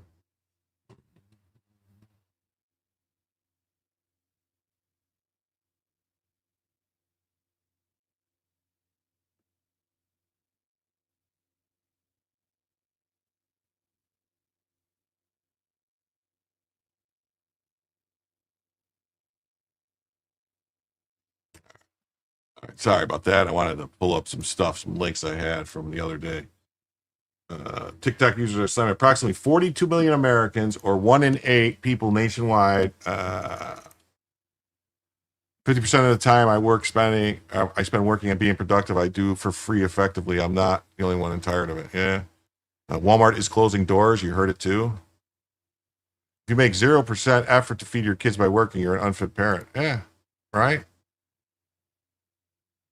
Yeah, it's like they aren't already doing this in Walmart. Yeah, like they're not already stealing shit in Walmart. Just get your popcorn and sit outside a local Walmart. You can do that. I heard somewhere that illegals were getting $2,000 per person in their household. Went to Sam's with my daughters. They were walking out with cars full of food and 3 to 4 large TVs. Yeah, it's crazy. There were some of these people, they were getting $4,000 a month. They received SNAP benefits, formerly known as food stamps, a payment which averages $350 per month per household. Are deposited directly on debit cards that can be used on groceries and other food at supermarkets.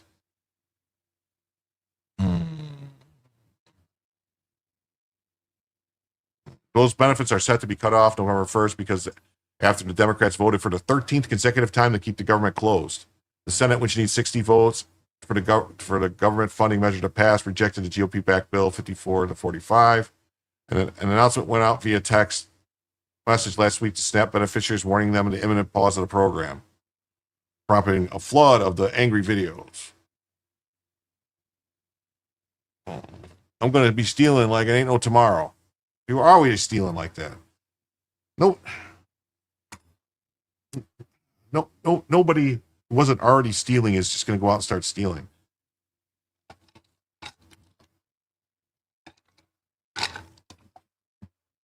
Because there's plenty of places to get food. What Trump should do is he could actually use things like there should be food that we would donate to other countries. Like we would send there's a ton of food stuff that's laying around, like cases upon cases of MREs. You should just start passing out MREs to these people instead of food stamps. Tell them, here you go. Here's a case of MREs. Trump done effed up. Let's make it clear. He's talking about people not getting food stamps, and probably not December. He better get ready because it's about to go down. Yeah, it's about to go down. Yeah, see that? Wait a minute. You see this house with the granite countertops and all these appliances, and she's talking about she's on food stamps? Seems like there's an issue here. SNAP benefits have never been cut off before due to a government shutdown. In previous shutdowns, the Department of Agriculture paid out distributions early to avoid any delays in payments. Oh, the USDA announced last week that it would not tap into $6 billion in contingency funds, keep SNAP funded for another month. Yeah, MREs are way more expensive than regular food, but they already have that stuff. And they always send plane loads of it to places, to give food to places. They have it all in storage. They can just take it and give it away and be like, there you go. This Trump administration said this month it would not divert revenue from tariffs to continue WIC and other. They said earlier this month it would divert revenue from tariffs to continue WIC and some other programs for women and children. So MREs got expensive as hell. Local commissary charging $14 a pop. Yeah, they're not supposed to be that expensive. They're only supposed to be, but yeah, they did keep WIC going. So shortly after the SNAP decision, 26 states filed a lawsuit and said, "Oh, we give us the money. Make us get the money." It would cut into the defense funds. Yeah, they got plenty of defense funds. They don't need it. And they're seeking a temporary restraining order to force the use of contingency funds to keep the program solvent. Yeah, I don't think a judge has that authority to issue that order. SNAP is one of our nation's most effective tools to fight hunger. No, it's not. No, it's not. The most effective way to fight hunger is to get a job and buy your food. Grow food. Grow your own food. Most effective way. If SNAP benefits do cease, as announced, it would mark the first lapse in the program in 60 years. Yeah. Tell Dems to shove their leverage and pass the continuing resolution. So how exactly are tariffs imposed on items providers? I don't know what you're asking exactly. I don't know. People who import things into the country are responsible for paying the import tariffs. At retail or wholesale, they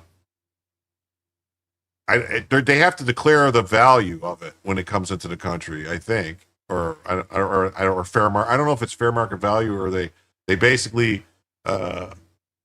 because it usually I think it's coming into the country, so somebody's usually buying it and importing it. It's not they're bringing it in type of thing. I traded an Air Force flyboy or pair of Nomex flight gloves for an old Marine MRE. Oh, cool. All right, so let's look at this. We're going to get back to this in a second, but I wanted to pull this up. So this is what's going on. So you got a Chicago grocery store owner sentenced to 3.5 years in prison for fraudulently redeeming SNAP and WIC benefits. This is the waste, fraud, and abuse that the Dems are protecting.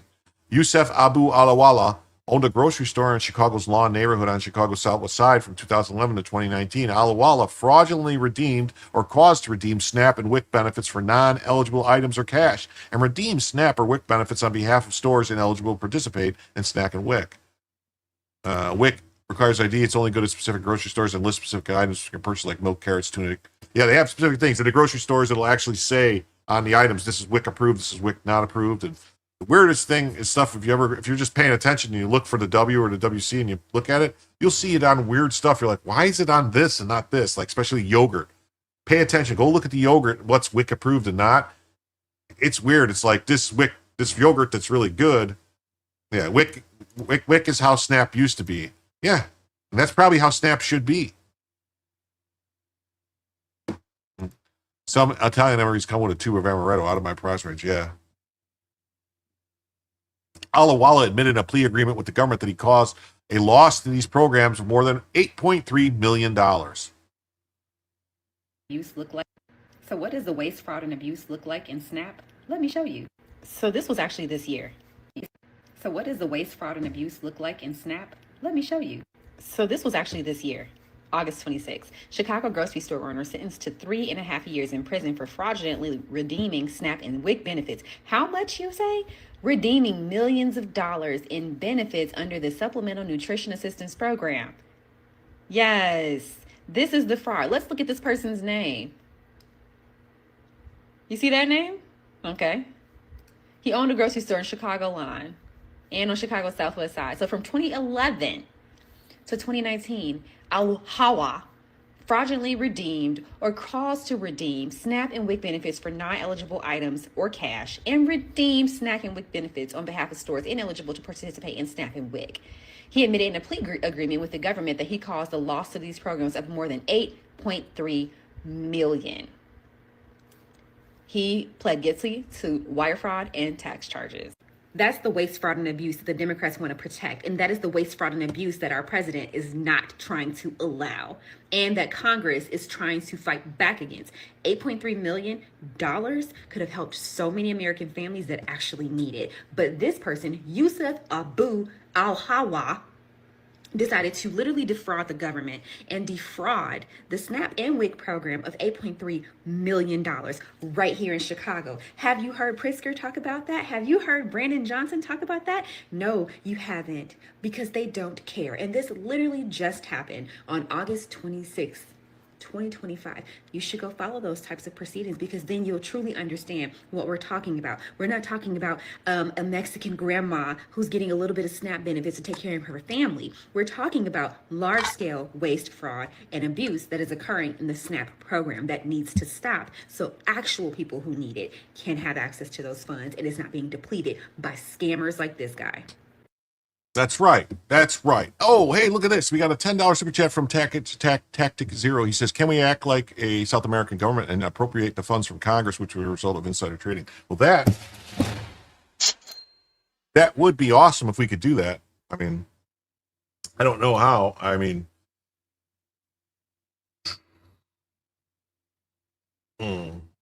please tell us how he was deported and blocked from re-entering the U.S. indefinitely. Yeah, that would make a lot of sense, wouldn't it? Thank you very much for the 10. And with that 10, that means we are only $38 away, just $38 away from adding another additional hour to the show. That's right, just $38 away. So I'll stick around for a little bit longer just to see if that happens. Piss on locking his ass up, ship him out to another country. That's right, man. Just get him the fuck out. Let's see what else we got here. Here we go. This is very interesting. We got any welfare used by a household. You got native born, 39%, naturalized citizen, 52%. 59% non-citizen. America has a major problem. Look at this. This chart. This chart is crazy, right? If you look at this, so you got illegal alien households. 59% of them are on any welfare. You got 18% get cash assistance. 48% of illegal alien households get food assistance. 39% of illegal alien households get Medicaid assistance. And then you get the housing. 4% of illegal alien households get housing assistance. And this is from the Center for Immigration Studies. All right.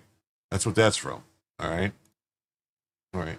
So, yeah. So, like Lauren Chen says, wait, it's not just some illegal immigrants are collecting welfare. It's actually most illegal immigrants are collecting welfare. Yes. Most illegal immigrants are collecting welfare. Wow. Crazy. Crazy. Crazy. Crazy. Crazy. It says, we import the third world and force working class. Oh, shit. I forgot to stop Instagram at 4 hours. My bad. Oh man, so I just got a notification that Instagram got blocked out, so that sucks. I was live on Instagram and I forgot there's a 4 hour live stream total on let's just say I mean just DJ T were to mention that while the shutdown continues, he would look into using presidential powers to glare congressional insider trading as a national threat to troll them. Oh, that would be funny. Yes, he should. He could do lots of stuff like that. That would be good. People sell their SNAP benefits for half what it's worth. Not all people, but it's a common place where I live. Yeah. I've had people have offered, like, tell me, like, like that, like, oh, you can use my thing. We can go get steaks or do this. Just give me half the money. I'm like, no, I won't do that. Honestly, I'm like, no. I don't want anything to do with that. I will not do that. Says, I'll survive even if it's food I'm not fond of. I grew up in a single parent home, so I know how to stretch my money. Does government insider trading consistently lead to monopolies? As an insider, you would rather protect the investment rather than risk market panic. Yeah. Holy crap. Brian Oldenkamp goes, here you go. Here you go. Tactical assessment. Red Chinese victory. Impossible. America will never fall to communist invasion. Communism is the very definition of failure.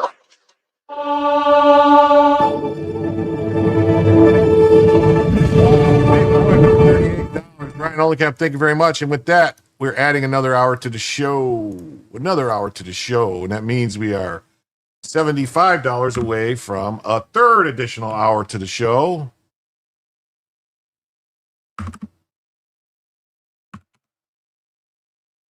And I will correct this up right there. Thank you very much, Brian. Man.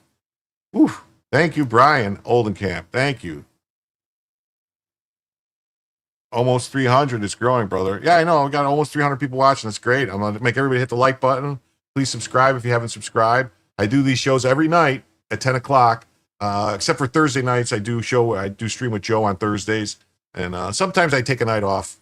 Maybe Wednesday if I can take a night off this week. Maybe. I don't know. We'll see. But yeah, and I'm the one who sends Joe all the stories, so that's what I do. I make all the stories and get the links and everything. I send them to Joe, I do my own show, and Joe picks what he wants to do out of all the stories I give him. But thank you very much, Brian. And let me go in here and fix this. That goal ended, but I'll start another goal for another hour. And I'll say we are 75 away from my third.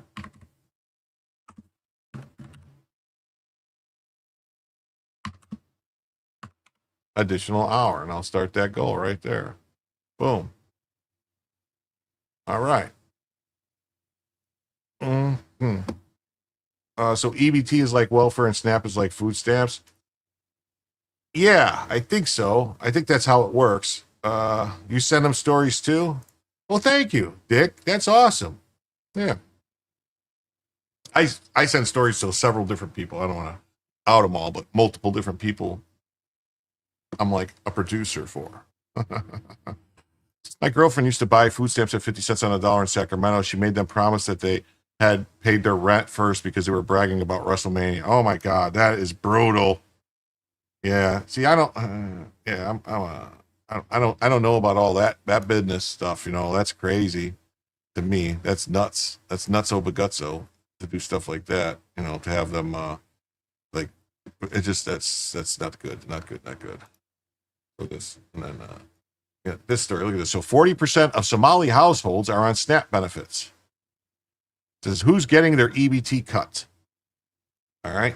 I'm going to open this in a new tab. Open image in a new tab so we can watch this. Go like this. Let's share this tab instead. All right.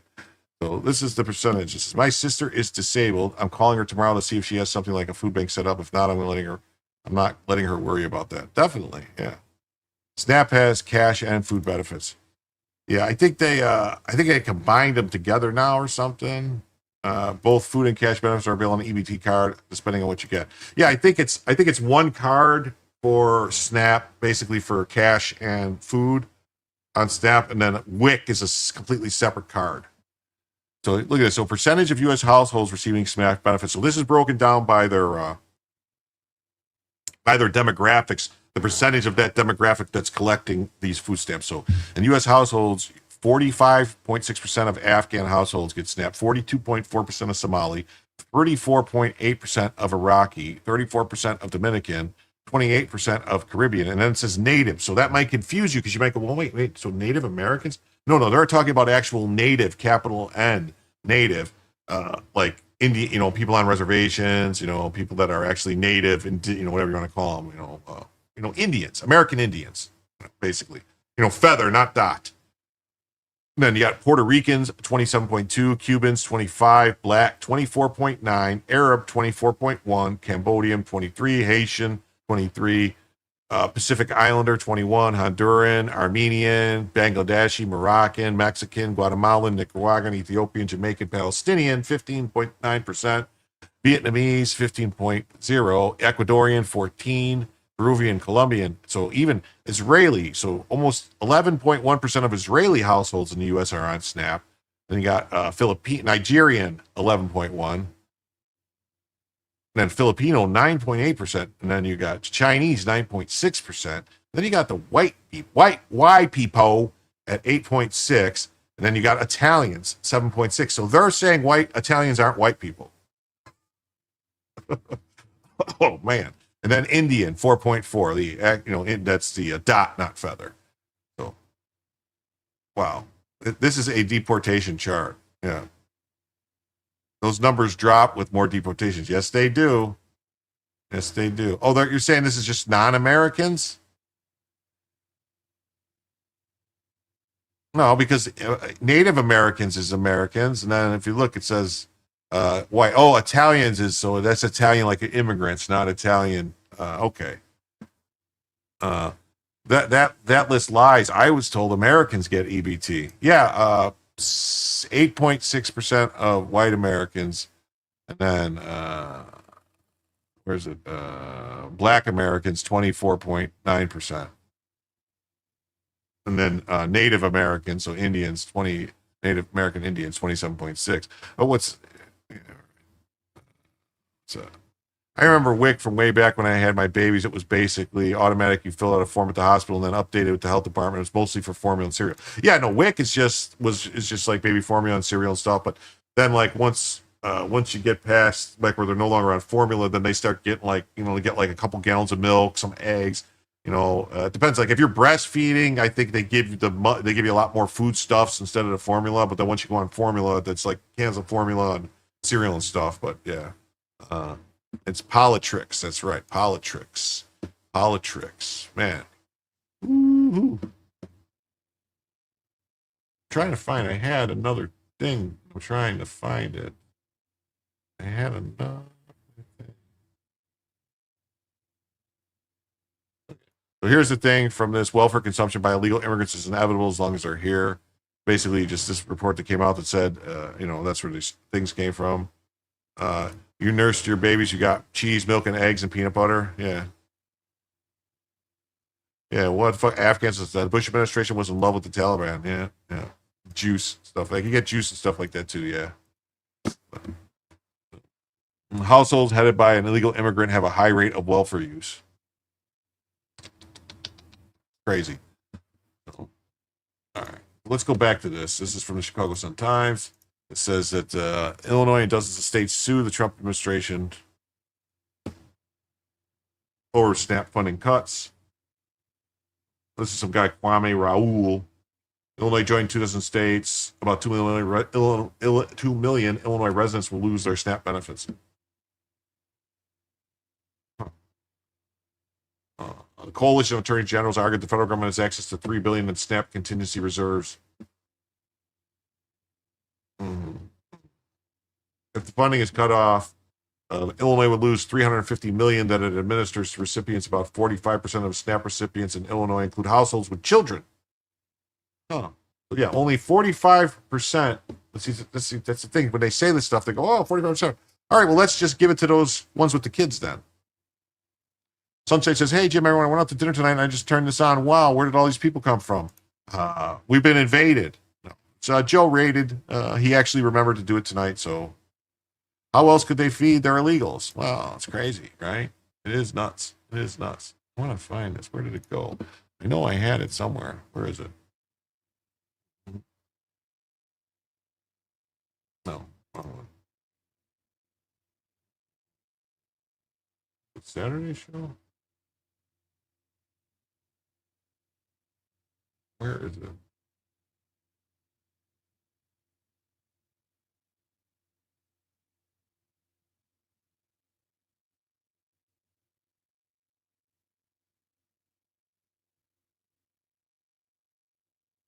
Here we go. Here we go. Here it is. Here it is. Here it is. Here it is. Where we at here? Here we are. All right, let me get this. I got it right here. Found it. Found it. Found it. Found it.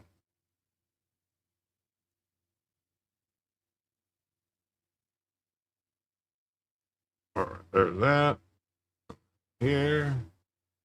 Here.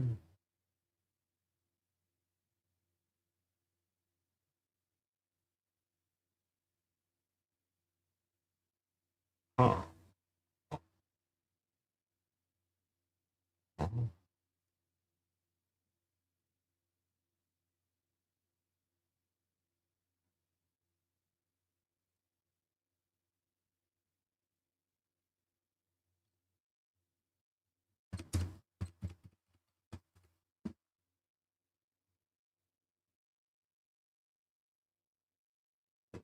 Here we go. Sorry.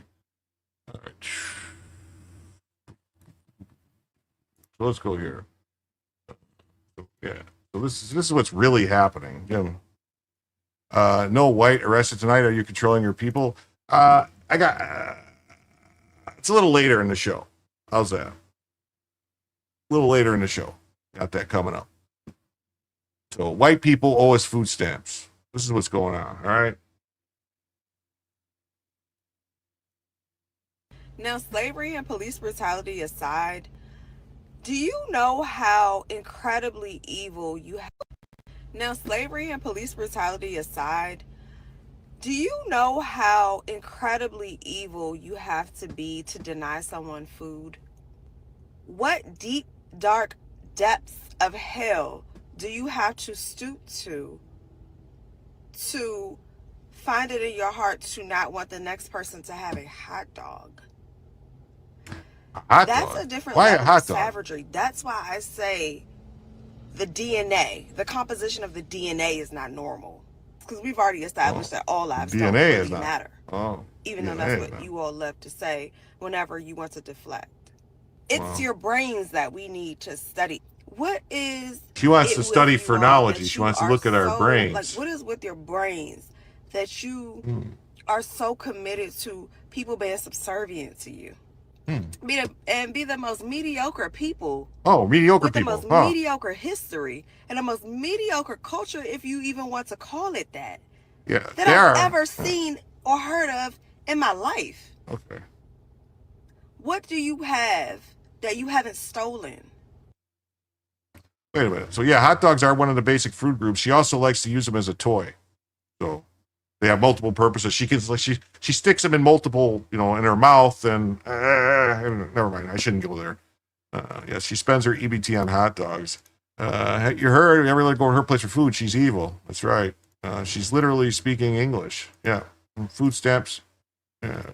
People of European descent need to relearn indentured slavery. This woman wants to be put to work and have her life managed. Yep, definitely. Yep, we don't owe her shit. That's right. Go to work. You can buy whatever you want. It's that easy. Definitely. Hot dogs are German. Yes. The Wiener Schnitzel. Wieners. They're Wiener Schnitzels. Wiener Schnitzels. Oh, here we go. I'm going to have to adjust Bella's camera in a second. Yes. That's the mythology that they tell themselves, that we stole it all. Yeah, that's right. That's why if you go to Africa right now, you can just see how great it is there and how, they're doing so great alone. How much did that wig cost her? I don't know, Dick, right? Yeah.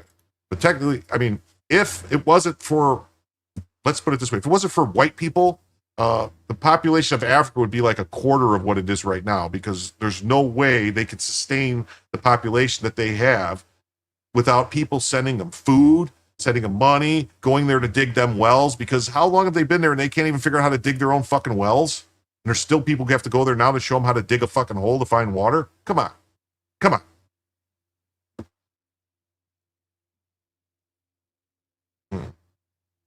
American woman on government benefits, including food stamps, outright says she doesn't want to work. Go get a job, work 40 hours a week? I don't want to do that. Why would I want to do that? Yeah. Electricity, modern agriculture, medicine. Yeah. What about her nails? Yeah, definitely. There are millions of people abusing the system just like this. Yeah. This Caleb Hammer, if you don't know who Caleb Hammer is, man, some of these people he gets on here are so funny. Go get a job. Work 40 hours a week, 9 to 5. I don't want to. There it is. I don't Government, want to. Kansas, Missouri, take away her food stamps right now. Did you just hear that? Take them away. I'm not even kidding. I will You say, don't want to?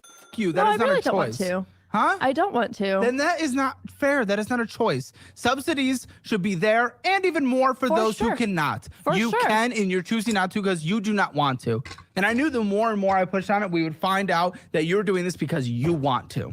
Straight up, not because you can. Using ADHD and autism? Yes. Is he able to communicate with other people? Yes. Okay, then I don't want to hear it. Come on. He's every Gen Beta ever. Gen Alpha, Gen Beta. He is every single one of them born. Maybe. They're all getting diagnosed with this. If he's able to communicate with people and he's able to do things, and you're right, he probably didn't need the accommodations that you're thinking based on everything you're telling us. The more information is unlocked, the more we're finding out he could probably just go to school. Well, he is back in regular school now because he was missing Who would've things thought? that should have been taught when he was in kindergarten and first Who would grade. have fucking thought? And we needed help filling those holes. Well, you would make more money, by the way, getting a babysitter that could watch 2 hours between school and you getting home. And you going and actually making money like a fucking adult. 31? What a joke. I know. Go get a job. Yeah, so I wanted to say this. So the woman is assuming that black people are the only ones on food stamps. Yeah, that's why I played this one next. That's why it's next, because you see right there, this isn't limited to any group. We saw the charts and stuff like that, who's getting what. So it's not, It's not strictly, limited to one race of people. They're, being a bum that mooches off the government, it could be anybody, and that's not in any way, shape, or form to say that the people that actually need help shouldn't get it. The people that need help should get it, but the people like this lady who's just like, yeah, I can work, but I just don't want to. They shouldn't be getting any help at all, at all. Mm-hmm. Yep, the sooner the better. That's right. And the first slave was white. That's why they called Slavs, because they were the Slavic people. Buy silver, the dollar is going to tank hard. It's really tiresome, and I try not to lump all the people together as one group, but the videos like this make it difficult. Definitely. Yeah, buy lead too. You can and brass. You don't need brass. Rage entitlements, definitely. The global zoo can either be administered by conservatives or liberals. I vote conservatives. That's right. And they couldn't even build a seaworthy ship ever. No. And Sam Kinison on the Africa joke is on point. Yeah, move where the fucking food is, dumbass. Yeah, I remember that. What he's effectively saying is he wants to be slaves for her. Well, that's what he wants to say. And I worked in Benin, the country west of Nigeria. Before we got there, an airport carousel was reused tire treads. Wow, cool. You're aging yourself again. No, you're not. Everybody knows who Sam Kinison is. Anyone who's, needs to know. Why is she saying white people? Shouldn't be addressing that to Democrats who are using SNAP as their leverage and negotiating when they could vote for a continuing resolution and open the government? Most definitely. Tessa says, I'm 32 and I know that joke, so not necessarily. Definitely. I wish I didn't sell all my gold, though. 92, baby, right on. Cool. So there's no people out there, no people starving in Africa. No, there's still people starving in Africa, but it's not as bad as it was. Like, the thing is, like, there has been a population explosion in Africa in the past 30 years because of all the aid and stuff that's gone in there. Not AIDS. AIDS came out of there, but all the stuff that's going in there, food stuffs and everything else, and the immigration that is allowed to happen that left Africa to go to all these countries, and then it's sending money back into Africa. Like Somalia gets like $40 billion a year from people sending it into the country. Most of it's stolen and fraudulent stuff, but that's it. So.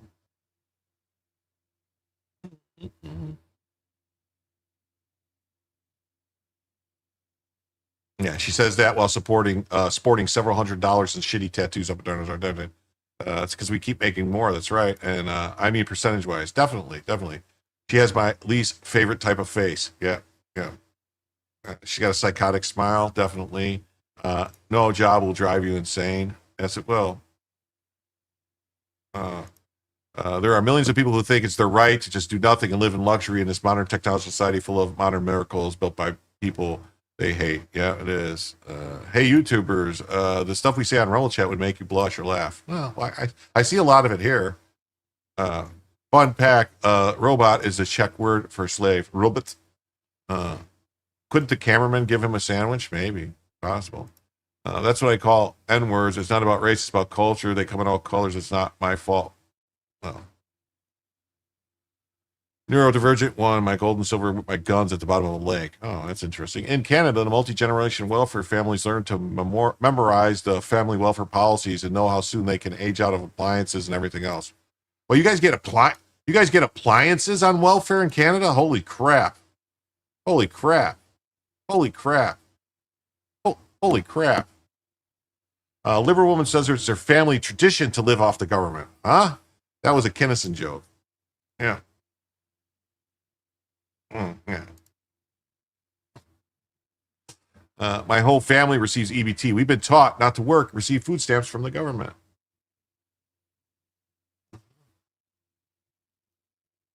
So my sister made a video about how my whole entire family gets EBT. And everyone is calling us bums because we don't work and we live off the government. That's right, you're bums. Don't work. And we are proud of that. Growing up, this is what we were taught. We were taught to not have to work. We were taught to live off the government because it is there for us to use. And from what I could remember, it all started back with my grandparents. My grandparents used to get the paper, like the paper coupons to go and pay for, food and stuff like that. And that's when I was like, this is free money. Like, what? It's not free. So living off of EBT is literally a tradition in our family. Once my grandparents passed away, my mom started, applying, and she got approved for all 6 of us kids. And then, once my sister got older, she had her first child, she applied for food stamps, and she got, it was just like, a domino effect. One after another, we all got approved for EBT. And guess what? It's not going to stop there. Why? Because I have taught my children, and I'm going to be teaching my grandchildren, that they should do the same thing. They don't have to work. They could just have children, put themselves on EBT, get child support, all of that I do so I don't have to work. They could do it themselves too.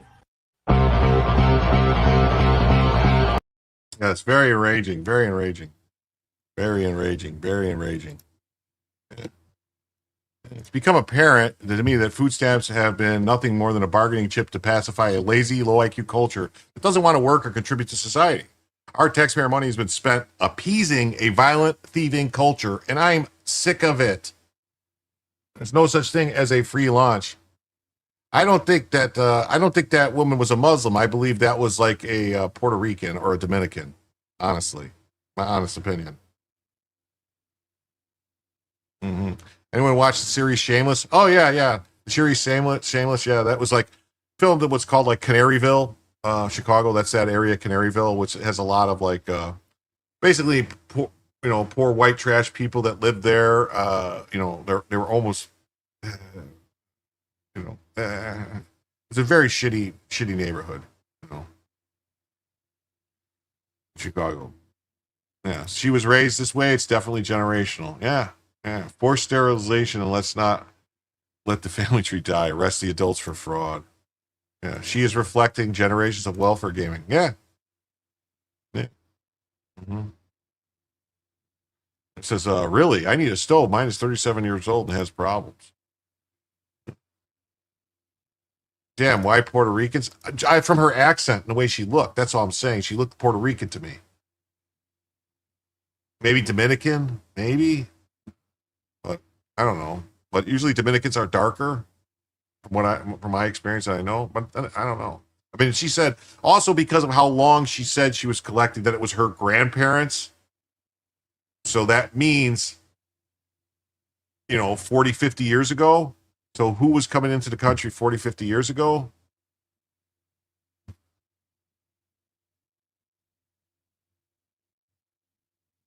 I mean, I guess she could be. She could be Mexican too, or some other Hispanic country. But she kind of gave off Puerto Rican. She gave off real AOC vibes to me. That's all I'll say about that. Have someone steal your stove and call the welfare reps. Oh my god. The Sneaky Yo Feelings podcast. Ready? As y'all know, they done cut off the food stamps and the EBT. So that's 100% finna affect everybody that's still in the hood, or at least on Section 8. You feel me? We've been on it our whole entire life. You feel what I'm saying? Yeah. Without it, you feel me? More people definitely would have been getting robbed. I ain't even gonna lie. With that being said, I know that the crime rate about to increase by like 5,000%. Let's not add the fact that they trying to tax 74% on anybody making under 30K. So that's going to automatically boost the crime rate up like another 10,000%. You feel me? It's about to get bad in America, bro. Real bad. So even for the people that's over that mark, it's going to get bad for them too. You know what I'm saying? But America about to turn into a third world playing around. Like all these people saying they got all this technology, all these millions and billions of dollars, they're going to be getting robbed. Like people think they just going to just be comfortable while 70-80% of America just suffering, and that people that is doing good starting to do bad. They're gonna start picking up crime. They're gonna start looking at down. These motherfuckers, they got these Lambos, and I'm about to lose my house, and we don't got no food, and we don't got no this, and we don't got no that. It's about to be getting bad. Y'all gonna start seeing people run up on people in restaurants, robbing cars. It's about to be a lot more broad daylight shit going on. And it's kind of sad, but it's like you got to be vigilant too, because you can't let nobody take nothing from you. All the people that's coming up and trying to get right or that made out the hood, bro, you got to be defensive too, because shit about to get real. But I understand where people coming from, but you also got to understand you're going to have to protect your life and protect you. Hey, what's up, Sweet Tooth? How you doing, buddy? You get what I'm saying? And a lot of the people, especially Republicans, they about to start getting attacked. Especially the people at the office, they not gonna stop. It's gonna start being a lot of people waiting outside of elections and all type of shit. Or these people that speaking on this stuff and asking for votes, and man, it's about to get bad, man. Y'all don't really understand, bro. I really pray, man. I don't know who I'm praying to, because I don't believe in certain shit. I believe in the God, the creator of this earth, but all that other shit I don't believe in, because he ain't give us no map or no manual on how to live his life, and he just let these beings just come take over the world. But really, we the humans with the power, we let the other humans take over the world. Us. our ancestors, because they didn't have to take over the world. We let the motherfuckers take over the world. And the way things going is 100% human fault. God ain't put us down here with none of the human laws that got made. So at the end of the day, I don't really blame the God, the creator. You know what I'm saying? I blame the soft ass folks that wouldn't come together and unite to prevent all this shit from happening. But y'all about to see America change over 10, 15 years. I don't even want to talk about no war shit and how fucking China just threatened to send fucking 60 warhead bombs over this motherfucker. I don't even want to talk about that. We're not going to talk about it. We're strictly talking about this. I pray all my brothers and sisters, bro, no matter where you at in life, you feel me? I pray this shit work out for you, bro. I ain't lying. You know, I definitely hope it work out for me and mine, because I know I'm doing by any means necessary to make sure me and mine straight, and I know y'all gonna do the same. Wow, that's interesting, isn't it? Isn't that interesting? Very interesting. All right. Huh. I can barely understand. Yeah, this guy says, well, I can barely understand what he was saying, but oh, look at this. We got taking a government subsidy after your parents and their parents are a tradition. It's not an endowment, nor is it an inheritance. What the heck? That's crazy. You know, yes, definitely. Thank you very much, Tactic Zero. And with that, we are now $70 away from a third additional hour of the show.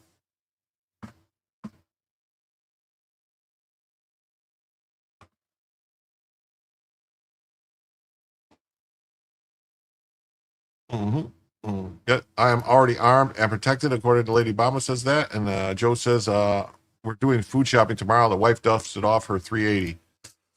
Yeah. Just remember, with a 380, it's all about shot placement. Shot placement.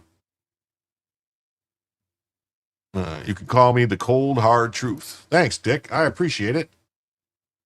Very deep, you bigots. What is that supposed to mean? Huh. What do we do now? Yeah, did a big grocery shop yesterday. Not going to play games with any of them. Definitely. Yeah, I bet he never had a job. No, probably not. Lamau. I'm going to put my EBT card in my will. Well, okay, you do that, Rooster. You do that. See how it works. See how it works out for you. It sounds like we don't have a race problem, but a problem race. Well, I don't know. It's behavioral biology. People will game any system you create. Yeah, you know, people always try to find some way to work something out. I mean, you see it. If anyone who's ever, you know, had like been in charge of people at work, had to supervise people, you will notice some certain things. People will try to find ways to, like, you know, go to the bathroom, like either right before lunch or right after lunch. That way they don't, you know, they can come in and clock back in and then go to the bathroom, or go to the bathroom and then come clock out for lunch, stuff like that. So they're gaming the system, you know. Oh, she's your backup. You have a 9mm for repellent purposes. All right, good job. Yep. So yeah, you know, and then like, you know, you'll see things and you'll notice things, or so many times to use the phone. Yeah. They'll be on the phone nonstop. And then if you say something, they'll be like, oh, this is work related. And it's like, how is that work related? You push a broom. What do you need a phone for to push a broom? If you don't have a job on assistance for food, rent, internet, and buying big screen TVs with traded and EBD cards, where the heck are you buying guns from to threaten theft if Snap is shut down? Yeah, it's true. Yeah, they disappear multiple times a day. Yeah, it's crazy. Yeah, I smell felony, definitely. And and that says, if you're not disabled or elderly, you should not be on welfare for 20 years. No, that's the thing. Like, that's the thing that pisses me off about it, most of it, because it said, like, oh, 45% of the people that get SNAP are, you know, have children in the household. It's like, what about the other 55%? It's like, well, 15% are elderly. It's like, okay, well, what about the 40% that aren't elderly, or, you know, and that aren't kids? What's going on? I would really like to see disabled, you know, if you're disabled, elderly, kids, good. Everyone else, sorry.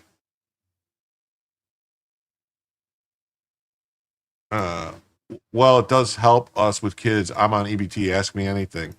I'm not against helping people. I'm against people that can help themselves, that refuse to help themselves, getting help from other people. Because, like, the numbers are astounding when you look at them. All right? There's 350 million or whatever citizens in the United States, Americans, the population, plus another 100 million of foreigners that are in the country. So it's about 450 million people here. You know, people on visas, illegals, and all that stuff that aren't really in those numbers, that aren't really figured in. Only 100 million people actually pay taxes. That's it. And everything you see, all the shit the government does, all the money, everything is coming from those 100 million people. All right. Only 150 million people actually file taxes. You know what I mean? File a tax return. 150 million tax returns. That's it. 50 million out of the 150 million don't actually pay any taxes. They get credits back and other things. So we got a problem. We got too little people contribute, like paying into the system. So all, you keep hearing all this shit about tax the rich, tax the rich, tax the rich. That's the only people that are actually paying taxes. The middle class, you know what I mean? And the rich. That's it. That's it. Poor people don't pay taxes on income tax. They don't. If you're poor, you're not paying any income tax. Hey, what's up, Apex Comics? Nice to see you, buddy. Oh. Yeah. So I work a solid 55 hours a week and let my wife stay home to raise the kids, school, and whatnot. That's how it should be, And I would rather make more money and not need EBT. That'd be great. And that's another thing, too, that I think is a real problem that we should probably fix is there's like a hard cutoff. So it's like, if once you reach this point, it's just like, nope, you get nothing. And it should be like gradual, like, up to a point. Like, if you make, below this amount, you get like this set amount. But once you start making more than that, it should be like slowly taken off. Like for every extra $1,000 a year you make or something, you lose a certain amount every month in EBT. And then when you get to a certain point, then it's cut off. I think that's something they could fix because that actually, the way it is now, maybe I'm wrong, but I could swear the way it is now, I'm not on it, but from what I understand, that once you hit a certain point, they just it's like either you get it or you don't get it. You know what I mean? It's not like weighted or graded. And so that it like forces people to like not want to make any more than a certain amount because that way they can still keep getting the benefit. And then they made a movie called The Woman King about the Dahomey tribe in Africa. The movie glossed over the fact that they were the biggest slave traders in Africa and the Brits fought them to end the slave trade. Yeah, that's right. Yeah, that's right. And that's funny. That's the Dahomey tribe. They can do it for a fixed rate per dollar earned. For every dollar earned, you lose 20 to 50 cents off the benefit. That's what they should do, right? 253 watching right now. That's right, Kevin. What's up? That's right, Kevin. What's up? And we also are only $70 away from a third additional hour, Kevin. So the welfare state is a result of people being driven into cities and the collapse of the extended family as a result. People getting forced closer to them make them more alone than ever in history. Yeah, and also welfare and banking labor should be joined. Yeah, it should be. Also, a lot of things people don't realize is there used to be what was called the guild system in America, where there was all these different guilds and associations that people belonged to and paid like a thing, and then they would help people if there was any, like you would actually get your doctor through them, and you would get your dentist through them, and your barber, and all these types of different services and stuff through the guild. It was like the Order of Eagles and the Kiwanis Club and all these different things that people still belong to now, but they don't really provide the services and the stuff that they used to. They used to provide. They would have like a lodge system, not guild, lodge system, and that they would provide if somebody fell on hard times, needed help. The lodge would help them and stuff like that. Yeah. Maybe this will wake people up that you're 100% dependent on a system that can say no more soup for you. I hope so. I watch plenty of the Cult Files on Cecil's channel to know that a lot of people are on EBT. Yeah. It's an insane amount we can get when we cook at home and have plenty of food for kids. So that's awesome. Lady Obama, my wife, worked for a company who took funding and directed from HUD. Ben Carson made changes regarding housing assistance. They have new limits and a tier system with hard limits on assistance. Job bosses in big cities, yeah. Holy crap, this show is still going. Yeah, it's still going. It's still going. I got, do you see I got 257 people watching right now? See that? And it's, I think EBT should have CPS checking on the use of it. Something should. NGOs being the system failed, now it's corrupt. Yeah. So EBT food stamp recipients are organizing a mass theft event. We're going to stick together November 3rd at 6:30. We're going to go to Walmart. And we're going to, at 7:30, we're going to walk on Walmart with everything in our buggies. They can't catch everybody. All you got to do is run. Now, I don't think they realize that this is actually a conspiracy to commit a felony. And they're actually organizing a crime. So it's not just shoplifting at this point. This is, this is felony conspiracy to commit like theft, burglary. I don't know. It's got to be, right?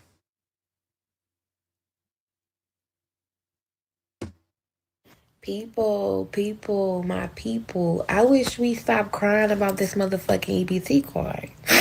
At the end of the day, they trying to see is we gonna stick together. And we are gonna stick together. Fucking November 3rd at 6:30, we're going to Walmart. We're going to fucking Walmart. And at 7:30, we're gonna walk out of Walmart with our fucking buggies. Okay? The thing is, they can catch everybody. You feel me? All you gotta do is run, Forrest, run. Okay? We have to stick to fucking together. It don't even matter. As long as we gonna have everything we need for Thanksgiving, that's all that fucking matters, bitch. Run, Forrest, run. Remember, put it in your calendar. November 3rd, 6:30 to 7:30. You better be running up that motherfucking peep. I don't know. It just doesn't look to me like she's got gold earrings. She's got gold nose rings. She's got a gold chain. I don't think she needs to be stealing food. I think maybe she could sell some of that gold and go buy some food. Yeah. So, yeah. Primitive mind at work. Wait till Maxine Waters tells her people to steal. Yeah. That's right. They'll close first. That's right. She can work for the money like everyone else. Yeah. Plot twist. Everyone just ends up stealing a bunch of TVs to feed their kids. Yeah, that's what'll happen. Now the matriarch fights for men to piss in their bathrooms. That's right. That's right. Tasmanian. And men used to have been denied brotherhood organizations thanks to the matriarch. Yes, they have. Prison has everything these people want. Yes, it does. It gives them a place to sleep. It gives them food. It gives them clothes to wear. I know his family to have grandparents lived in housing, their kids and kids. 40 years in government housing shouldn't be. Yeah, that's things like in places like Chicago and Baltimore and New York and LA, where they have projects, anywhere they have housing projects where it's government housing, like not Section 8. I'm talking about government housing where it's like, that's it. You pay nothing. You live there. You don't pay any electric. You don't pay anything. It's all provided by the government. It's generational stuff. And then it's like, man, it's horrible. It's a horrible way to live. It really is. What's most sad is the ones posting this junk won't even be the idiots who fall for the scam. It's riot times. That's right. And I told the Department of Social Services I hunt and have plenty of food in the freezer, no need for this amount. And they said they had no control because what I make of being married and the amount of kids I have. I might get a tub of popcorn and sit in the parking lot and just watch what happens. The Dems would be there to defend anyone that gets shot. Yeah, they would. They would say, oh, they were just trying to eat. The prime flaw in her plan is that she has a set time and all her people are always late. Yeah. This is what tolerating without repercussions looks like. Yes, it is. Yes, it is. Yes, it is. Definitely. Most definitely. Most definitely. Let's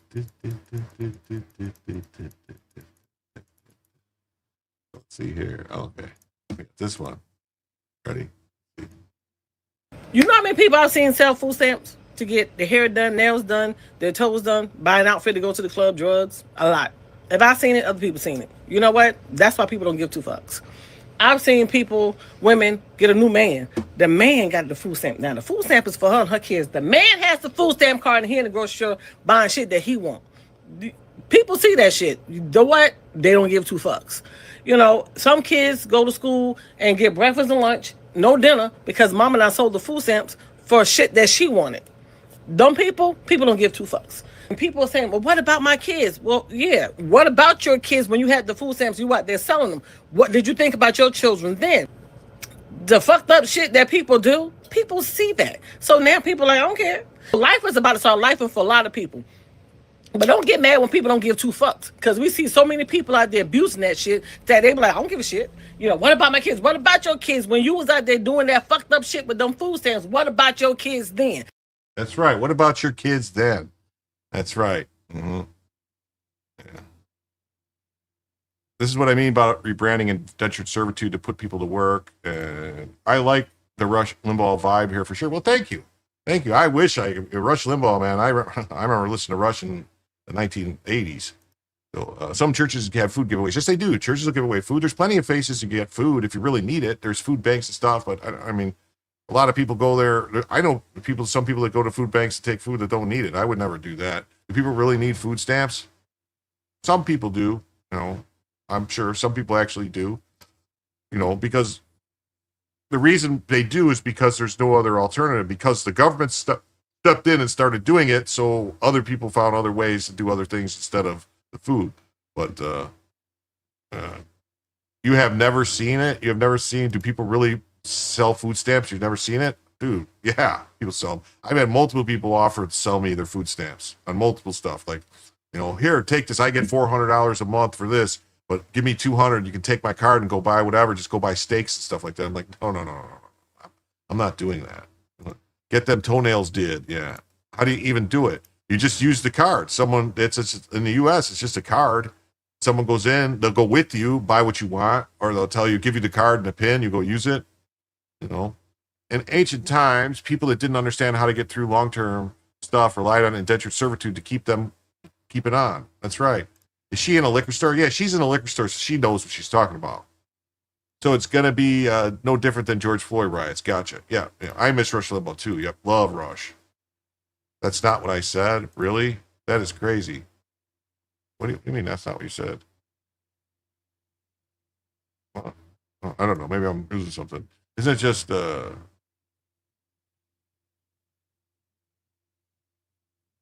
it's just poor folks coming through food kitchens I volunteered at. Yeah, no, it's not. It's crazy. I've seen nurses trading food stamps and buying extra food stamp cards. Yeah. People buy them and then sell them and stuff. Yeah. I bought food stamps back in the 90s. Yeah. The soup Nazi. Yeah. We are caught up. You're fine. No. Okay. Love the hearts for Rush. Yeah. Love Rush. Love Rush. Love Rush. Definitely. Okay. So let's see here. Let's see what this one is. Alert. It says, alert. Wait a damn minute. I'm probably doing it wrong. Nails, eyelashes, expensive weaves. Why did I skip your comment? Which comment, Dick? Did I skip of yours?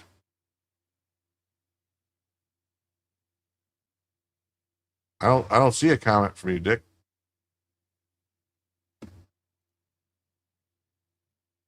I don't see a comment from you, Dick. I'm looking for it right now. What are you talking about?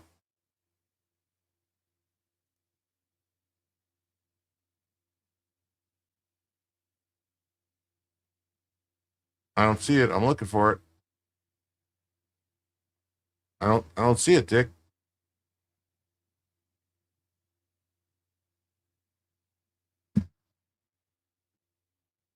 I don't see your comment, Dick. I don't see it. Why don't you post it right now? Repost it. I have no sympathy for people anymore. It might have got, but depending on what it is, it might have got blocked it probably got censored by YouTube because I don't see it anywhere. I still play the True Thanksgiving for my kids every year. That's awesome. No. If you've never listened to Rush True Thanksgiving, you are missing out. I don't see it in here, Dick. I really don't. Let me go back. I want to find the last one of Dick's in here.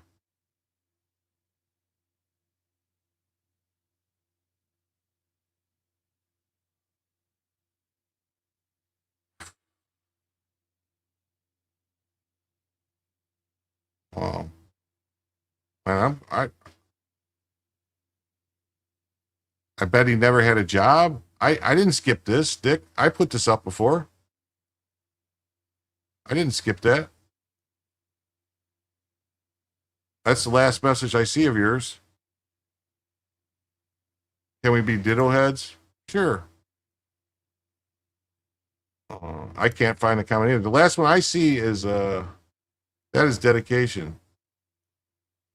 Do I allow people to come on my show? Come on, Jim. What are you talking about? Dick, I pulled up. What are you talking about? I pulled up the last one and said, can I find a job? That was the last one I could see of yours. What are you talking about?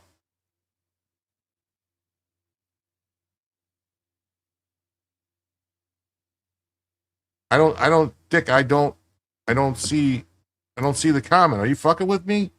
Trains, planes, and automobiles is the best Thanksgiving movie. Yeah, it is good. Do I allow people to come on my show? Actually, I have on like Fridays, I let people come on the show and I do, have people come on and talk about the news and stuff. As you know, I'm an extremist, depend on $1 billion or $2 billion, install retina fingerprint along with card to use EBT, and those who cash EBT must have facial recognition. Right before come on, The only thing, Dick, it must be getting skipped. The only thing before come on was why'd you skipped? There's nothing there, Dick. There's nothing there. YouTube must be censoring it. There's nothing there. I'm serious. There's nothing there. There's no message there. There's no message there. I work 50 hours a week and I still don't make $4,200 a month.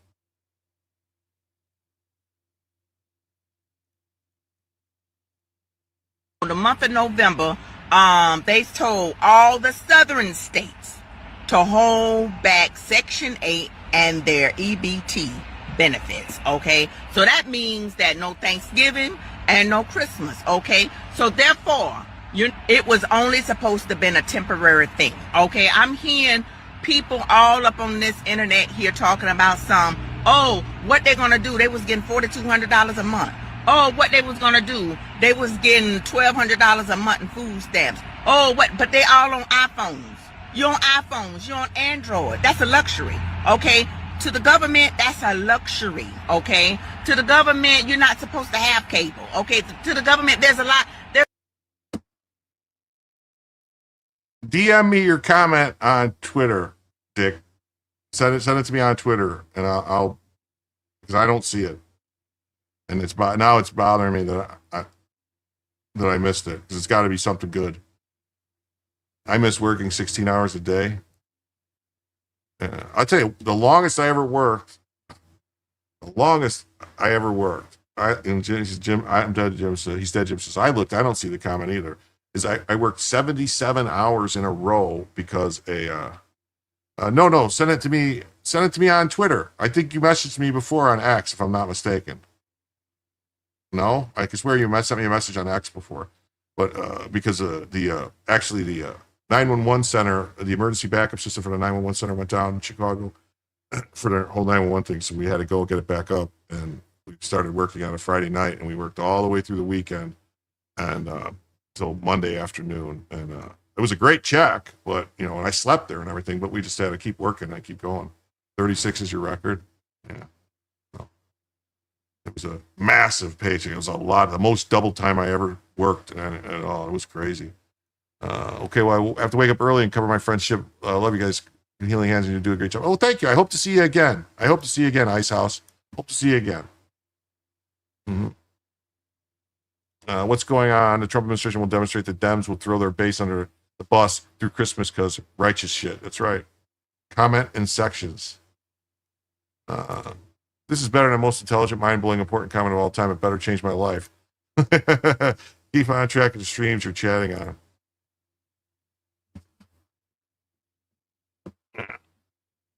There's a lot of things that was not prioritized right on Section 8, because Section 8, you're not supposed to be on it for 20 years, okay? To get food stamps, you're not supposed to get food stamp for 17 years. I hear one lady said that she had one child starting on it, but she got 6. How did you do that?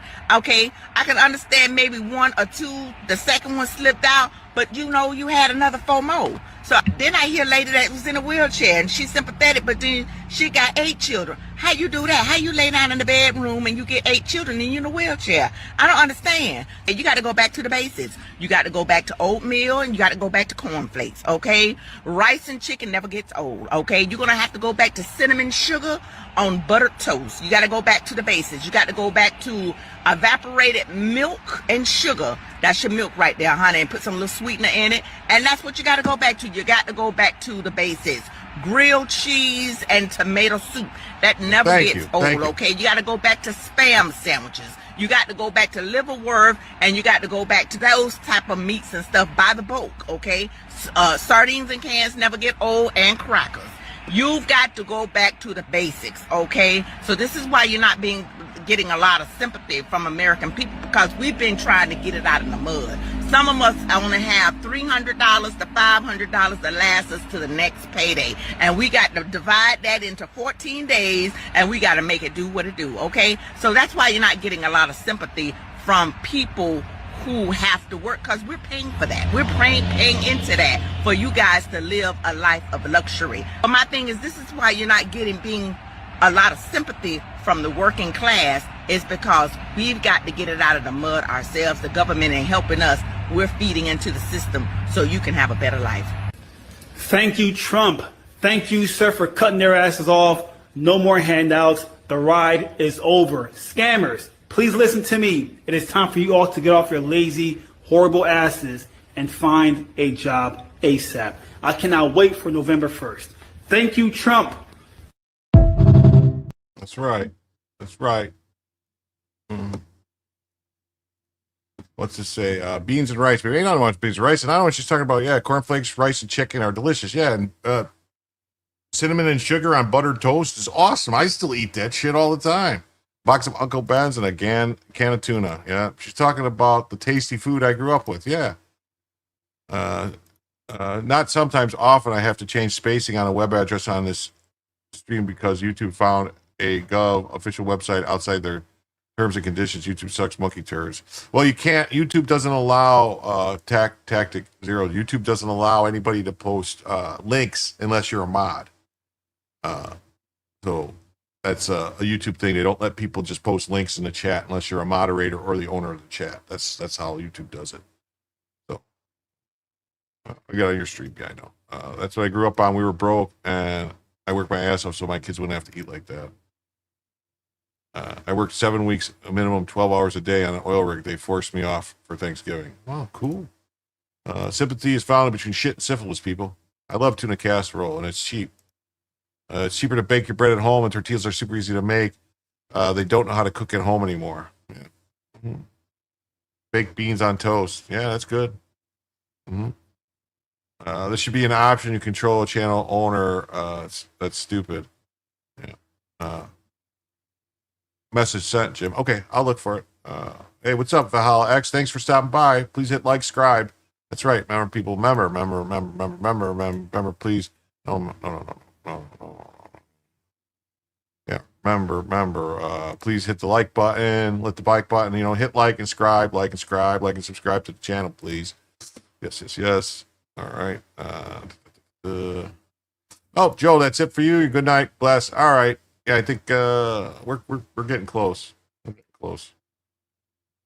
Let me look. We're getting close. Yeah, we got about 10 minutes left. So we got 10 minutes left, Joe. 10 minutes left. Shit on a shingle was very tasty. Oh yeah. Well, I for Thanksgiving, you got your turkey and everything, and then you got turkey sandwiches, and then once you get towards the end, you make turkey a la king. You cut the turkey up little pieces, you make you some cream peas and stuff, mix it in with the turkey, and then you put that on some toast or some stuff, and then, I seen someone posting on X about bringing back government basic food box. I don't remember what that was in them. Yeah, you had cheese and crackers and some oil, and yeah. Take it easy, Joe. Thanks for stopping by. Yeah, please remember, hit that like, subscribe, hit the smash the butts, hit the bacon, people. Yeah, homemade tortillas are so good, man. That's good. The links thing. Yeah, I understand the links thing, what you're talking about. But yeah, YouTube, it's just in there, basically. There's no way to, basically, it'll let you say nobody, it'll let you say that nobody can post links, or it's just mods and a channel owner. It's weird. And then they make turkey broth from the bones, yeah. Government cheese and peanut butter. Yeah. Mm-hmm. Government cheese and peanut butter. Let me see what this message was.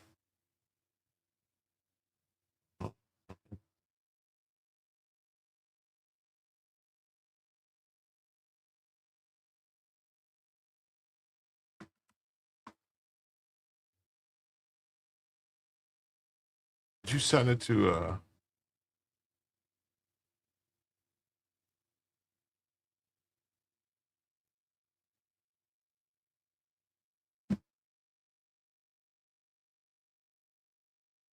I said I'll be in a Walmart parking lot with my fully auto BB gun, lighting them mofos up with a video stream to cover legal expenses. Okay, yeah. See, that's why that's why YouTube blocked this. All right, I got the message now. All right, cool. All right.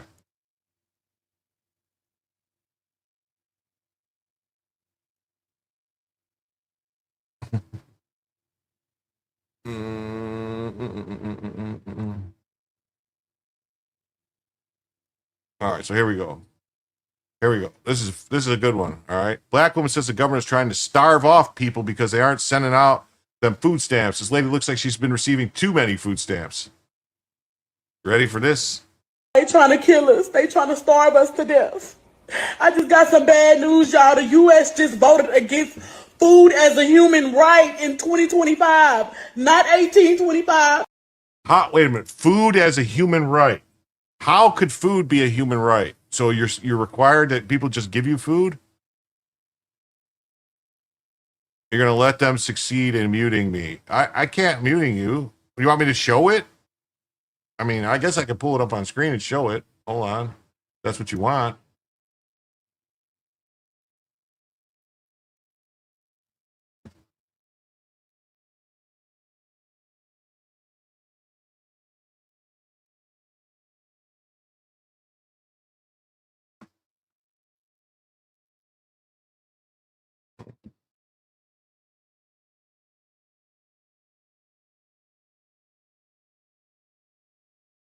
There you go. All right.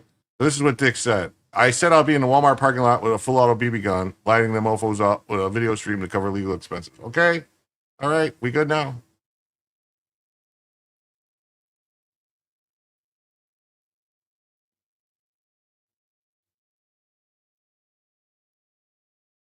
They trying to kill us. They trying to starve us to death. I just got some bad news, y'all. The U.S. just voted against food as a human right in 2025, not 1825, not 1925, in 2025, okay? They out here preaching freedom and democracy while telling the world that basic survival is optional.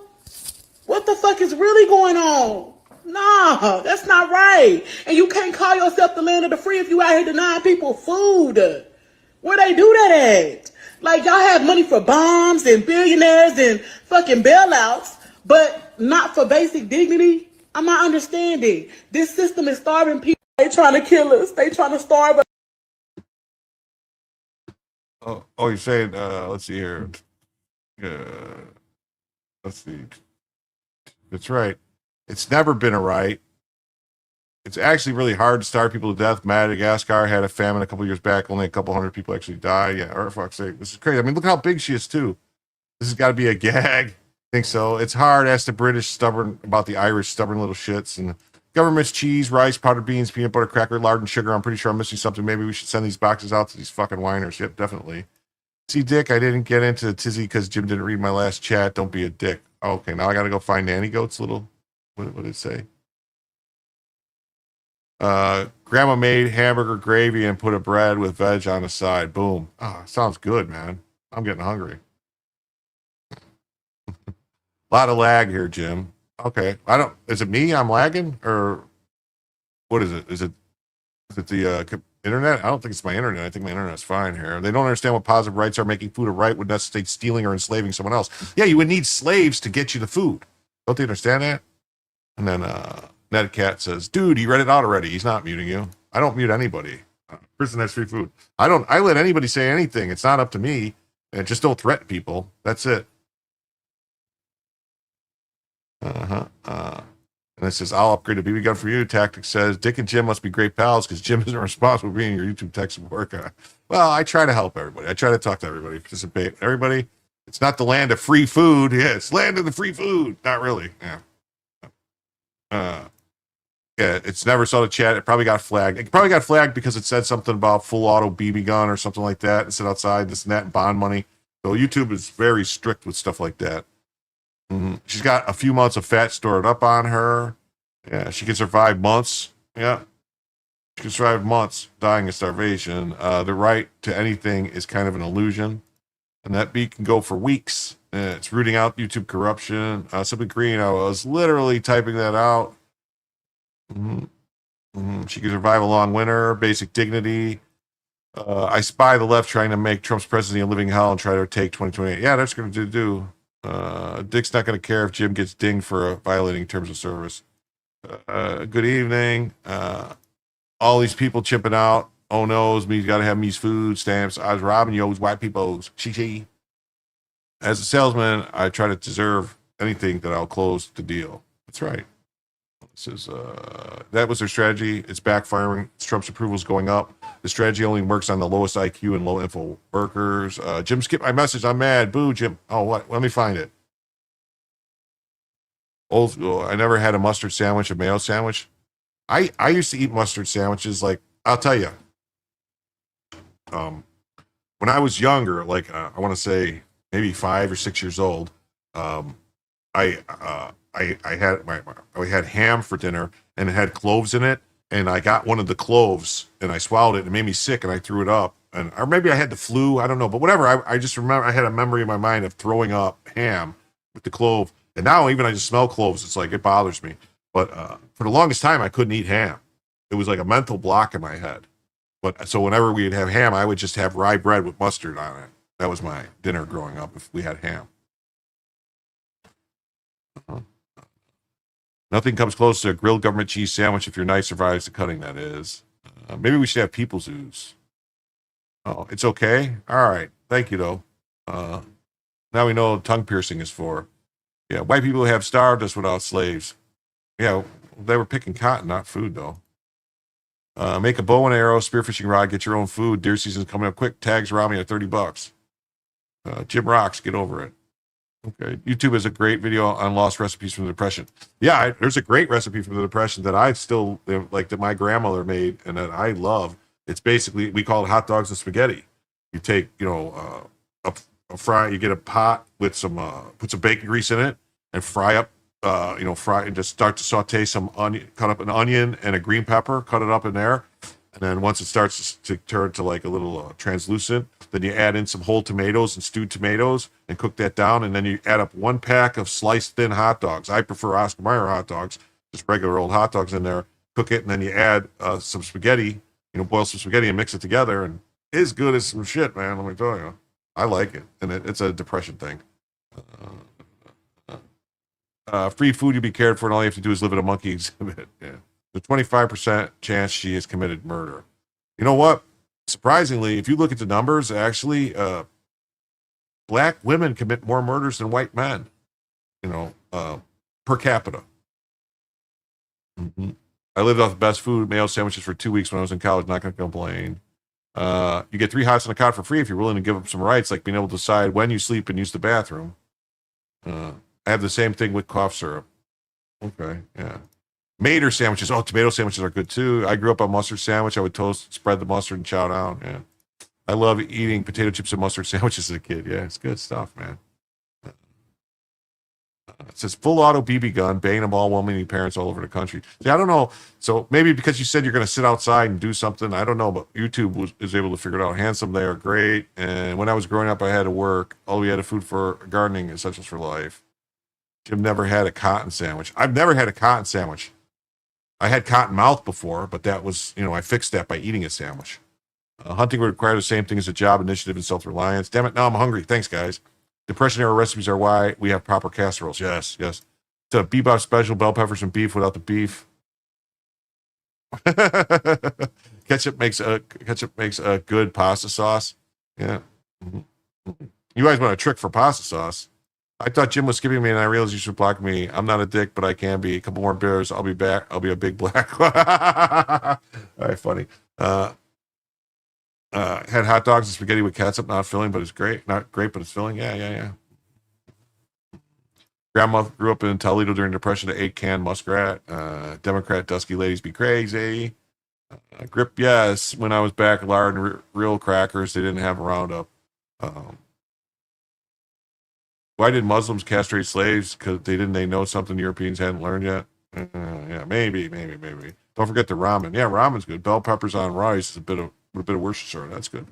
Yeah, there's a ton of things you can do for, poor man surf and turf. Yeah. Mm-hmm. Poor man surf and turf. Mm-hmm. This is it. So why do we have to pay for her poor decisions? Toonie and Bologna. Yeah, there's like, honestly, there's like at least 5 different ways you can make a hot dog, and they taste completely different depending on how you cook them. You can fry it, like if you ever had a fried bologna sandwich with onions, if you fry hot dogs, beef hot dogs, like a beef hot dog or veal hot dog, like beef hot dogs with onions. It tastes just like fried bologna. Really good.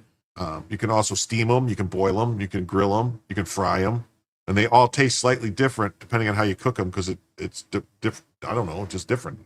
Broil them. Yeah, fried hot dogs are good. Yeah, they are. They're really good. Mm-hmm. Yeah, YouTube censorship drives people crazy, like Facebook blocking Hunter Titan's newsfeed. Yeah.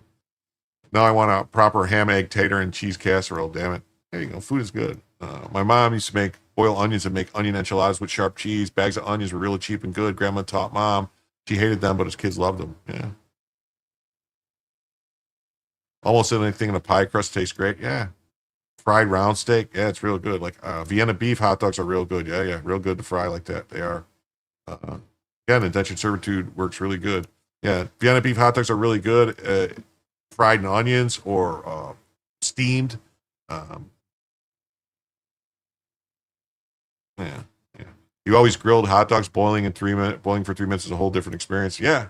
Steaming hot dogs, actually, believe it or not, if you steam a proper steamed hot dog, will be more juicy on the inside than boiling them in water. They'll be like just juice pouring out of them, steaming them. And like, I don't know. They're so good. But that's like Chicago dogs are steamed. Red hot Chicagos are really good. I'm buying a bunch of stuff tomorrow. I'll make sloppy joes that will last easily a week. Oh yeah, sloppy joes are really good. And there's a bunch of different ways. Like, like a lot of people just think the only sloppy joes are the can of manwich, but there's recipes for sloppy joes to different things, which you put your own green peppers in there. You put mustard and ketchup and vinegar and stuff. And man, woo, buddy.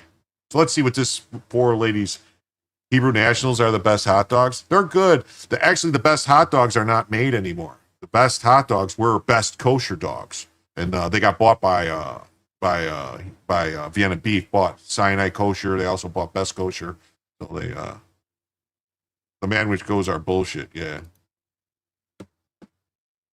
So I just received an email from my food stamp benefits saying that if the government shutdown lasts longer than this month, I will not be receiving any benefits next month. My name is Kirsten. I'm 27. I have 5 kids. I'm a dental assistant, and I'm currently living with family in the basement. Well. Well.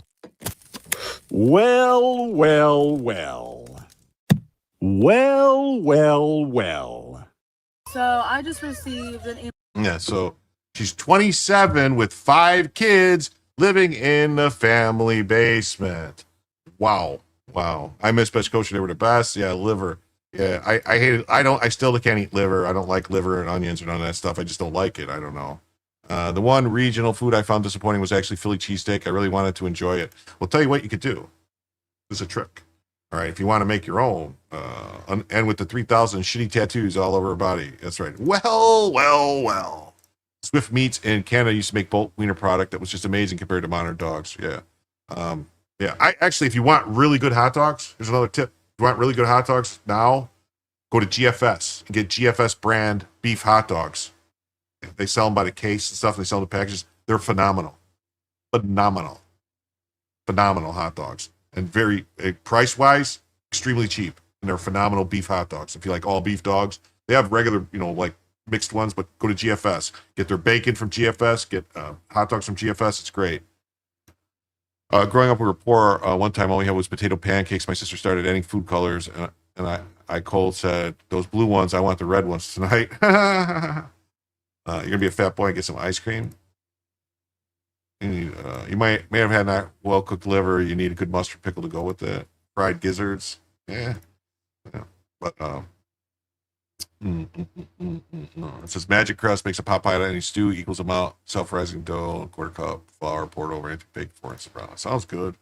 But yeah. Anyway, I was gonna say, like, if you want to make your own cheesesteak at home, you get like yourself like a ribeye, like, but the whole rib, like a standing rib roast, like the roast, you take the bones off, you put it in the freezer just until it gets slightly hard, and then you get a slicer and you slice it super thin.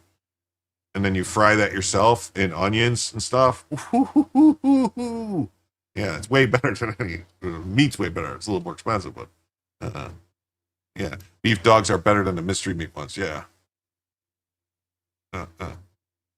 everything tastes better at a sporting event. Yeah, definitely. Wow, people really don't. People really don't know how to do much for themselves. Liver and onions with a side of mashed potatoes, good hearty meal and cheap. Yeah. Fried gizzards are addictive. I prefer frog legs over catfish too. Oh, I like frog legs better than catfish too. Although the best catfish I ever did have was a family member, distant aunt, like great aunt or something's family. They owned a quarry in Galesburg, and like a rock quarry. And so whenever they were done with the rocks, when they were dug what they needed out of it, they would fill it with water and they would stock it with catfish. So the catfish were living with a stone bottom without dirt. So it was all white meat catfish. There was none of that black lines or anything through it, none of that shit lines and stuff. Fucking phenomenal catfish. But once you eat that, then any other catfish, you're like, oh, that's gross. But anyway. So that's that one. And let's see what we got here. Okay, so here we go. And Anthony Cumia, I know you guys don't know Anthony Cumia. He's a great guy. Yeah, catfish that don't taste like mud is fine. Yeah, that's what I'm saying. You gotta get like rock bottom. Mm-hmm. Yeah, super sweet water. Nice. Yeah. So I'm keep hearing how whites make up the majority of SNAP recipients. Per capita isn't the community's strong suit. So why am I only seeing black SNAP recipients threatening to steal if SNAP suspended on November 1st? It's a good question. Good question. Look at all the good food ideas here, and those pitiful EBT people will never know them. I think some do. I think some of these people are lying. Literal EBT recipients are now saying they wanting everyone to meet up so they can charge at stores and steal things. Oh, we got another one, right? But this guy isn't an EBT. This guy is not an EBT recipient. This guy says he's got a job. He just wants to know when they're going to go steal. If I remember correctly, this guy just wants to know when they're going to go steal because he wants to steal. Do anybody know the day that we going to start stealing the groceries and stealing the stuff out the stores? Cause I get paid next week, but I can wait until y'all start grabbing stuff, and then save the little bit of money that I got. But I need to know the exact day though, cause make sure I ain't got to work and make sure I ain't got nothing going on. Probably need a ride cause I don't want to drive my car. But just whatever day that's gonna be, just say yeah, this the day we stealing the stuff is this. Just drop it down there low and let me know. I'll be. Do anybody know that? Mm-hmm. Okay, so people discard too much food. Sorry, that should have said discontinued. Where? Never found out why.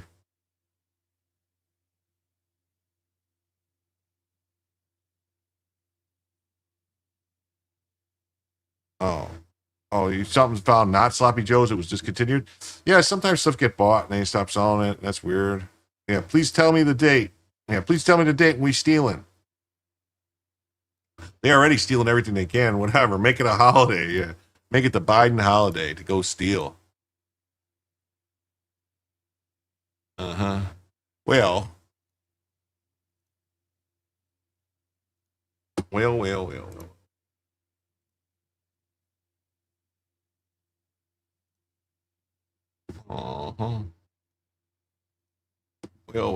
Let me see here. Who's live? Well. Hold on.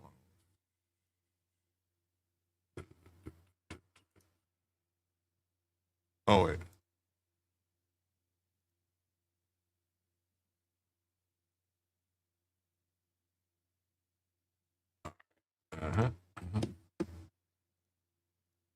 All right. So we got this story here. 14 narco-terrorists killed in latest U.S. strikes on 4 drug smuggling vessels in the Eastern Pacific. Hey, Beer Gunny, my guy. How you doing, man? B Money. How's it going? Need a Val Kilmer response to these videos. Say when. Just say when. The Purge is going to be real this year. Black Friday 2.0. Well, yeah. Did you see? There's also I don't have any of them, but there's videos of people saying that they're gonna cot boy. She got it wrong. It was supposed to be boycott, but she said cot boy, and then so they're not going to go out and do any shopping on Black Friday. So that would be really interesting to see. If how enjoyable it would be to go shopping on Black Friday without a certain group of people out there on Black Friday. Let's see who's live now. Anybody live? Oh.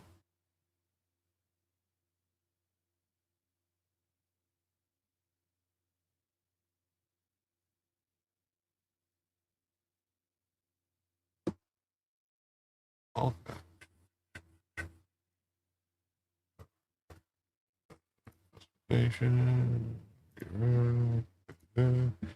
Hold on.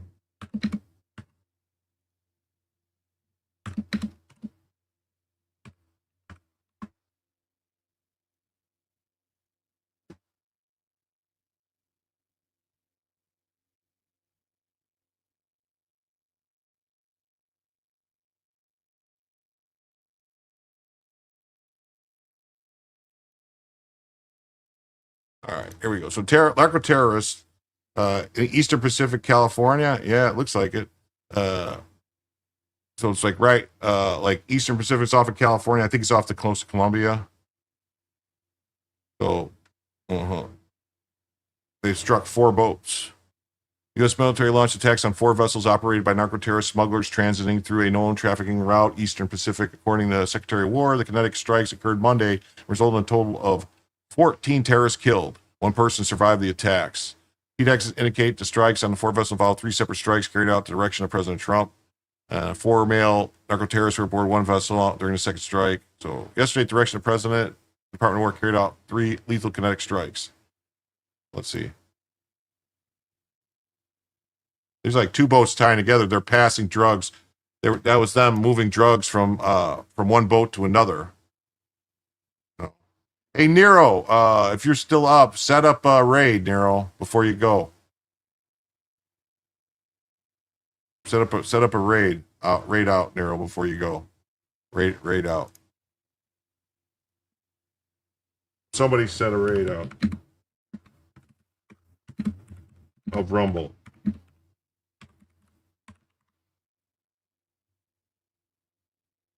All right, yeah, set a raid out of Rumble. All right, we're gonna be ending here soon.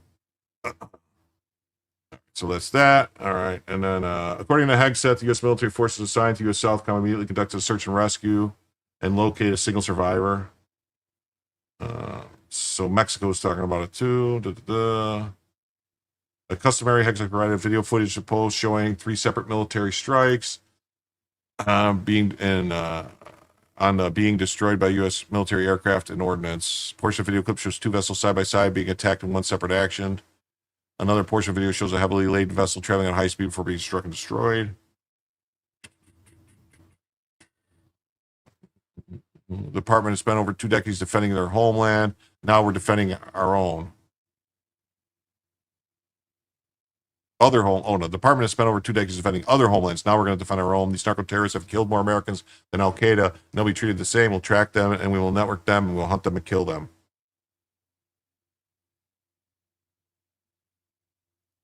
Be careful, Jim. You're taking raids out of Rumble. No, I'm saying raid. You know what I mean. Set up a raid in Rumble to raid someone. So Hegseth did not provide the precise locations of strikes, but the post by the Mexican Navy in Spanish indicates a search for the survivor when the strikes begun from a request from the United States Coast Guard.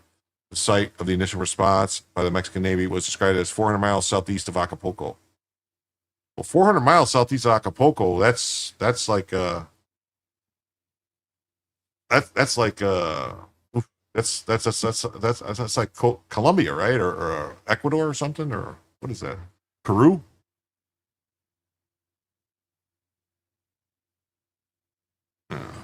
Tasmania says the army sent my grandpa to New Guinea in World War II because his name was Adolf. They sent his brother Andy to Europe.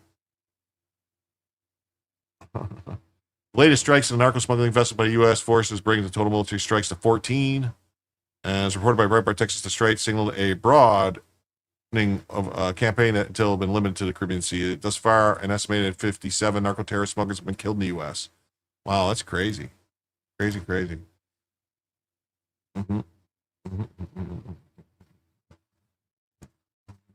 Thus far, 57 colors were killed. Shortly after taking office, Trump signed an executive order titled designating cartels as foreign terrorist organizations. The State Department under Marco Rubio designated Violent Tren de Aragua, Maricel Trufa, Salvo Trucha, MS-13, and Cartel de Sinaloa, Jalisco Nuevo Generacion, Cartel de Noreste, and Nuevo Familia Mexicoana, and the Gulf Cartel and the Cartel de Unidas, the foreign terrorist organizations. Okay. All right, everybody. Hey, I'm going to send you guys over to see this guy, Pat Dixon. All right. He plays music and takes notes and talks about crazy stuff. Just tell him I said hi. It's going to scare the shit out of him to see so many people. It'll be kind of funny. No,